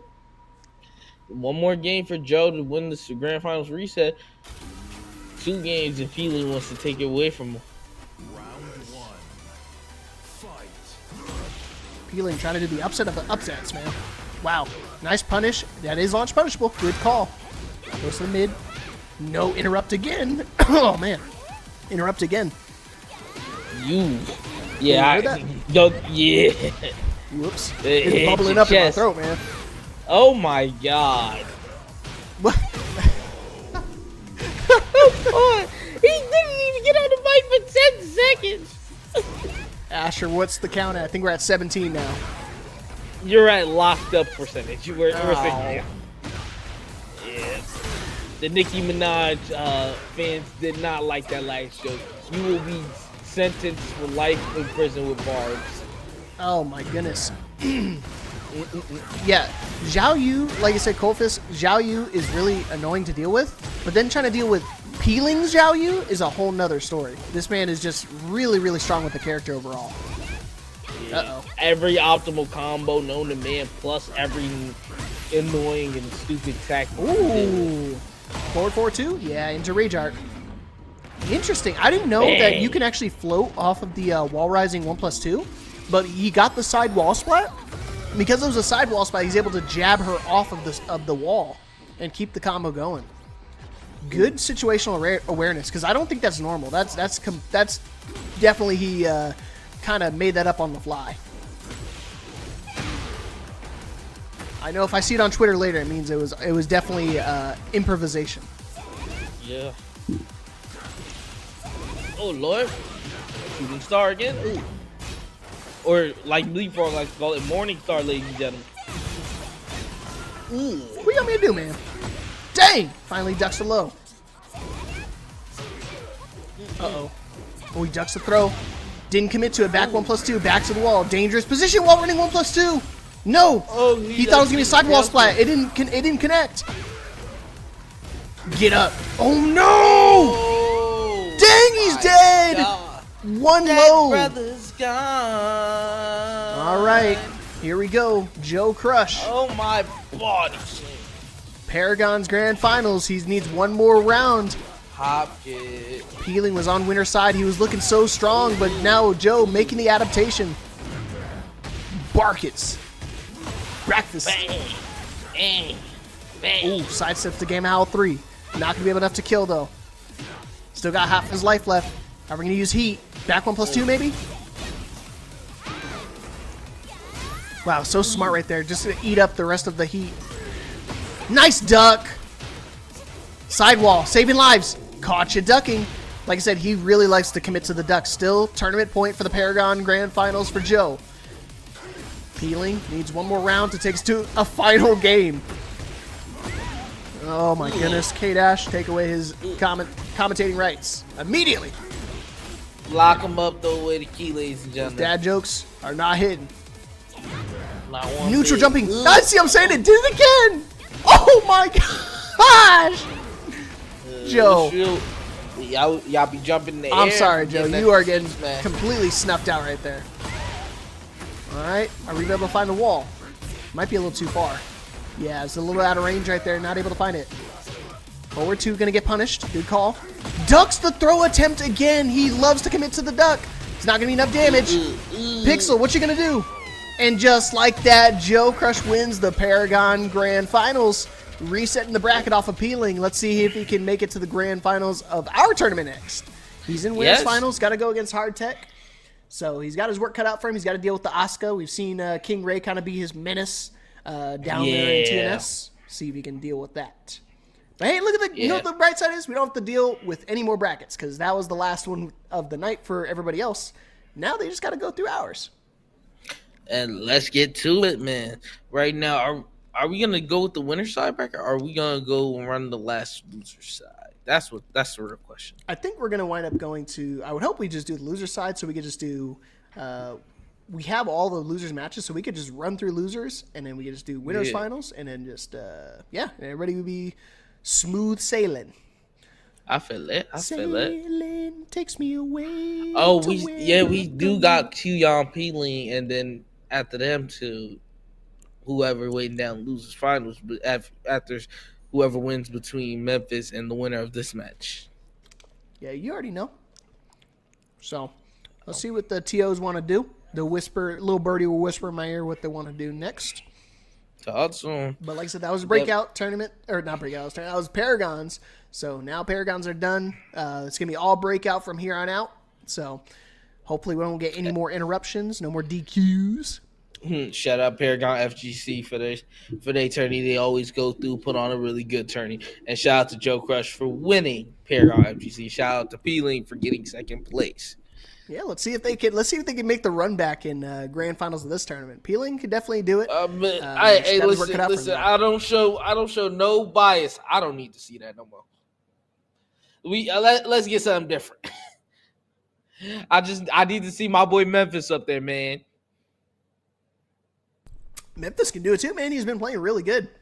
If he can keep that the mix-up hip, he can really outmix the Ling, because the Ling options obviously are pretty strong with the AOP stance, but still can get away with a lot of the Azucena stuff. For sure. Oh, did Q edit? What happened? Did Q had a DQ? Or is that auto? Auto DQ. What happened? Well, I was looking at the bracket and I saw Q that said DQ next to his name, but I don't know if that was intentional or not. It might have just been timed out. No, please tell me it's a timeout. Nah, I just refreshed it. Dang, son. Well, just when I was saying it. Man said, I want to go to bed. I feel it, man. He's like, he said, I knew I was going to make that loser's run. I was going to make it to grand finals. I was going to stay up late. So I decided to DQ. It's not what he sounds like, and it's not what he said. But, you know, give him the benefit of the doubt. Benefit of the doubt, probably something else that came up that he had to spend some attention to. With that being said, shout out to Q Young for coming through. I'm going out at 5th place as well. And we got our 4th place match set up, Memphis Peeling. And then our winners finals set up for Hard Tech versus Joe Crush. And I think that's where we're going to be going next. We just saw Joe, like I said, he won the Paragon Grand Finals. That was the Paragon's Grand Finals. They finally dealt with that. So now Joe Crush got to deal with Hard Tech and winners finals, still first of 3s. So let's see how he's going to deal with the Asuka. He's, like I said, he's had the Asuka matchup before with going against King Ray Jr. He has the knowledge of it. Just how is he going to deal with this kind of this unique style that Hard Tech likes to play? He likes to play very solid, very fundamental heavy, and loves to hit that sidestep, man. And that might be an issue when they're dealing with this Gamma Howl offense. For sure. But when you got to deal with his Gamma Howl offense, like Joe Crush is going to get busy no matter what. Joe Crush is going to make you play the guessing game no matter what. It don't matter who you are. You could be knee. You're going to play this guessing game whether you like it or not. Speaking of knee, man, I know that Rallarino is one of the people that had actually beat knee at one of these tournaments. Obviously, Joe Crush, also another person that beat knee at Evo. So obviously these are not just like small little tournaments. These are majors. These are master plus events. These are like the biggest events the top of the line. Yeah, I mean, most entrants of any Tekken event ever. And this man, Joe Crush, defeated knee at that event. So it's one of those things, he's got the momentum. He's been running really strong. Obviously, he was not able to go to the Esports World Cup. I know if he would have went, he definitely would have ran through that last chance qualifiers bracket. Would have been a sight to see. But alas, I know for sure he's going to wind up qualifying for the Tekken World Tour, no problem. We got Peeling. We got Memphis. First of 2, ladies and gentlemen. Let's get busy. Let's see if Peeling has been affected by that loss in the grand finals, got reset, took him to a final game in that before the reset, and of course, falling 3-1 in that reset afterwards. No duck in the high. Peeling testing them early. 4-2-1. Ooh, I like those. Wow, just a lot of pokes. All pokes here, and half-life is gone. More than half gone. About 70% gone right now. All pokes. No combos. They're dancing. Hypnotist does keep your heat alive, so you got to make sure you interrupt there. That was an all poke round from Memphis. Really strong start. I love that. And that's what Azucena likes to thrive at. Strong pokes make you have to rush into her, and then she converted you for being too aggressive. Combo conversion from that float right there. Super strong. This is our last first to 2 set of the night. Everything from here on out will be first to 3s after these 2. Goes to the mid. And again, that really, like I said, that float conversion was super strong from Peeling. Able to recognize that he's able to go into heat in that situation, keep the combo extended, and to the wall. Really strong. Down forward 3, he tried to go for the counter. Ooh, AOP goes underneath the high. Dang, that was super unfortunate. He delayed his timing a little bit just to make sure he tried to catch anything, and he caught the spring kick. Is combo conversion guaranteed there, so you got to be super careful how you want to wake up when your opponent has heat. Backswing blow, double start like that. Ooh, big whiff, he didn't believe. He's doing strings! He's doing strings! I don't got the deep voice to do that, but you could do it. I tried. Nice break on the throw. Back to the See, wall. outside is completely open. You know, they broke all the walls in there. No balls. What the? Memphis hard committing to the duck right there. Even though saw he did the little Willem Dafoe meme where he's looking up at the sky and seeing Peeling towering over him, and he still commits to the duck right there. Super interesting call right there. Shout outs to Paragon for raiding us out here. Yes, Strong out sir. here. From one strong tournament to another, you guys are still seeing Peeling. You've seen that right, but this time They Peeling. getting busy. But yeah, this time Peeling coming from the loser side. Yeah, there it is. Thank you, Chrono Cake. That's what Memphis was doing right there. He's looking up and seeing Link Xiaoyu flying through the sky. Looking up. No, please. Medina Prime, if you can hear me, brother. Nice seeing you, bro. We got to get on the mic again soon. Yes, sir. Here we go. Potential final game for Peeling to move on to losers finals. Like I said, if you want to see Peeling win it, he has a second chance here. He's got to do it from the loser side, though, this time. Oh, jumped over the power crush. We don't play that. Go straight into the Libertad 2. Oh, Lord. Oh, boy. I want the strong mid right there. Ooh. Combo conversion. Whew. I was scared it came off the wall, so I was afraid that I wasn't going to be able to finish it off, but just enough damage to close it out. Down for it, too. Ooh. Should be able to find a wall, maybe? No. Gonna end it early. Go for the follow-up. Wall running 3-2. Missing. Small hitbox. You got to be careful. Oh, my word. Oh, back to the wall. Death Fist. Combo conversion. Not enough to kill. Stays grounded. Ooh, whiffs on both sides. Yee! Oh, the whip punish from Memphis. That should be enough damage. Yeah. Probably could have made it to the wall, but I think that should still be enough. Ooh. Oh, man. What a combo conversion.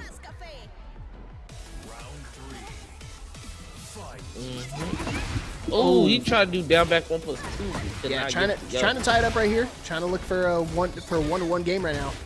Wow, if he got the combo conversion off that, I would have dropped the headset right lost there. my mind. Ugh. Oh, 1+2. Oh, ooh. Damage. Ooh, combo conversion. Look for the wall. Not able to find it. What's the mix? The mid still. Tracking. Yeah, you got to be real careful right there. Immediate follow-up. Even if you tried to rage right there, still would have died. AOP goes underneath the mid again. The sweep. Get up 3. Nice interrupt. All pokes again. Backswing blow. Not going to pay off. Back turn. Guaranteed low right after that. Cancels it. No, he cancels it too. What the? No punish on the heat. Gee. All right, set point for Peeling to eliminate Memphis Legend from the tournament. He's one more round to do it. Oh my gosh. What a float.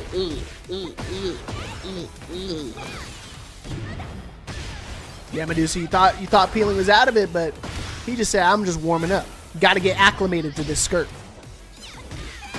AOP underneath the mid again. Doesn't even use the heat right there. Doesn't need to with the clean wall splat like that. I'm finishing it out with the perfect. 7 golden. And with that being said, Memphis, I'm sorry, my brother. You will be taken out at 4th place. Still, really strong finish. First time I'm seeing Memphis in the top 8, and he's finishing 4th place. Yes, shout out to him. Yeah, good stuff showing. Good showing here tonight. With that being said, that will be it for our hero, our Azucena. Sorry, Gojo. There's probably going to be no more Azucena here tonight. Now we're just stuck with the last final 3 of the tournament. We had 65 to start, and we're down to the final 3. We got the winners finals, Joe, Crush, and Hardtech. And in losers finals awaiting will be Peeling. So whoever is going to be sent down there has got an even more difficult match to deal with. Because like I said, I mean, we saw several times throughout the match. I mean, the AOP, just when I was saying it, point in case, the AOP really strong. One of kind of her main gimmick, if we like to say gimmicks for certain characters. The AOP for Xiaoyu is most well known, able to go under a myriad of mids. Obviously, mids are meant to be checking crouching characters, but with that unique stance being so low to the ground, almost impossible to connect right there. Right there, the Willem Dafoe. Find the right Show me moves. Colonel Cake.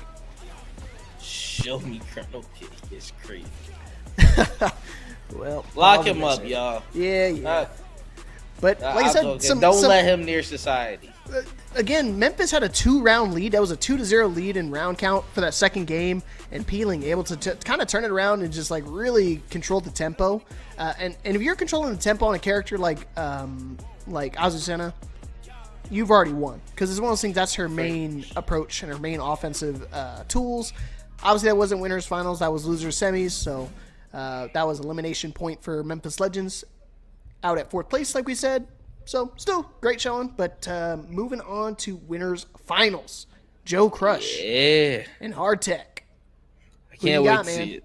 Who you got? Joe Crush by, Country I'll Mile? say 3-1. 3-1. 3-1? Okay. I think Hardtech could give him a I have a game. little bit more faith. I think Hardtech's going to take us to a final game, a final round, too. I think it's gonna be close. You got a lot of faith. I feel you, brother. You got to have faith in my boy, man. He's got the Asuka. He's got the parries. He's got the potential. And like I said, he likes to sidestep a lot. So as long as Joe's not going to be using that particle barrier that does that full 360-degree coverage, I think Hardtech might actually have a shot of upsetting the champ here. Because Joe Crush, for those who don't know who are new here, Joe Crush, a 4-time breakout champ. Ooh, 4. You can't wait to see some of those stats later. Yeah, we got some special stats, so we'll be able to load them up once they get there. But with that being said, like I said, the Joe Crush, Jack 8, he's been rocking Alan the Alien from Invincible, for those who are kind of familiar with the times. Sheesh. But yeah, like I said, if you guys are here and we're waiting, we can claim those Matcherino codes. We've got 14 codes remaining. Type in exclamation point Matcherino. You guys can log in with your YouTube, Google. You're using Twitch right now. You can use your Twitch. You have Facebook for the old heads. Anything you want to use, you can use it right there. You even got Microsoft, so you guys can log in with those, claim those free codes, and it adds its free 25 cents to the prize pool. So hey, if you guys can do that, that would be greatly appreciated while we're waiting to load up the match. Yes, Matcherino is only 2 seconds, ladies and gentlemen. Just 2 seconds. Go ahead. Shout out our sponsors. No, man, we've got a couple sponsors out here. We got a Blood Card Shop, One Shot. One Shot's been one of our supporters since day one, man. You guys want to look for good voice drops? I've been rocking these voice drops for as long as I can remember. For those who are familiar with me, I commentate a lot of tournaments. I talk a lot. Need those because otherwise my voice is shot. No pun intended. So yeah. Shout out to the man. I need to get one, man. Yeah, I need to get one of the one shots. They sent me one, but my package never arrived. So unfortunately, I believe it was taken. So we're in the process of trying to get that whole situated. The Porch Pirates stealing it. Hey, I ain't gonna lie. You are never allowed to say that again. You understand me? What did I say? No. What did I say? I didn't even say anything bad that time. Nope, you're not allowed to say that. Oh my gosh. You're not allowed to say that. That was crazy. Oh man, I'm losing no matter what that happens. That alliteration is out of this world. Like Alan the Alien, out of this world. Winners finals: Joe Crush, Hardtech, Asuka, Jack 8. That's what I was talking about, man. The parry's already coming out early. Microwave, man. He well. All right, it's our first to 3 out here. All first to 3s from here on out. Wow, Whiff punishes the Gamma Howl 4. Very rare to see. I mean, Gamma Howl 4, a lot of range. Safe on block, but it's a high, so it's one thing you got to duck. Wow, caught jumping. Oh, definitely miss input. Oh, no duck in the 4-3-1. Or 4-3-2. Heat smash, we're slowing down. Gamma Howl 4, clean wall splat. Slow motion. 2 rounds already. Wow, sidestep 1, just to align him with the exploding wall. He's looking for the counter on the down forward 4, because he finds the down forward 4 counter hit, he gets back 1+2 guaranteed. And you see what, you can't really tell, but when his eyes glow like that, or his singular eye glows, he actually gets tracking on those moves. Ooh, that's a 2-throw, I think. Get him over here. Hit him with the mid. Nice duck and launch. Good call. He was on the tail end of that. Wow, it blew it up the wall. Still has clean wall hits. Doesn't commit to using it, but he is going to get the spark right back. No more heat. Forward 2. Had to break that. That would have been dead. Did he catch him pressing? No. All right, Hardtech on the board, game 1. Let's see. Ooh, the 3. counter hit. Okay. Yeah. Nice duck. Yeah, Joe's been going for that all night tonight, man. He's confident. Not a string you see too many jacks actually finish just because of how synonymous it's been and it's been ducked a lot. Ducks the Gamma Howl 4, but no punish. Ooh, one throw. good break. That was a generic. You could tell because of the tracks. Only generic throws track anymore. Changed that a while ago. The punch parry! Sabaki coming into play here. What's the mix? Back to the wall. Heat smash. Back 3. Heat smash. What's the mix now? Is he going to try to use rage again? And he ducks. Like I said, he knew it. Joe loves to hard duck right here. Final round, game 1. Give me 2 seconds. Ooh, boy.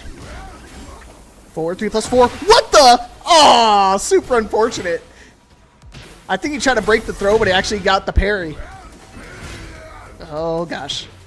Back to the wall. Super scared to deal with when you got Jack in rage or in heat.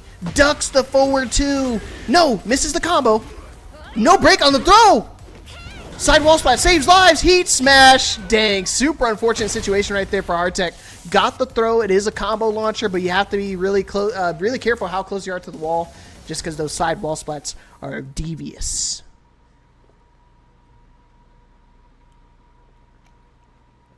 But just like that, first game going over to Joe Crush these tournaments. He's looking for grand finals on this tournament too.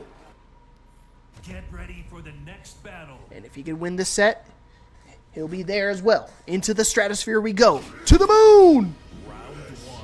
Hard in. Oh, what? Telepathic talking. That's how Alan likes to say it. Oh my god. I watch Invincible. Power I know. crush. Dang.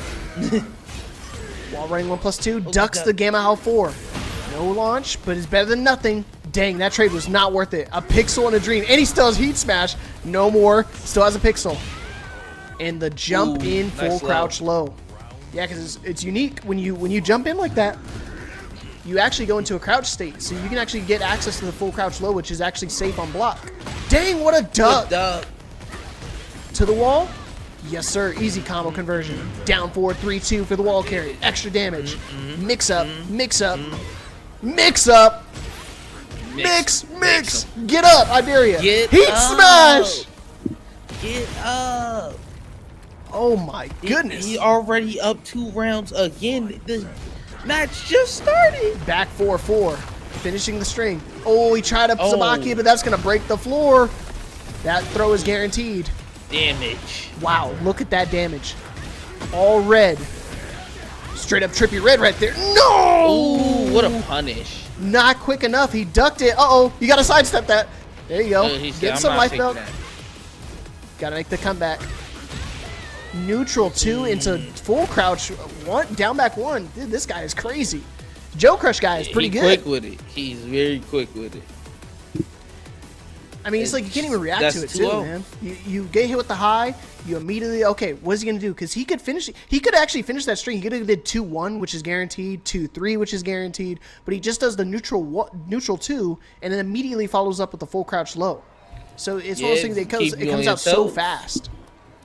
You got to keep you on your toes, man. That's how you got to mix you up. That's Joe's mix-up. All right, these guys are both on PC, so hopefully we don't have any problems with this stage. Here we go, Yakushima. Potential final game for Joe Crush. Hardtech was looking good. Like I said, he was doing a myriad of the lows. He was doing the Sabaki. Doesn't finish the string this time. Ooh, what a duck. He was expecting the jab string, but he got the power crush right there. Just as high and just as powerful as a regular jab. Still gets the launch. He's just doing full crouch 1 or wall standing 1s. He tried to do it again. Man, Joe is playing with his food right now. Drops the combo. Oh my god. Not the combo drop. Ouch. This is gonna hurt. damage. Don't stay grounded, but don't stand up. Heat smash guaranteed there. God. That's rough. You're able to get a 10 frame right through there. Once you get that guard break, you have to duck it. 1+2 throw, broken. Get off me. I don't know you like that, buddy. Ooh, get up. What you gonna do with the? There you go. He sees the spam of the Gamma Howl. Throws are guaranteed when they connect off that. Oh, he goes through with the armor. I think Joe tried to do something through there. Maybe try to do the particle barrier again. Wow, the parry in his face. Nice, Good ducks duck. it. Yeah, like I said, Joe been real confident, man. Just spamming that string. He's been letting it rock the whole thing. Hey, sometimes you got to. Yeah, just test your opponent, see if they're willing to duck. Especially since there's a guard break on it. Oh, Lord. Ooh. Yeah, like I said, 2-3 guaranteed right there off that. He could have done it again. No, tries to duck it. Oh, no! He went for the unblockable that time. It doesn't get the pickup, though. Oh, it's okay. Oh, my God. Dang, dude. This damage is Joe Crush monumental. is playing crazy. Here we go. Set point to move on to grand finals here for our hero, Joe Crush. Paragon's Joe Crush. I feel like we've seen him before. Definitely have. Definitely be around these tournaments. Definitely be around. There you go. Nice sidestep evasion. This is kind of what we saw earlier, how he made it into top 8. See if he can apply this. He needs this. He still needs a round to get on the board. Still set point for Paragon's Joe Crush. Forward 3+4 again. Forward 2. No punish. Wow. Tooth Fairy whip, but back 3 doesn't. Okay. What you gonna do? None of that. Not gonna use the blue. Dude, down 4-2. Who are you? Get a clue. Not playing any game. Ooh. Damage. Get a clue, Buckaroo. Oh, he floated them out of the sky. Combo conversion, but it is scaled because he's airborne. Drops the combo because he messes up. A lot of recoverable health for Joe, but no heat means no way to get it back instantly. Power Crush through it. Hard Tech. You got to be careful. He's willing to duck, so don't try to do anything crazy. Ooh, ducks under the throw. Okay. Duck Good the throw, stuff. gets an immediate standing for it, and takes the 3rd game away from Joe. He's not getting swept out here. Let's see if he can try to make a comeback. Oh, man. Medusa's excited. She's celebrating in the chat right now because she wants to see our hero make the comeback. And he's one game down. He's got one more to go to tie up the set. Yes, sir. Get ready for the next See if he's going to be able to do it. Fallen Destiny. This was the other map that a lot of people were struggling when the game first released. So, Yes. thank goodness they were able to fix it partially. So, and no more console players. It's all PC from here on out. I know P-Lane plays on PC for sure. For Here we sure. go. Game 4. Ooh, he wants the Tooth Fairy for more. Stomp him in the floor. If you don't like what you see, there's the door. Bars. I'm telling, I'm spitting tonight. Pause if necessary. 3+4. Thank you. I thought I was going to have to send you to the chat room. He's counting it out for me. Nice break on the throw. Forward 2. Oh, back 3. He's airborne. Air. That's super unfortunate. I swear Hard Tech was grounded right there, but normally that heat engage right there doesn't kill, but obviously combo conversion does. 36? Oh my lord! I lost. I'm bumping up numbers, man. I'm on rookie numbers right now. Oh, he died. It did not work. He did the hop kick. He knew the low was gonna be coming. Didn't work though. Forward 3-2. Bow. Oh my word. Got to be careful with the wake up. Plant the seeds. Another low. Here we go. 2 rounds Set up point again. to move on to grand finals. One more round for Joe Crush. Interrupts. He's been really trying to search. I think it's like jumping 2 or something. You don't see that too often. He's really mixing up his opponent right now. Dude, what a low parry. Slow low. This man's goofing off. You're such a goofball. Uh-oh. Caught him this time. Oh my gosh, he's still doing it. Just jab, man. Float him out of the sky. Oh, did he get him? Yeah, there you go. That works too. To the wall. What you gonna do? Nice armor. Still has spark. Forward 1-1. Good punish. Careful.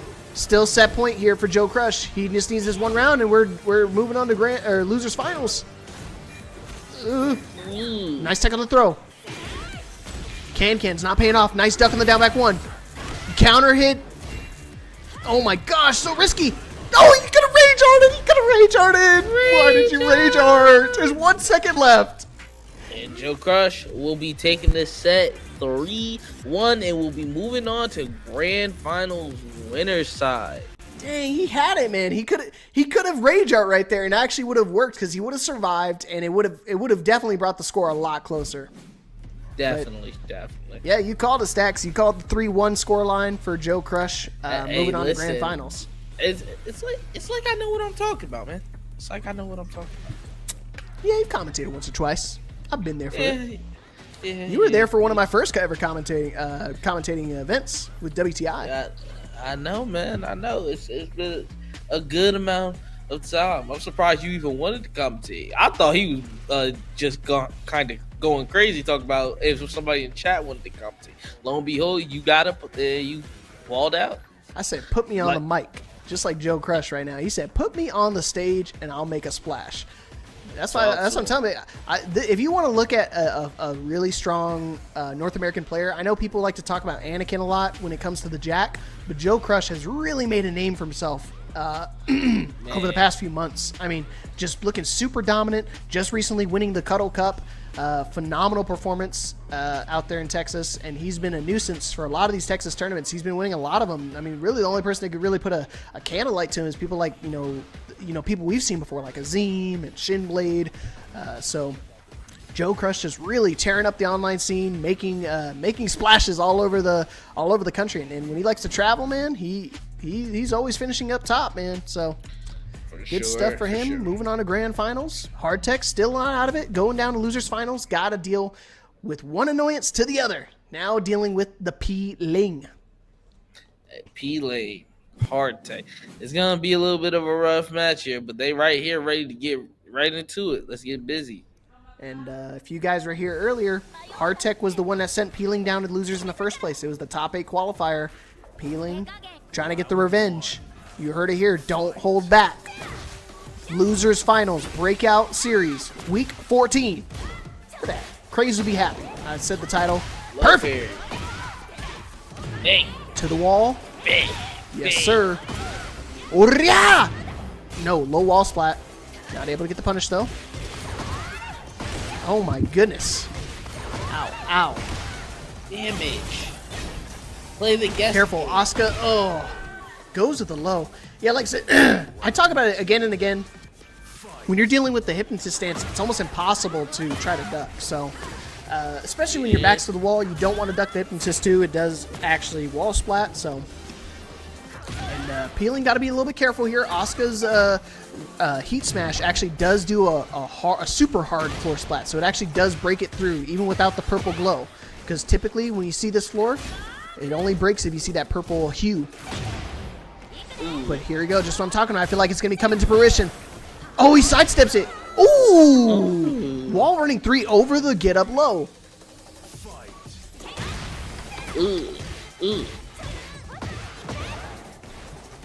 Watch the feet.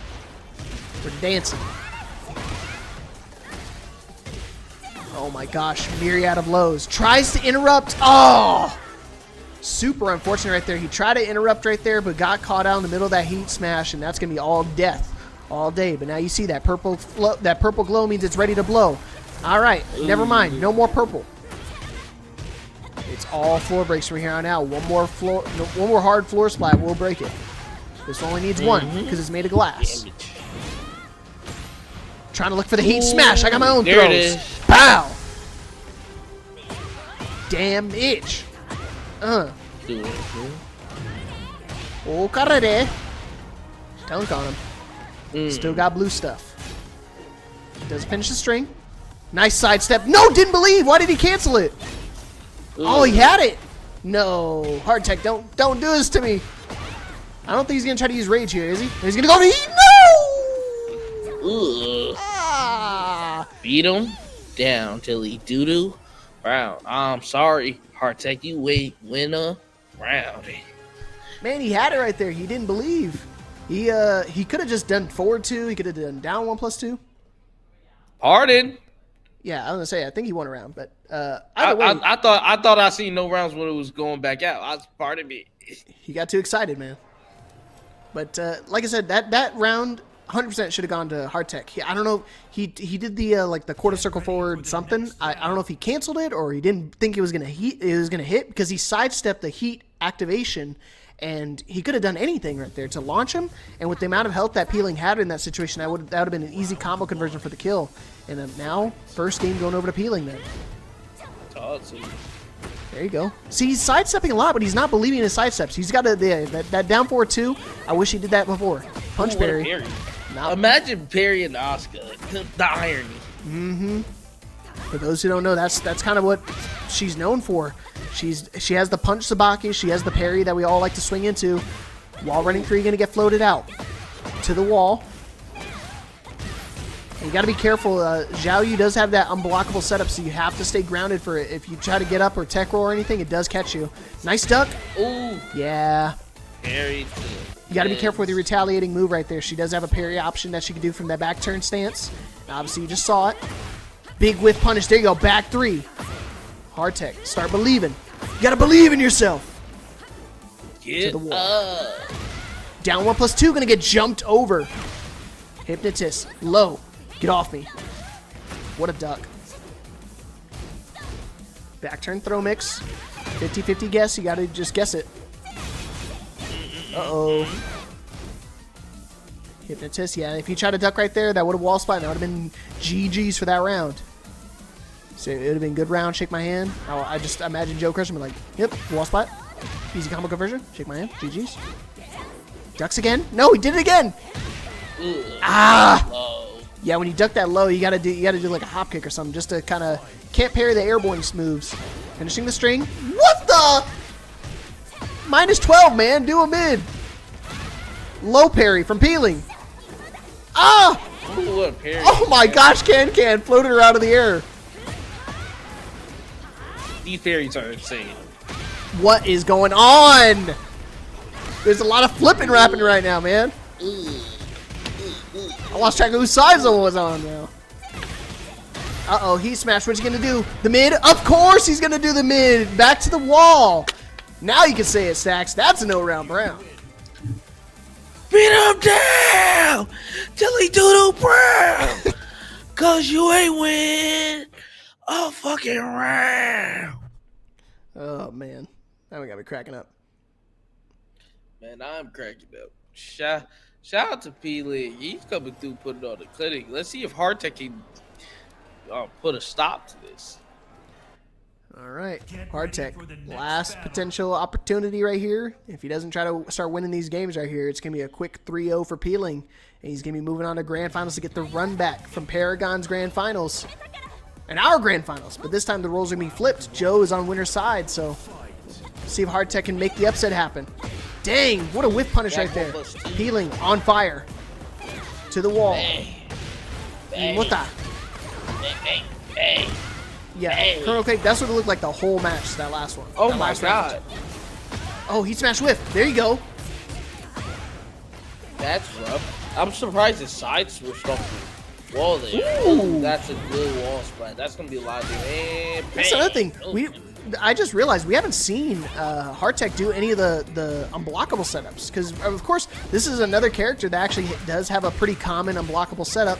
Uh-oh, just when I say that, met with a hop kick, caught you with the frames, easy rage art combo conversion. GG, shake my hand.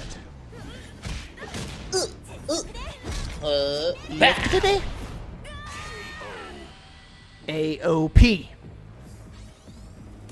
Get it out the gate. Get it out the gate. Oh, no. I was thinking that. That's a hatred right there. Oh, yeah, on my soul. That move. Careful to get up. I don't like it. Like I said, Hardtech's getting a lot of really strong with the lateral movement, but he's not really punishing too much with it. He's not doing a whole lot of risky stuff. The way King Raven likes to, he tells people to play Oscar, you got to play very high risk, high reward. Down 1+2 is a very good option as well. The side steps are looking good. Heat smash maybe. He does. Ray is, like I said, one of the few players I know loves to use that unblockable setup. He can cancel into a myriad of options. Back to the wall. What you gonna do? Rage art, man, dude. Oh my gosh! Stop letting him jump over you. Oh my gosh! Ah! Set point here for Peeling. I try to tell people if they're gonna be spamming moves in your face and you have rage, pop a rage art, man. That goes through everything. Even if he gets some airborne and scales, it's still you want to ground him. You don't want to let him get away with doing that stuff for free. Ooh, damage. Oh man. Kyrie did not Dang, how's it not wall them slap? He said, "Y'all gonna give me my doodle back." You heard me. I want my run back. I want my run back, and I want it now. JG Wentworth. Dang, wall running 1+2. No duck from Peeling. Doesn't need to. He's just going to keep jumping over everybody's head. I bet you do it again. Peeling is just... Wow. There we go. Finally gets a sidestep. Combo conversion going to drop because a little off axis. Oh my gosh. Clean wall splat. Looking for the second wall. Finds it. Little off axis. The jump over. Ah! Smack him around. Another no round Brown, man. 3-0 over Hardtech. It's a rough one, man. That's a rough one. Shout out to Hardtech coming through, playing really good, getting into top 3. Third place here tonight. Third place in our breakout series, Tekken 8, week 14. Hey, higher than I've ever finished. So good stuff to Hardtech, making it out here, making it through myriad of characters. Like I said, Peeling getting the revenge. I think Peeling, after losing that match, immediately went into the lab, started working on some stuff. But I mean, like I said, if people were wondering, like, oh, well, Peeling only does play like Yoshi because Yoshi's broken. As you saw right there, he's still playing exactly like he would have been playing Yoshi. He would have been doing the spit animation. What's the difference when he's doing the jump over, when he's going into AOP? It's just his playstyle. He's just really strong at just doing the keep out and just intimidating your opponent, because it's not like those options are invulnerable.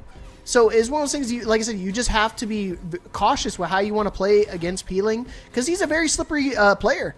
And you saw right here, taking it through a dominant 3-0 over Hardtech just by playing evasive and just playing super Ling-esque. I know I say that very loosely, but just a master of the character.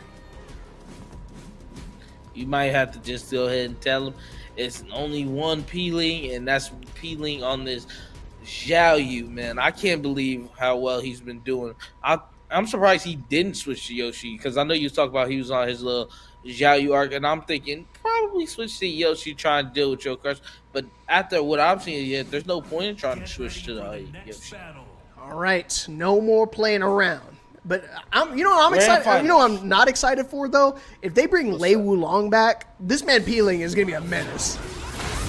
Oh, if they bring Lei Wulong back and I don't see my Bob. Oh, Bob's coming back. You know, did you see the character art in the server?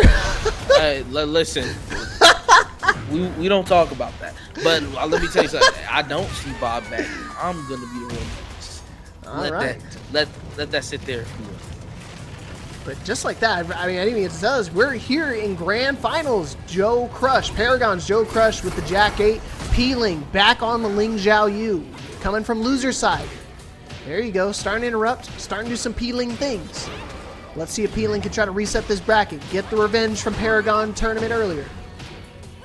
Good start right now. Low. Dang, no, doesn't get clean wall splat. A little off axis. What you gonna do? The mid? Of course. Immediate low. All right, one round apiece here. First game of grand finals. Down 1+2. Doesn't launch it this time. Particle barrier is gonna get blocked.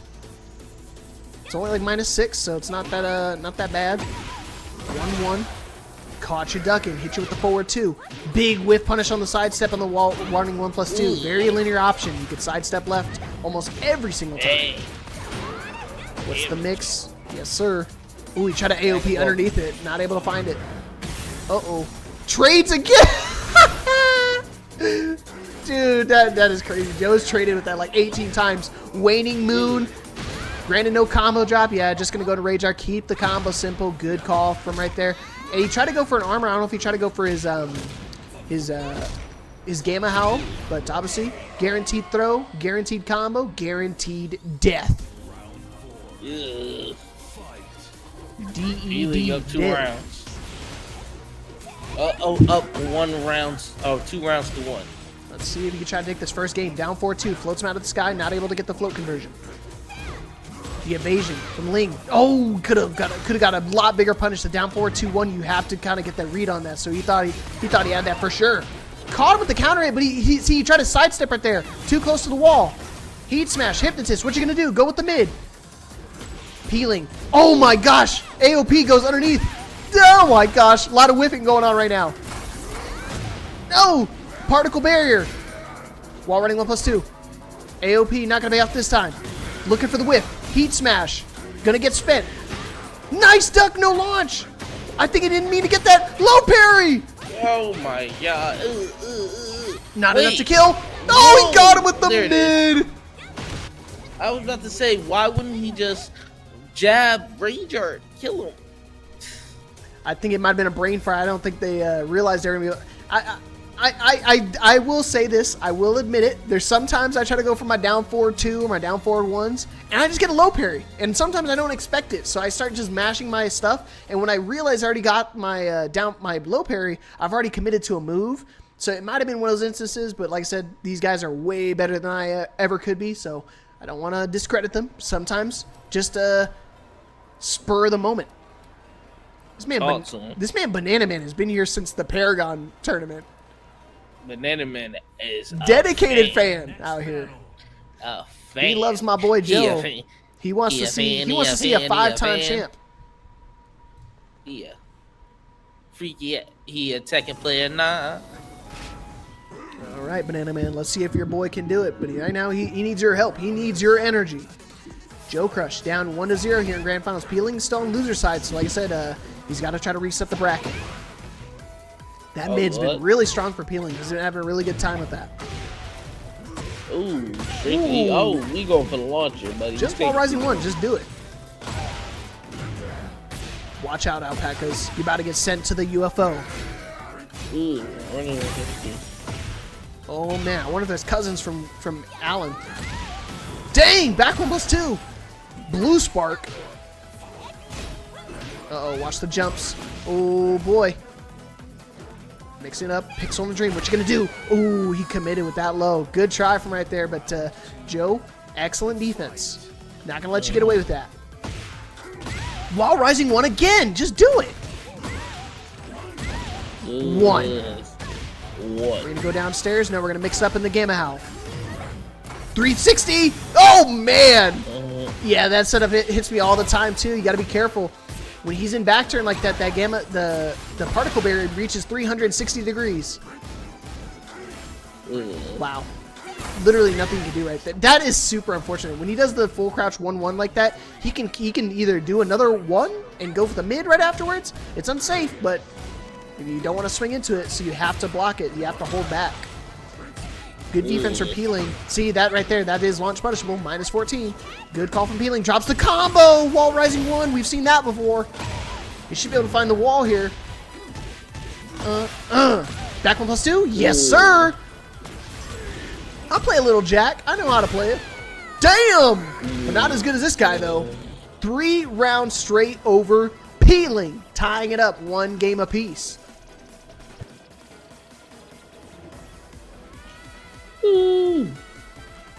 He's about to hop in that UFO. He's about to skirt off.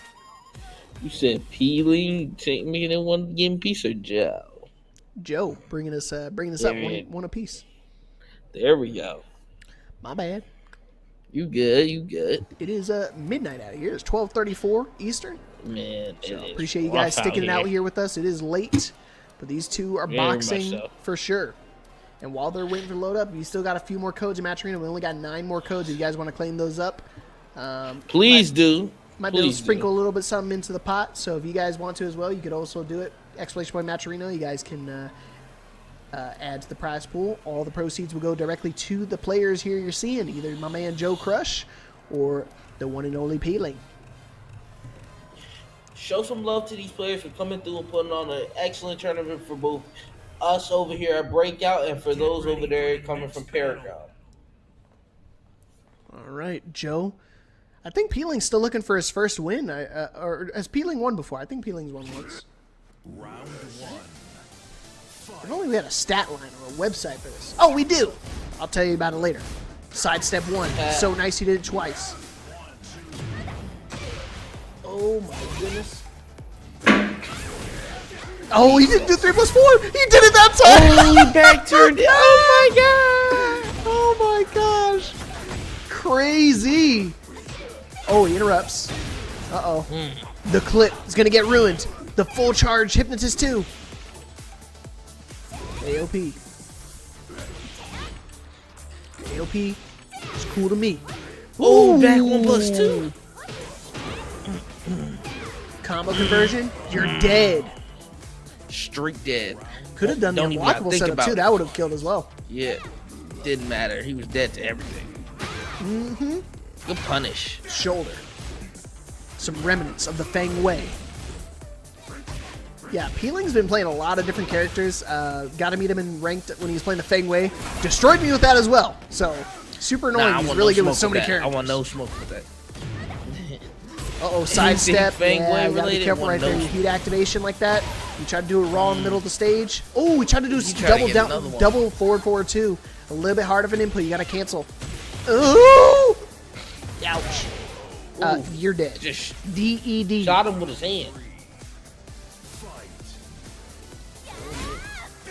Oh yeah, Peeling has one before. Yeah, week 12. Thank you. It was recent. Week 12. Yes, sir. Clean wall splat. What was the mix? Oh, I don't care what your mix is. I'm just gonna launch it. He said, mix this. Aye. Okay, good call. Okay. Peeling. The evasion. What's the mix now, buddy boy? Low. Damn it. Ouch. I didn't think that was gonna kill, but it did. My back. My leg. My leg. All right, Peeling. 1 round away from taking a 2-1 lead here. Help. Help me. Shout out to Asher. Commentated the pools leading up here to top 8. Oh, man. Spring kick. Oh, Cali roll. The damage. Jumping. Uh-oh. Gonna get interrupted. Over the down back 1. I ain't let you get away with that. Peeling. 2-1. Looking good. He's looking to reset the bracket right now. Like I said, roles were flipped in the Paragon Grand Finals. Peeling was on winner's side. Joe Crush had to reset the bracket and eventually won the tournament. Let's see if Peeling can reverse fate. Here at Breakout, looking for Peeling's looking for the second win. Joe Crush looking for 5-time champ out here if he can win this this last match of the night. Yeah, he's busy. Yeah, you don't want to get him busy. Ooh, wee, heat smash over that low. Hypnotist mid. You trying to duck? I think you try to move right there, but Not either way, today. gonna hurt. Clean wall splat. Deal with it. How does he keep finding these forward 3+4s? I can never find the hit there, and he finds them almost every single time he does it. Down forward 2, not gonna be off. Wow, I didn't know that was launch punishable. Oh, Lord, the damage. Oh, what's the mix? Back to the wall. Gonna go to the back turn. Good patience. Nice side step left. The option you got to do for his wall running 1+2. Not that time, though. Double it up. Have to make sure. Careful. He said, do it again. Wall rising 2. Damage. Dead. Joe Crush, taking round 2. Ouch, man. That hurt. That punch felt like it hit me in real life, man. Oh, he drops the combo. Particle barrier. Good punish. Full crouch, and he finishes the string. That is launch punishable. There you go. Forward 3+4 finds the counter. It doesn't do the one that puts him in heat. Goes for the higher damage option. Gamma Howl 3 gonna get interrupted. Big whiff. No, it missed. Oh, super unfortunate. He got the right punish right there, Joe but for some Crush. reason just out of range. He's trying to tie the setup once again. Nice break on the throw. Full crouch once. Particle barrier. Can't get through this. Ooh, big whiff. No launch, though. Oh, he's been trying to spam that down forward 3+4. Searching. Ooh, big clip. That saved his life. Heat smash, of course. Very last second. 10 frames, by the way. No duck. Good patience though. Peeling, not trying to give him too much to work with. There you go. Uh-oh, no! Flipped the sides! Damage. Oh no. Full crouch So low. much damage. Oh my gosh, he's dead! What happened? Wow. Joe, get to the money. Joe Allen Crush ties up the set once again. Super unfortunate right there. He like I said, Jack is not familiar, not really a character you too familiar with walking. He's trying to change the stage right there. Yeah, you gotta go ahead and change I do that all the stage. time. Like I say, when I try to use my mouse and try to click off to the side, it auto clicks rematch, and I'm like, man, I did not want to play on the stage. But obviously, they know they're gonna be swapping sides, so disregard what you're looking at right now. You know what? Pan over to me. To him. Now back to me. I'm on a horse. Oh, horse. Yeah, it's the Old Spice commercial. Remember that one? Okay, now I remember what you're talking about. I do remember. Also, lock him up, chat. Oh man. Back to jail I go. All right, but here we go. Letting them pass go. Potential final game of the tournament right here. Dro crushing in these tournaments, looking to get the second win of the night and 5th win for Breakout. Needs one more game to do it. Peeling, looking to reset the bracket with one more game. Yeah, this game 5 is pivotal, man. I don't know. Let's see what Peeling's got to say about it. We're gonna be going to Sanctum. Sanctum. Yeah, I'm already at plus 50, bro. You were looking over under 11.5. I said that's it. Here we go. Final game of grand finals. Potential final game. Could be going to reset. We'll have to find out. Good Ooh, pickup from counter hit. Peeling.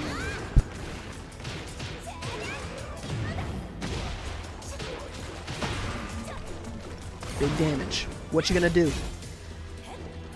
We're gonna use the heat. Yes, sir. Heat smash gonna go right through it. Not gonna find the trade this time. Nice sidestep hop kick.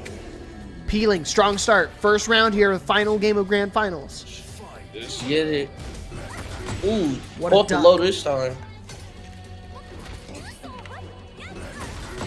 What a duck again. This man's committing to these ducks. Forward, 2. 4-4. Ay, ay, ay. Unblockable setup. Back one, didn't believe. Could have finished the back one too right there. Guaranteed plant the seats, but how about this guaranteed down 4-2-1? Rupa! Are we going to be able to find the wall? 1. No, not quite. Goes with the mid-mid. Unblockable! Whoa! Out the air. Aye! Wall rising 2-1. Super unfortunate right there. Round I don't two see. You going don't to see. Joe. You don't see too many people. They go into hypnotist stance and they immediately just go for the unblockable. You know, obviously Joe wasn't expecting either. Did a jump back to try to mitigate some of that damage, but not able to get away from it. What you gonna do? Back to the wall. The low. Wow, big call out right there. If he ducked, he actually would have been dead that round. So excellent defense from Joe Crush. He knows. I've seen these tricks before. Oh, what a duck on the throw attempt. He's been doing that all night tonight. He's been hard ducking and quick ducking these flash ducks underneath the throws. Oh, he tried to punish with A whiff because she Smash, and landed. they She did landed not in the care. hot. Yeah. Oh gosh, 15 seconds. Are we gonna go down to the final seconds here? We're flipping. Neutral 2, wall rising 4. Looking, searching. Oh, the float. Good jab string right there. Drops the combo. The particle barrier is enough to close it out. Here we go. Tournament point for Joe Crush. The counter hit. Peeling. Not going down without a fight. Guaranteed. Only on Jack, though. Oh, jumps over it. Waning Moon. Gonna get broken. Iota. Plant the seeds. Oh, he didn't know. He could have launched. He could have did a big launcher. Man. Potential mistake for Peeling. Back to the wall. Sidestep 1. There you go. Launch it this time. There you go. He got a second chance. Super risky that Joe actually tried to go for that. Ooh, and add salt to the wound. I'm going to do the unblockable. potential final game of the tournament, final round for grand finals. Are we going to see the reset? Or are we going to see the tournament victor? Are we going to see 5-time champ Joe Crush? Let's get it. Duck this. Oh my gosh, immediately spend heat. Heat's gone in first 7 seconds. Interrupts. The armor not going to pay off. Forward 3-2. Oh, the hop kick. He went under it. Damage. Break the wall. Is that going to be dead? No. Pixel. The mid. And we got a reset. Blow those air horns, baby, because we got a reset. We're going back to 0-0. Oh my goodness. And like I said, Joe had phenomenal defense tonight, but Peeling finding a way to battle back. Oh my goodness. Shout out to Peeling. Got the reset after getting resetted. He said, I'm not going out like that. I ain't going down with nothing to show for it. You know that line. Mm-hmm. Dude. You going out with nothing to show. They got to bring that back, man. That was cold. When he does the rage art, he goes, "You're done." Mm-hmm. Give it back. You should hear how he yells at Kazi. You degenerate. You're done. You're done. Come on, sugar. Come on, sugar. All right. Let's see what Joe's got to do to try to turn this around and win the tournament. Because, like I said, he won the Paragon earlier. He reset the bracket on the Peeling when Peeling was on winner's side. But now roles have been reversed. And honestly, Peeling three games away from completely reversing the turn of events earlier. Get ready for the next battle. Yeah, unsponsored Peeling, by the way. Shout out to him. He gonna get picked up by a sponsor soon enough. Let's see. Grand Finals reset. The Sherpa Grand Finals. Joe Crush. And Peeling. Body slam. I'm telling you, these down forward 3+4s from Joe has been paying dividends, man. Oh my gosh, he went under the mid. That's 100% hit rate, respectively. Holy cow. Damage. Guaranteed. What you gonna do? Back to the wall? Yeah, he ducked it the last few times. He was like, okay, I ducked it the last time he went for it. rough. Surely he'll do it again, right? Because he won't expect me to duck it? Nope. Talk to the mid. The mid. Wow. Look at that. He was walking forward. He was trying to low parry. Sidestep 1. 3+4. Gamma, the particle barrier. Not going to pay off. Damn. Sidestep 2. Guaranteed. Plant the seeds. Ooh. He actually could have committed to the extra hit afterwards. I think that would have been counter hit. Back to the wall. Youch! Not enough to kill, though. What you going to do? The mid again! Joe Crush getting a little too greedy, trying to duck these. Gotta get up. Nice tech on the throw while running 1+2. Get out of my face. He said, get back. Running like a linebacker. Chinese food does sound good right now. While running 2, guaranteed forward 2 right there. Boy, you just gave me an idea. Uber Eats about to get 2 orders tonight. Oh, is he gonna go over? No, it didn't go over. Oh my gosh. Full crouch, down back 1-1-1. 1-1. Particle barrier gonna spend the heat. Nice sidestep. The evasion, the natural evasion. Not gonna evade this though. Is this gonna be enough to kill? Back one. Possibly. Oh. Down back 1-1-1-1-1-2. All right, Joe, looking to take the first game of the reset. Over the low. Good call from Peeling. Knew that low was coming. Sniffed it out from a mile away. Man, the guaranteed follow-ups here from Peeling. Super strong. Annoying to deal with. Heat smash. Yeah. Jump over. Back 1+2. Gonna spend the heat. Is able to get it converted because she was airborne. All right, to the wall. Brrrah. Try to jump over. Wall rising 2-1. Guaranteed back 3. Nice duck. Keep the combo simple. A little off axis, but I don't think it's going to be a problem for Peeling. Just kidding. Unblockable, guaranteed, only on Jack. Final That's a round, rough game one. Final. Wow, that was just a Ooh, single look. jab. He wasn't even trying to go for a throw that time. Joe, on point tonight with these flash ducks, man. Fuzzy ducking. Fuzzy ducking since 08. Oh my gosh. Could have got a little bit more, but it's okay. Heat smash coming in to save the day. Ugh. Orbital cannon. Wow, What is whiffs. going on here? Yee! Good call. He's the particle barrier because he... Oh! The snake edge, a run-up snake edge is diabolical. To the clean wall. Unblockable. You can't stay grounded. It still works on you. And the throw to close it out. Wow, what a turnaround. That looked like totally Joe's game right there. And Peeling, turning it around. Going up going up one set, 1-0, right? 1-0 here in the Grand Finals reset. My man, Way of the Phoenix Fist. He's celebrating right now, man. Healing. Looking good game one. Joe Crush could have turned that around, but got a little, like I said, started going into the stances, started to mess around a little bit, and got caught out. Peeling is not one to mess around with. He knows the trickery too. Trickery dickery do. Don't want to get caught out with the blickery blickery. Oh Lord. Ooh. Don't act a fool! Lord. Back to the wall! Mid! Jump over. Jump over. Oh, the mids! Alright. Here we go. Forward one.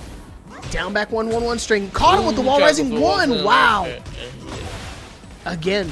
That's just reads on the opponents. That's just because these two play each other a lot. This is not stuff Joe normally does. Even against opponents that he's really confident in, this is just a pure matchup between these two. All right. Good call from Peeling. He recognized that was a full crouch one. That is safe. On block. Only the regular down back one is going to hit. Back one +2. There you go. Another down back one. They changed it a little bit because back in Tekken 7, if you did a down back one, it puts you in a crouch state. But this game, if you just try to do a regular down back one, it is standing. So you can still get caught by jabs. Like I said, I played a little Jack back in the day. It was easy, man. All you had to do is down back one and forward one. It was that easy. And then know your throws. If you get all your throws, this is what happens. Oh my goodness. This is your brain, and this is your brain in Jack 8. Dude, clean wall splat. How on earth? That was a low parry, by the way. Plant the seeds. Do it again. No, back one +2. Look at his health. Get up, Peeling. Get up. Get up. Like I said, he's been searching for these down forward 3+4s, and they've been paying off a lot. Finds the float conversion on the down forward 1-2-1-2-1-2 string to the wall. Brah. He's been mixing up his timing a little bit. Sometimes he does the actual string. Sometimes he does the down back 1-1 setup into mids. Back 1+2. Big life lead for Joe. He's looking to tie it up. Jumps over. He got him. Oh, down back one. Is he gonna do it again? No. Caught him. Clean wall splat. No rate or no heat. Tries to do it again. So nice, he did it twice. No duck on the second hit. Doesn't jail. Ooh, Gamma Howl 3. Very unusual round ender right there. I guess it's just because Joe's been using a whole lot of either back 1+2 or down back ones to catch him either ducking or standing, but interesting. Definitely. Dang, my man Joe is in the chat. He's looking. Yeah, man. He said, fix that skull right now. Talk to him.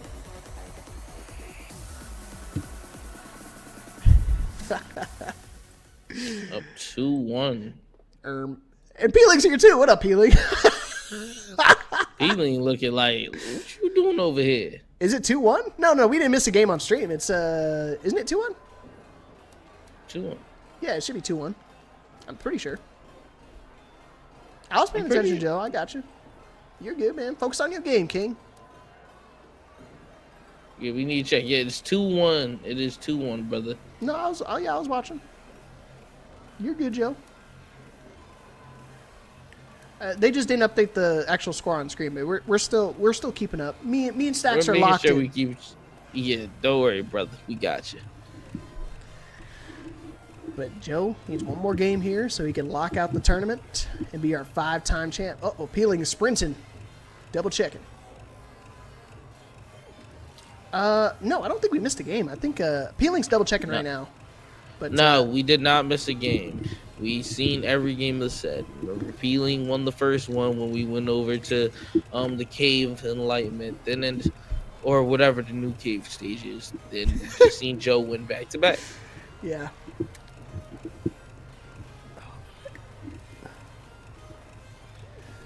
But here we go. See if Joe Crush can lock it down for a 5-time champ. It's all right, Joe. It's late, man. I understand, man. It's hitting. It's about to hit 2 in the morning for you guys. So or at least not for you. You're in Texas, but for the East Coastians. One over here. Over here. Oh, it's 1 in the morning.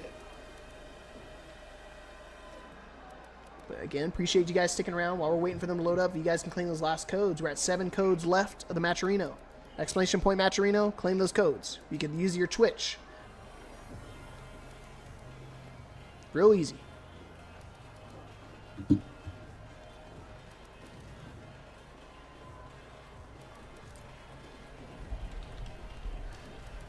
Oh, man. Like I said, these guys are duking it out, man. Hold on. Get ready for the next battle. Wait, please tell me that we can see it on our screen. No, I'm just looking at something. There it is. Perfect. Alan. All right. Jesse. Here we go. Potential final game of the tournament. Let's see how they do. Alan versus Jesse, ladies and gentlemen. Damn. Man, Joe is pissed. He said, you want to doubt me? I'll show you something to doubt. Back up.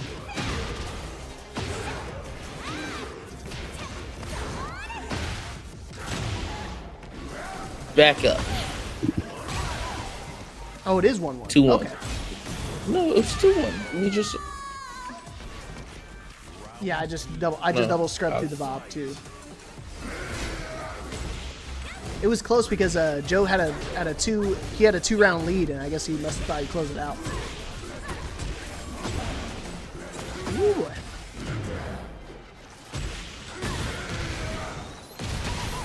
All right, Okay. Feet smash to the wall. Oh my goodness! Finds the interrupt every single time. Yeah, we had to double check the VODs, just make sure. It's getting late. There's been a lot of tournaments. We had to watch them play in grand finals of Paragon's tournament, so there's been a lot of matches between these two. Yes. So I'll probably mix up one of their games from over here. That's what I'll probably Ooh, we ain't gonna mix up this one though. Perfect. Yeah. Perfect. All right, you see that purple flow? Means it's ready to blow. Don't get hit with the throw. So that throw is gonna turn into a little bit more. Dang, I ain't cooking tonight. Yo, Bang. tell Travis Scott to hit me up. Bang. Put me on the mixtape. Down 1+2. No, Ooh, he blew almost him out got of the range. punish. Oh boy, hit him with the low. Interrupts through the Gamma Howl stance. Oh, no duck. Ooh, wow. I didn't know AOP actually goes underneath the down forward 3+4.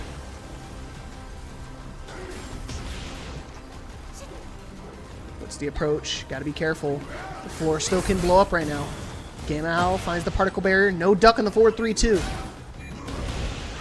Plant the seeds. He ain't going to work on me, buddy boy. Ooh, good call from Peeling. Breaking the floor, making sure that the throws that Joe Crush tries to throw out aren't going to be paying off.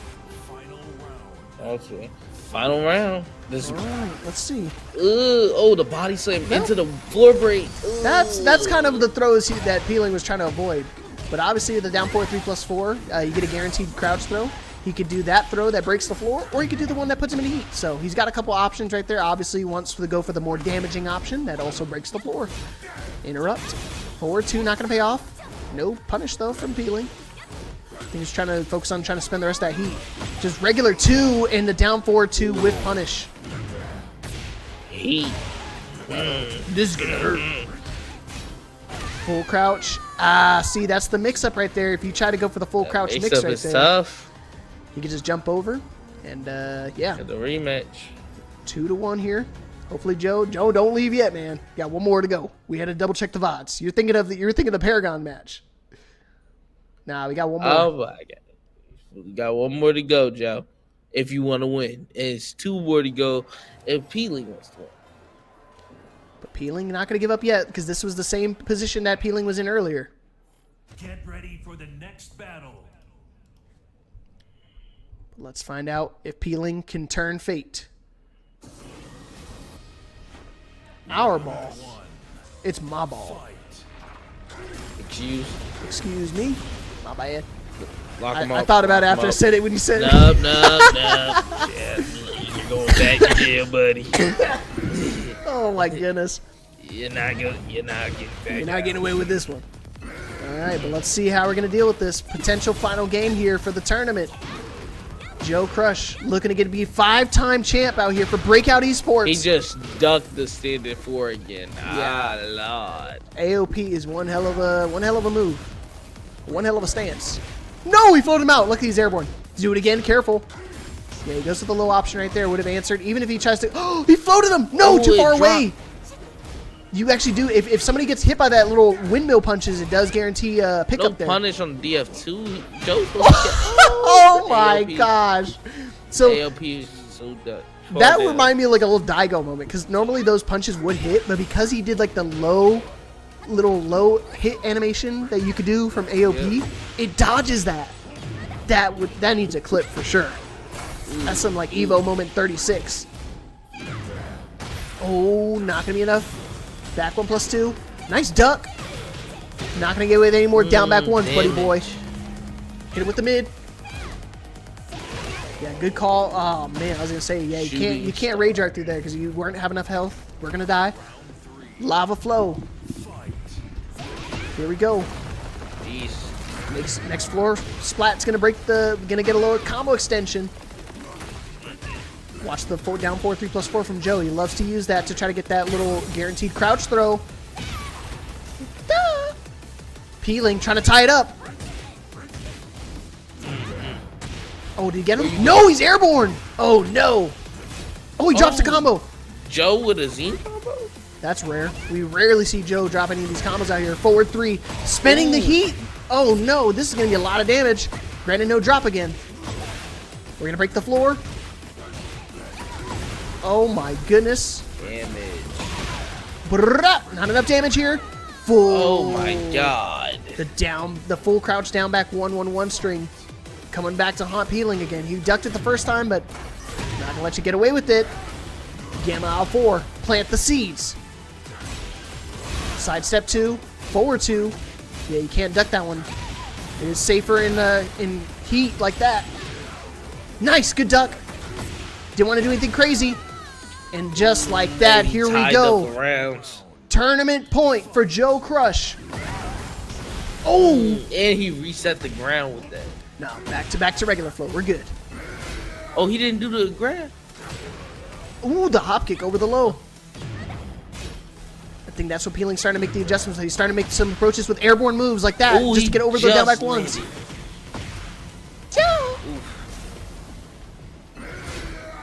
Wall running 1+2. Watch the heat smash.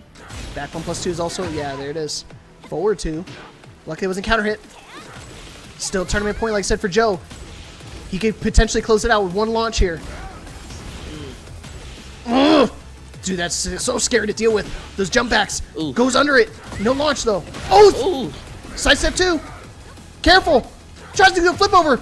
Wall rising 2-1. Back 3's guaranteed, and that's going to do it. Joe Crush is your Breakout Series Tekken 8 Week 14 champion. Man, that was a stuff. That was a set. Joe Crush. That was a rough one. Joe Crush, man. I keep saying his name, but I'm in shock.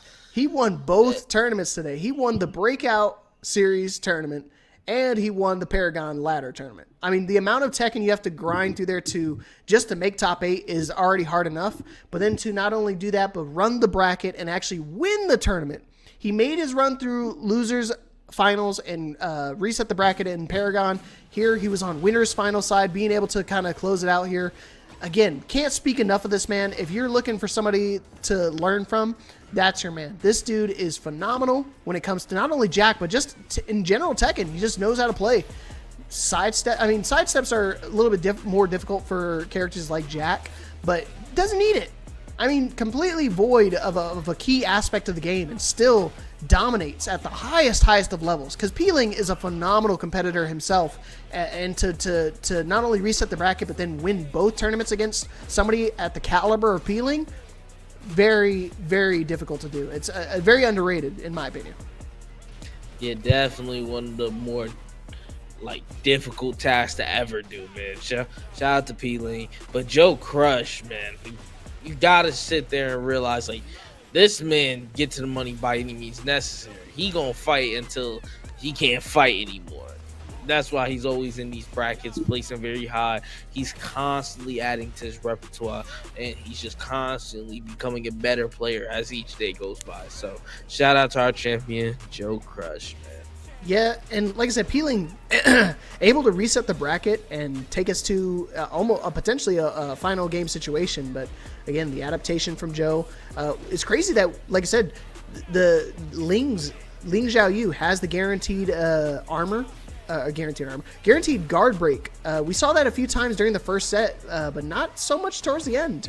Maybe trying to change up the game plan a little bit, try to save it for when it was like a must-need situation, just to kind of, you don't want to show off all of your strats so early on. Yeah. But again, these guys play against each other a lot. I mean, in terms of the last few weeks that we've seen the top 8 for here at Breakout, these guys, consistent competitors, consistent matchups against these two. So it's one of those things, they start doing some unorthodox moves and punishments and just general strategies just because they're trying to mix up how they want to deal with their future and upcoming opponents.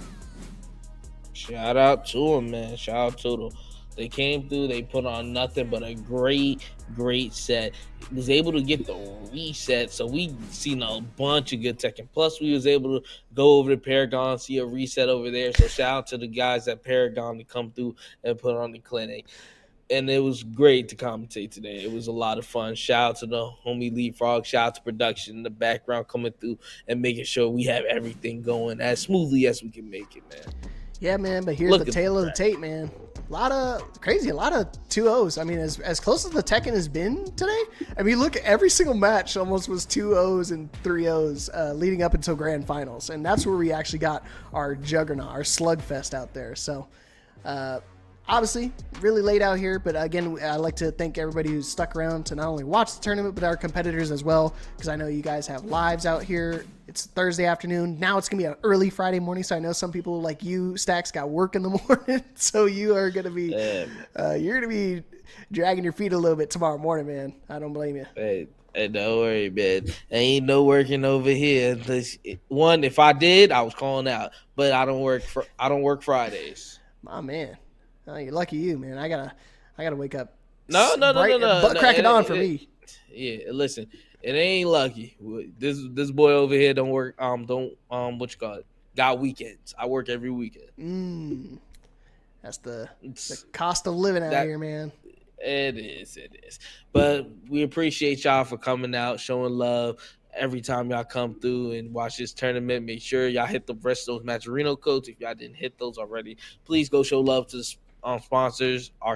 Shout out to One Shot Energy, and make sure y'all show love to the socials, man. We got a bunch of commentators up here that come through. They commentate more than just Tekken, but they come through and commentate over here. They'll commentate at other tournaments. Just show them some love. They come through and make sure everything's all good and smooth for us to have this event. So shout out to y'all.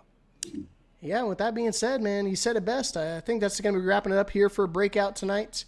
Phenomenal tournament. Congrats again to Joe Crush being our 5-time champion. You heard that right. 5 times this man has won these tournaments, and he's only been participating in the bottom half of these events. So it's interesting to see how consistent these guys are at the top level. So probably going to wind up seeing him again if he likes to participate in the next week's tournament. We're going to be helping him every single week here at 8 p.m. Eastern. So join the Discord so you guys can not only check to see when the next event's going to be, but also just hang out because we're starting to branch out, start to deal with some more community stuff. You can also apply. We have a couple positions open as well. You get, like I said, all the information's in the Discord. I won't bore you guys too much longer. I know it's late and I know you guys want to go to bed. So with that being said, that's been me here, Mr. Leapfrog, my man Yui Stacks, and thanks to everybody here tonight. Congrats, Joe Crush, and let's see you guys again next week. See ya. Catch y'all next week.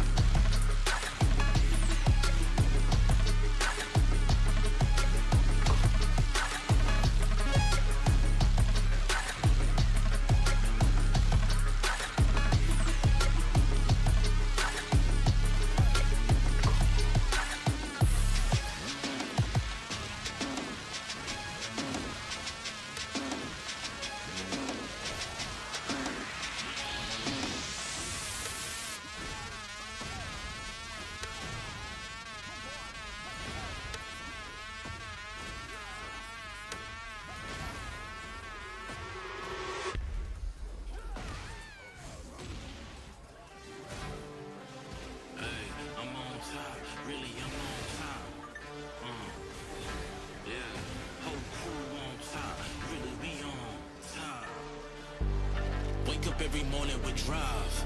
Been on the grind, know I had to survive. We had to win. Started from the dirt and the rubble. I had to be the needle that was popping your bubble, letting the air out. Walking with a clear route. How we gon' rise today? I'm making mine today. Go make yours. Double back and flip the proceeds. Last year on the corner sipping OE. Had to get off the block. Best friend smoking rock. Best man called the cops. Rose from the city that never sleeps. It's the melting pot.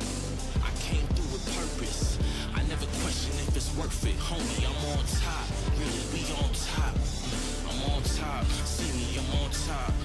We on top. Whole crew on top. I can't stop.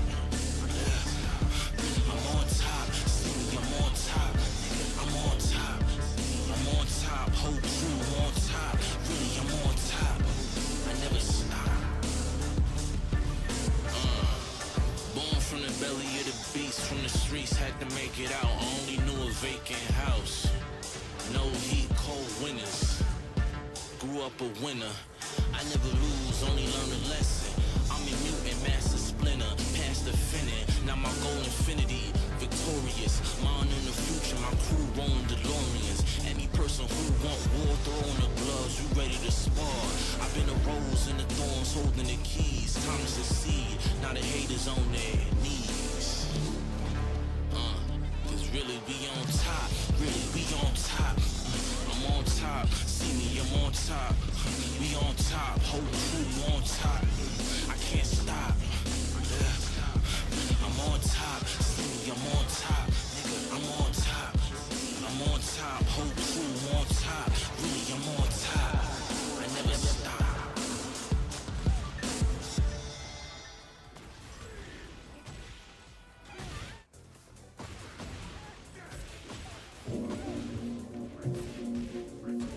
How long you think it was gonna take before we got here?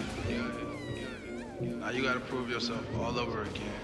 Come on. Ain't nobody coming, I've been gunning from 100 yards, trying to hit my mark, missing every time. This'll be the start of the picture perfect. Watch it when she working with no hands. I got plans, stack 100 bands, people in the stands and they fans singing every song and they copping merch. This'll work. I emerge while you falling off from perk. While you leaning, I'm even scheming to heat up like steaming demons. I left for 6 years, they feeding. I came back to make a scene and get rich. All the benefits, all the businesses, smoking mirrors to make it clearer. I'm all up in your shit. I'm like the clown from here, cause down here everybody float. I've been back in the baddest and everybody knows. Body blows to bring their head down. I'm ahead now. Stacking bread and cut the overhead. I'm more prepared now. Feel like Freddie to your favorite rapper. Yeah, they scared now. Kill them all inside my dreams except they really dead now. Head down. Yeah, that was cool and all. I need you to go harder than that. Come on.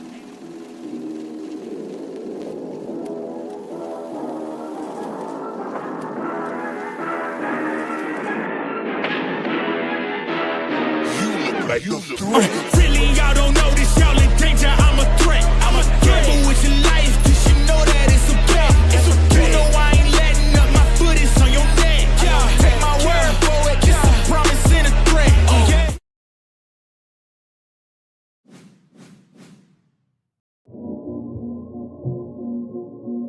How long you think it was gonna take before we got here? Now you gotta prove yourself all over again.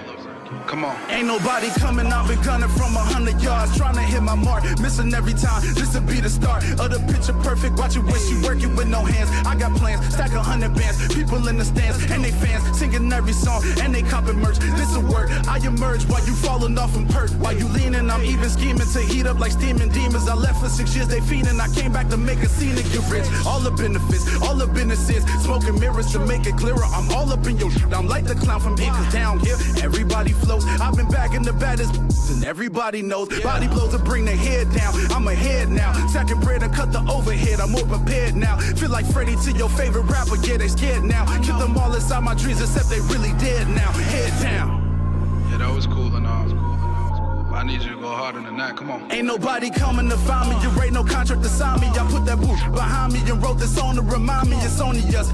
Phony plus, so we only trust if you down here in the trenches with us while we coming up. This is crime mode, preteen hard, chafing in your jeans, playing just a tip until you slip. Now we on the scene, call the game, say my name like Candyman in the mirror. I pop up with a hook, you get gutted, you got a fears, but focus now is the clearest. This is now is the nearest that it's ever been. It's music medicine and I'm a healer. Actually, I'm a dealer. You can get a QP or QT in my DM trying to get some. 5, 4, 3, 2, 1.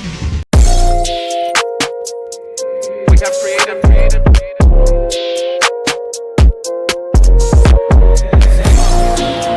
I'm needing honeys on honeys, cause that's what I'm worth. Show me the finish, I'm getting it first. Show me the best, and that's me and my worst. I need that money, I'm getting it now. I'm at the top, but I started way down. I told them hundreds of times that I'm really done waiting. I swear that I came for the crown.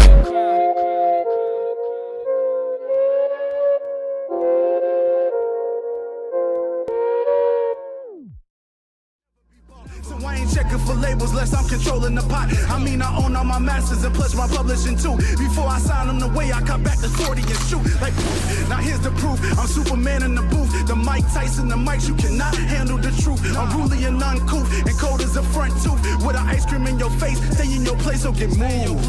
Like I'm Luda, I do you bad in a second. You can't compare with my methods, my mind's a magnetic weapon. So keep relaxing, I'm coming back with an axe and a sword at your front door, declaring that we at war. We at war. And that's exactly how it's gonna be. Don't ever let them underestimate you. Don't ever let them doubt you to the point that you start believing what they say. Don't ever tell yourself that it's actually only you, because really, it's you and everybody else that ever believes in you at one time. And you gotta channel all of those people into everything you do, so you can be the face of it.